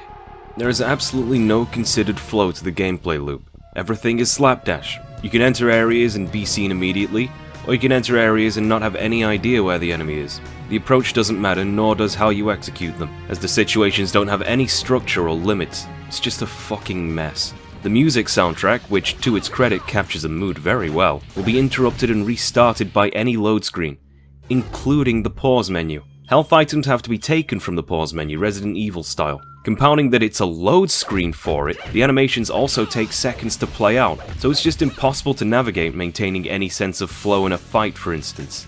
What Death by Degrees has that the other two don't is a more focused scenario design, at least for the first half. Since this is Resident Evil on a cruise ship, this game is made up of lots of little event loops and shortcuts. The layout is memorable, as rooms are designed to fit within the shape of a nice big boat. A disgustingly ornate boat, but nonetheless it really works. I must say, for as absurd as this place looks, it's extremely well realised. What sets it back is how robotic and uncomfortable Nina looks when she performs any amount of movement. How the designers make you move within the boat also adds to a sense of place. For instance, you have the fingerprint scanner. As you enter the main hub area of the ship, this bar looks pretty interesting. You go through the back and see blood all over the floor, to a door that requires a fingerprint. You wander around the other side of the hub, and you have to jump down an unpowered elevator, locking you in until you find a way out. In this pit there's a small computer room, locked by a fingerprint, a dead body with a fingerprint, a vent to crawl through, caged behind a conventional key, and at the farthest end, a fingerprint scanner. With the scanner you can piece together that scanning the body will let you into the computer room and power the elevator. However, there's also a key to that caged air vent which leads you directly back to the back room of the bar, to the first door you couldn't unlock. This kind of consideration and careful tutorialization is a sign of serious effort put into trying to make this a good game. You start off in your own quarters, a glorified jail cell, and you continue moving upward through the social structure of this weird liner, and deeper underground to find its more creepy facets. Nina takes battle damage to her clothing at set points in the game like Leon did in Resident Evil 2, but here it's more aimed at titillation, as she goes through several different donated and stolen outfits by the end of the game. At one point you even have to strip to get past a metal detector. Shit, they actually give her a bit of a snarky personality this time. It's a level of quality that steeply declines as difficulty increases and the scenario gets sillier, cycling its throwaway minigames more rapidly as the game concludes, and the weapons you can equip gaining more focus as you can hold more, using them generally to just make fights fucking stop. There's a stop-off at a labyrinthine military prison, where the considered design simply falls apart entirely. The place looks as dull and boring as it should do. The lack of knowledge of the exterior wall shape, and how these rooms don't fill out those walls, leads to every area feeling suspended in entirely different instances rather than coming together to form one building. This could be considered intentional, and the developers do seem to know this, as you get thrown back in the ship, and now every area is a gauntlet.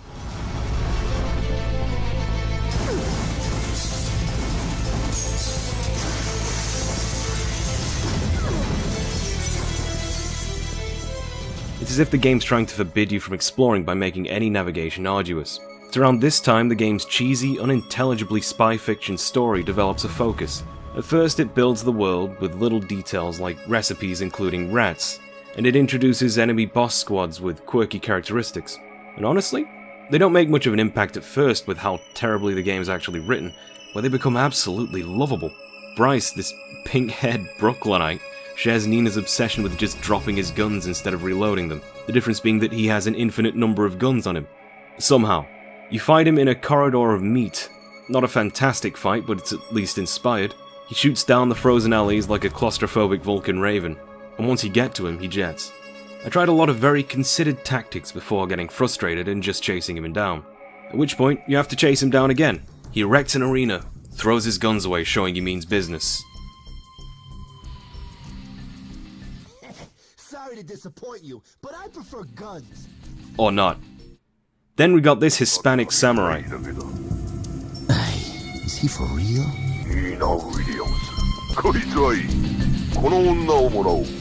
Dozo. Sashiagemasu. As a corpse, that is. That's Steve Bloom, speaking Japanese to Heihachi Mishima in a really, really bad Hispanic accent. These are the fucking highlights. You can see the complete disregard for taste in favor of fun that would one day be seen in Platinum's Metal Gear Rising Revengeance. But all the fights in this game are a frustrating mess as you fight both them, the controls, and the camera. And unfortunately there's only 2 charismatic bosses here, who get about as much time dedicated to them as a villain of the week. The game wants to put more focus on this bitch who gives Nina drug-spun hallucination boss fights inspired by traumatic events in her past. This is an amazing idea, but like controlling the game, everything else to love about Death by Degrees is spoiled by its execution. You have to play escort to baby Nina and protect her from zombies, for some reason. Then both Nina and Anna on a rematch. And each time they take damage, Nina falls over and wastes time being dramatic. This isn't explained outside of the game over screen, and the RE-style save system means there's travel time to get back to the fight. The grim flashback is reiterated several times through the game, as if there's more story to tell. But that her father died protecting her is literally as far as it goes. Oh yeah, Anna Williams is also a boss.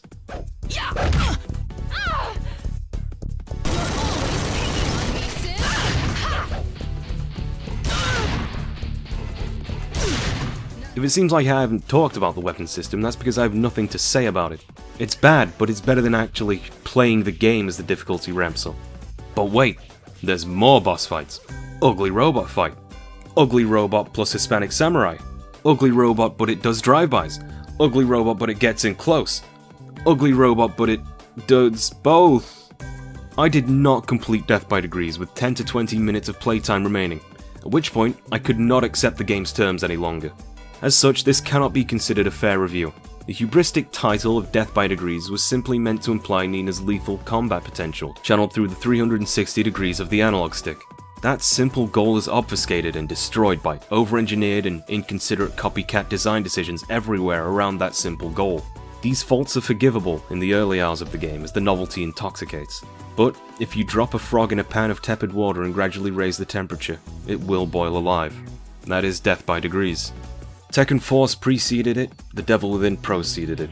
Both are more enjoyable and interesting experiences. And some of those design decisions made in Death by Degrees, even the questionable ones, would go on to influence Tekken 6's scenario campaign.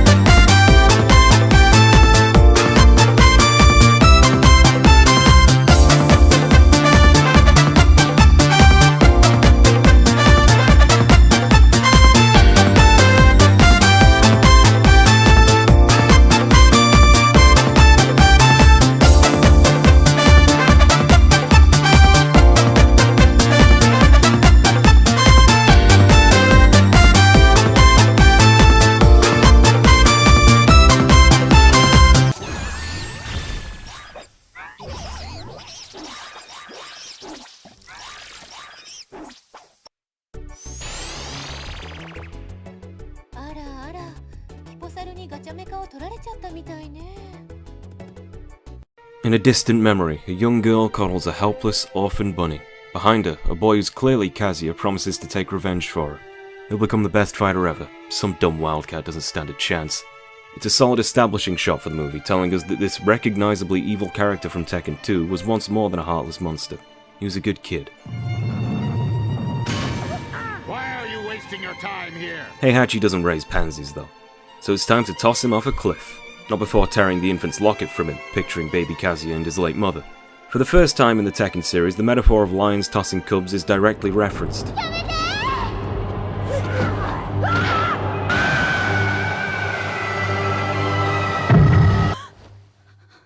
That young girl was Jun Kazuma. Damn, baby grew up.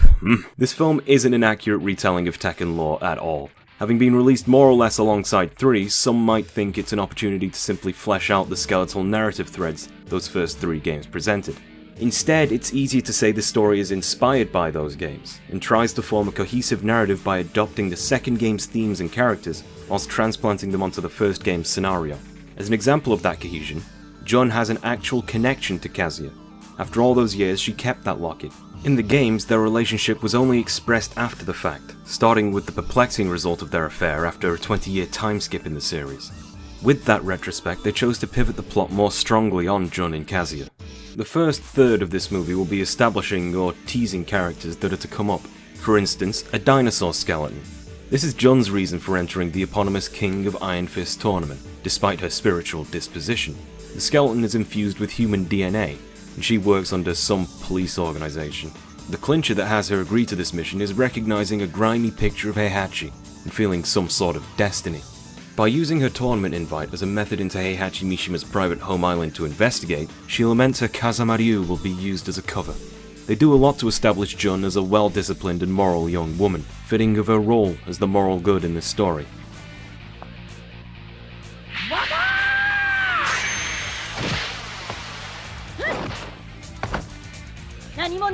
Lei Wulong can't chicken a parry, but thank God he's here. In contrast to Jun being recast as an unbearably straight-laced investigator, Lei is now a dirty cop. I mean, not hygienically, but his methodology. He's brash, sexist, and breaks the rules. Even I'm falling for him. Using US military surveillance satellite data, he somehow ascertains the dimensions and utility of a giant underground weapon testing facility on the island this tournament is taking place.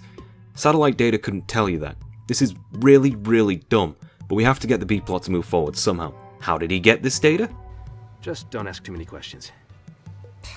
My favourite part of his character is his dry reactionary quips. As a protagonist of the B-plot, Lee has a disguised cynicism that helps him deal with the larger moral implications of what he's going to walk into, that a character like Jun couldn't understand the nuance of.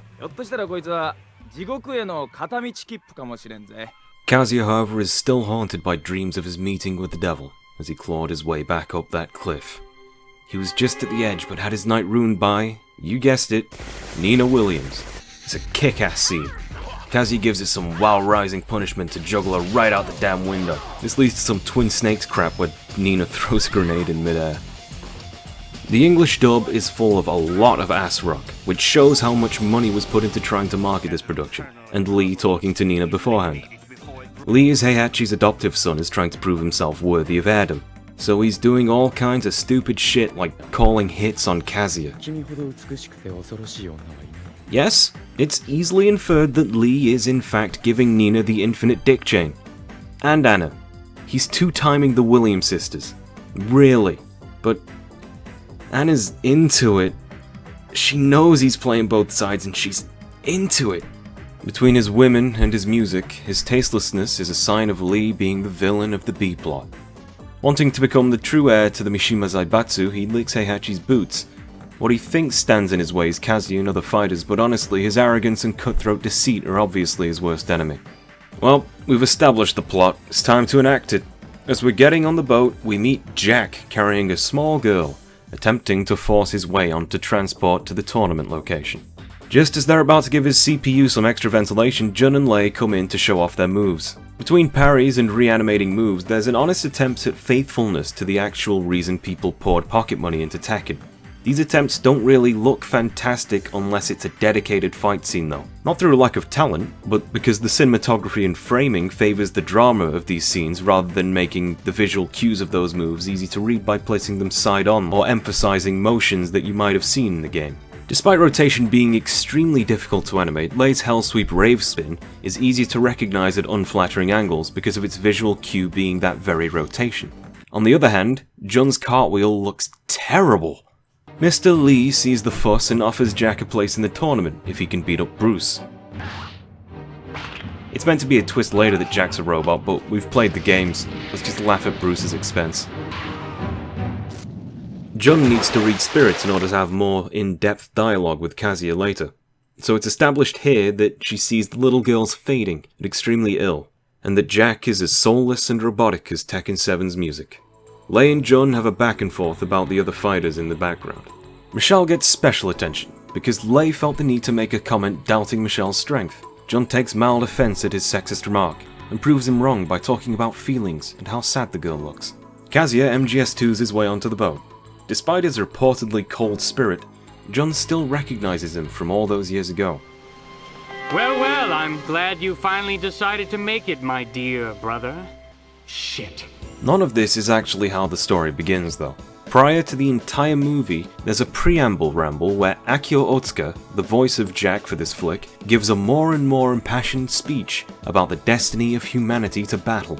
We don't fight for religion, justice, wealth, power. Fighting in this narration is a genetic instinct honed over billions of years of evolution. In fact, Otsuka tells us that higher callings and wants are but mere excuses for us. Justice, righteousness and God, and all else are just a path for our genetic disposition of battle to express itself. It's a worthy theory, and it's almost convincing until this voice starts to shout that one's flesh screams this reality, and if you don't allow those vicious instincts to take you over, you'll rob yourself of humanity's one irrevocable truth. This entire speech isn't relevant until we're actually on the island, and I think opening the movie on this speech is far weaker than the surprise of seeing a more sensitive Kazuya. It was kind of advertised as a vacation home, but it feels more like they're being shipped to a 5-star Guantanamo. Lee correctly identifies that they'll have to infiltrate the base as the tournament starts the day after. Kazuya's spending the night getting hyped up to beat Heihachi right in his stupid handlebar mustache. That anger's surging through him like a cancer, the scar on his chest emblematic of the scar on his soul. Enter Jun, who reminds Kazuya who the hell she is by presenting the locket Heihachi ripped from his neck. Jun had no way of knowing Kazuya would be on this island, yet still took the locket. This shows how haunted she is by that experience. So is Kazuya in his own way. This might be the only time Jun expresses some imperfect traits. She takes offense and actually tries to goad Kazuya. After Heihachi dropped him like a hard combo, Jun searched all over for the child. Apparently the adults didn't believe her or didn't care, so she was on her own. And after all that time, she finally finds him, and he's a cold, hate-filled piece of shit. You don't know anything. I know for a fact that was the only shirt Kazuya had. He's lucky he has no nipples. This is his cue to tell the story of how the only thing holding him together as he bled out, crawling up the cliff face, was the idea that he could kill his father to get revenge. And ever since, that's been the greatest reason to live he's ever had. Jun obviously says it's wrong without giving much reason, and it's enough to instigate a fight between the two. Despite her training, she knows Kazuya is a fearsome foe, but Kazuya's not allowed to pound Jun just yet. Because of, you guessed it, Nina Williams. Nina loses the high ground and goes to a knife to finish the job. Whilst only Kazuya is portrayed particularly accurately in style, the choreography and animation here is really fantastic. The balance of power is told with height, and Nina very quickly is brought to her knees. Speaking of being brought to your knees, you guessed it, Anna Williams! Ah, this must be where the whole rocket thing came from in Tekken 5's opening.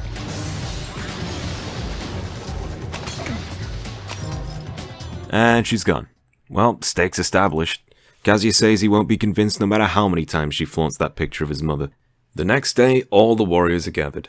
Everyone looks just a little bit off. Yoshimitsu, Armor King, and Michelle make it out best. Jack, Kazuya, Bake, close enough I guess. Law's haircut in particular, it doesn't look great. And Paul looks albino. The fanbase has always voted Gon as the strangest guest character in the series, but they often overlook Tony the Tiger and his amazing low health comebacks. Lee gives an overcomplicated explanation of how the tournament works, but here's the lowdown. The fighters go into the forest and fight. Heihachi is waiting in his pagoda. Handlebar Mustashima is pleased that Kuzi is here. Kazuya reminds us that he's hell-bent on patricide. Lee, however, is thinking of his experiment, and his plan will elapse further into this production. This is payback! It's that girl.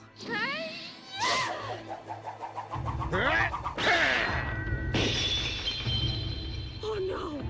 You know, everything in me wants to leave this scene as the absurd meme that it is, but I'd really be remiss if I left this stone unturned. Michelle, who in the games is an enlightened, nature-loving hippie, is trying to assassinate Heihachi. She finds the best course of action would be to announce her vague killing intent. This should have gotten a shot on the spot by the swarm of guards, flanking her in every direction, but they don't, even though that's their job. Better yet, despite this tournament riding on Heihachi's participation, not even Kazuya saw fit to stop her. Then Michelle jumps 20 feet into the air, and this is to facilitate her weapon of choice, a throwing axe. It's among the most peculiar choices of weapon given its poor speed and relative inaccuracy. In the intermittent moment of the axe's travel time, Heihachi's entourage do nothing but gawk at the audacity of this bitch. The ineptitude around this entire scene shows Michelle's assassination attempt might have miraculously worked had Heihachi not been prepared to catch it with his teeth, and then break through hardened steel with his teeth. And after witnessing this superhuman feat, her immediate reaction is... Would you believe me if I said this made more sense in Japanese? That vague killing intent she gave earlier was poorly translated, likely to facilitate the lip syncing. The nature of exposing the open feud shows that she's doing this as a display of some kind of honor, which in turn explains the theatrics of this assassination attempt. It's an admittedly Japanese sensibility. The absurdity that nobody would stop her isn't mitigated, but Michelle's actions within their own context function in that kind of Inigo Montoya mindset. As the tournament starts, Kazuya beats up Baek without a second glance because Japan hates Korea. Lee is monitoring the tournament from the comfort of a surveillance camera matrix, from the very underground base that Lei is sneaking into. They try to make an effort of showing Lei is not killing people, but I'm pretty sure he's killing people. Jack's also getting in on the body count. He reveals his motives for joining the tournament. The small girl he carries is indeed extremely ill, and the only person capable of saving her is the captured Dr. Voskonovich, laboring in this facility. Jack seems to have a stronger mission plan, so Lei kinda wings it and decides to snap pictures on this guided tour. Their movements have been detected by Lee, who takes it as his chance to scramble the defense squad and introduce some last-minute entrants to this hellish tournament. His owls warn him that Nina and Anna are still on the field. He muses that it will provide good data on the potential of the inhuman darkness he's about to release upon them. Ganryu dies for his crimes against sexuality. Unfortunately, Michelle goes from protecting her ass to getting it handed to her once she moves on to fighting Kazuya. Like, over and over. She gets god-fisted and juggled. He at least has the mercy to let her live in shame. Only now will the English version elaborate on her uncharacteristic angst in this movie. Heihachi killed her entire aboriginal village. Father slain, mother left to die. We even get a shot of some charred remains, an evocative image in post-war Japan. Even after this raw, emotive plea, Kazuya is unfazed. He does recognize the similarities they share, and an important difference. Kazuya clearly believes in the expressed philosophy of Heihachi and the initial narration, where might makes right, and only in battle is there truth. And the truth they've found together is that Michelle is brash, thoughtless to a fault based on her assassination attempt, and unprepared in training or power for the battle she intends on. He berates her for being a weak bitch, and then pimp hands her to deliver a finishing blow. His mercy is run out. Until Jun deftly blocks in Michelle's steed. This leads to her once again chewing Kazuya's ear off about how revenge isn't cool and she can see his heart blackening and the hatred is for losers. But if she ain't talking with her fists, then Kaz ain't hearing it. To him, there's no truth in words. They can't get fighting just yet because of, yes, you guessed it, invisible dinosaurs. We cut to Nina and Anna Williams. I have a surprise for you all. Their story is actually good in this movie. Anna's vitriol isn't senseless, her actions are well informed by motivations she exposits here. It's all drawn out for an inferiority complex against Nina, especially regarding their father's aggressive favoritism. With such a simple motivation, it quenches the questions of, but why though, that always pervades the extremes of their rivalry. Some dialogue implies deeper history than even that, There's a brief fight scene where Nina does one of her overpowered classic grapples before Anna attacks it with a knife. Nina's on the back foot, and this is when Anna decides to proudly admit she's taken Lee from her, claiming he felt nothing for Nina at all. This being said, she's in mortal danger because of Lee right this second. Whilst the ladies don't really have character arcs, their story does at least go somewhere. Anna's wasted her life trying to spite Nina, and this is told in a way that feels introspective to her character before she's finally led to ruin. They somehow maintain the petty two-dimensionality of this feud, whilst telling it in a genuinely interesting way, by at least having a universal morality that punishes her bitter revenge narrative in its hubris. Anna will now complete a trifecta of things I never wanted to talk about on this channel. The comedic rape with Marduk, the female NTR with Lee, and finally, Vor with Alex.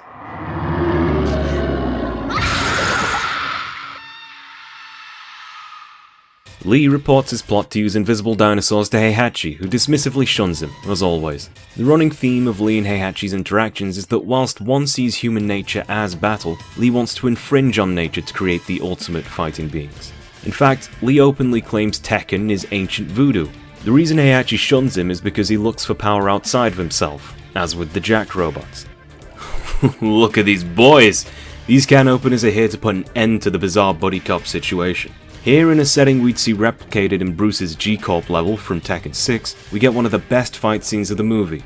Gloriously animated with smooth yet snappy hell sweeps, incredible directing, great anticipation in impact frames. It just makes you go, mmm. The lolly has a seizure, and Jack expresses some kind of stone-faced care, revealing the damage he took from the other Jacks. And the plot twist, that he's a robot. Moving on, to the left we'll see the test tube labyrinth of little embryotic Alexes. Pronounced in Japanese, his name reads Arexu, close to Dexu, or Rex. Roger, however, punches Lei. This might all seem stupid, but it serves a vital role in our story, when Dr. B walks out from the shadows. Among his specialties is gene therapy. This is how he created Roger and the invisible dinosaurs, and it's why Jack brought the child to him. Her disease is serious, and only the good doctor can cure it.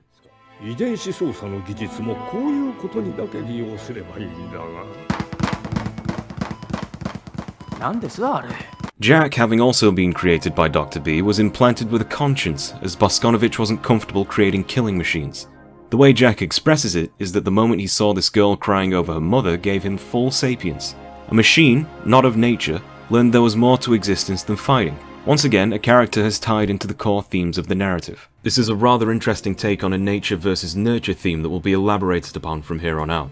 Whilst Jun and Kazuya can easily take the beasts one at a time, there's a harsher issue of being outnumbered by what seem to be genetically enhanced pack animals chipping away at them, and not being shy enough to take turns. But Kazuya Devil Ex Machina's the situation. He gets so edgy that he rips this Reptar in half. Displaying himself as the largest threat, he gets upped in the Rex Squad's prey priority list, only to get their brains punched out. The remaining reptile is given a good dose of fear and promptly disappears as hard as it can, much to Lee's dismay. For the third time, Jun puts a foot down, playing the angel on Kazuya's shoulder. In Japanese narratives, repetition and especially repeated phrases are often core concepts to a given story, and here it's establishing how firmly set Kazuya is on his ways, and how Jun is trying to save his soul. Lee finally takes matters into his own hands, and heads off Kazuya before Heihachi's ultimate pagoda. He promptly gets his discount Pegasus ass royally kicked, by both of them. Having his pretty boy face mashed by fist and ground, Lee decides to just kill his staff and activate the island's self-destruct sequence. Nothing he says makes sense. He's lost Anna and Nina, he's lost his Zaibatsu, he's lost his experiments, and it's all been at his own hand.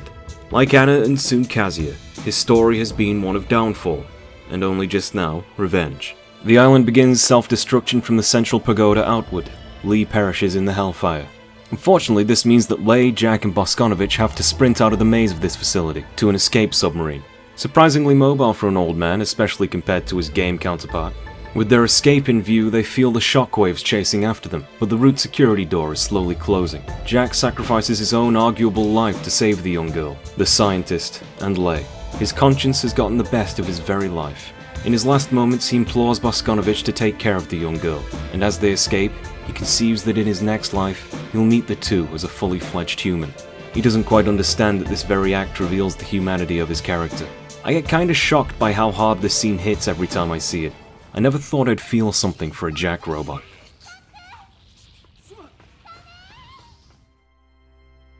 Up top, Hei and Kaz run out to engage in the fight the movie's been working up to all this time.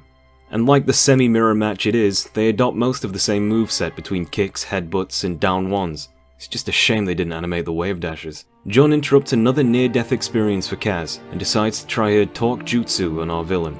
Why do you drop Kazuya harder than I drop electrics? Why is he selling weapons? Why is the world Heihachi's enemy, and not his own hatred? Shockingly, the old man has an answer. He discounts her pretentious words as justice and truth, and are examples of the sophistry that causes societies to fight meaningless wars, to do terrible things imagining a greater purpose. He even points out that some people mistake their own greed for truth.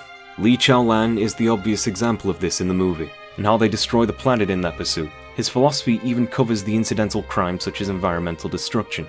His claim is that it's the world marching itself to annihilation, not him. Heihachi's plan, in the end, is to recreate the world, from its own ashes, and in a more honest image. A world guided by power, not for shallow ideals and platitudes. Part of that perfect plan was dropping Kazuya off the cliff so that he would hold the dark hatred of revenge within himself, and use it as motivation to seek true power. Power being the only truth that Heihachi sees, the Iron Fist. In his own backwards way, he has created a true heir to the Mishima throne.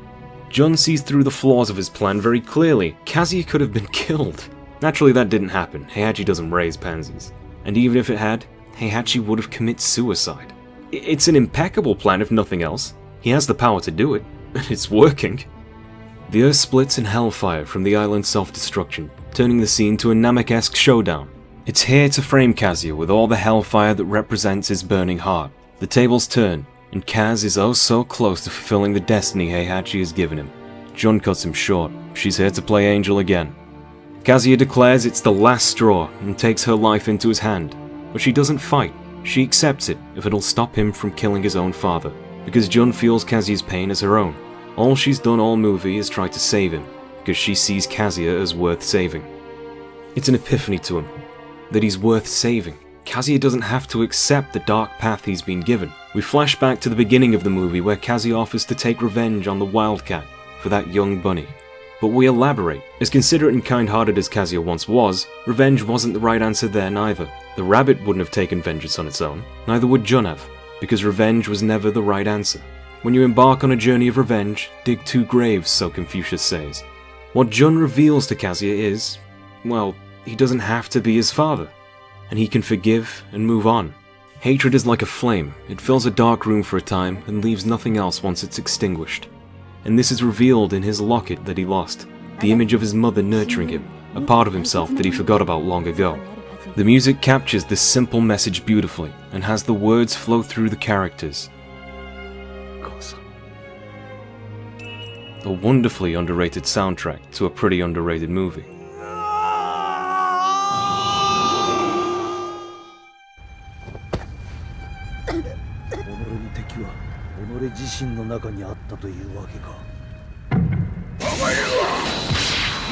The escaped submarine emerges with Lei to collect the defeated fighters, and it shows those remaining have scrambled out of the flames, saving one another. None of them were fending only for themselves. Many are carrying wounded. Nina is animated to draw attention to how she's now completely alone, a victim of circumstance entirely in this movie. None of these fighters were here to prove might makes right, and their goodwill shows through. Kazuya carries Jun from the burning fields. Heihachi catches a ride off the island before it explodes. The movie reveals the hidden depth and potential of what Tekken's story had at the time. Whilst ideas and concepts were used from the older games, the themes of this story's positive message would end up being elaborated further for Jin in Tekken 4. If we compare Heihachi's plan to Jin's in Tekken 6, it has internal consistency, some half-blind validity, and a more satisfying mystery and reveal. Certainly better than veiled misanthropy. Kazuya received a redemption arc personal to him, empowered by a maternal figure, a running theme since Tekken 3 and this movie. It's a redemption arc that Kazuya would never receive truly.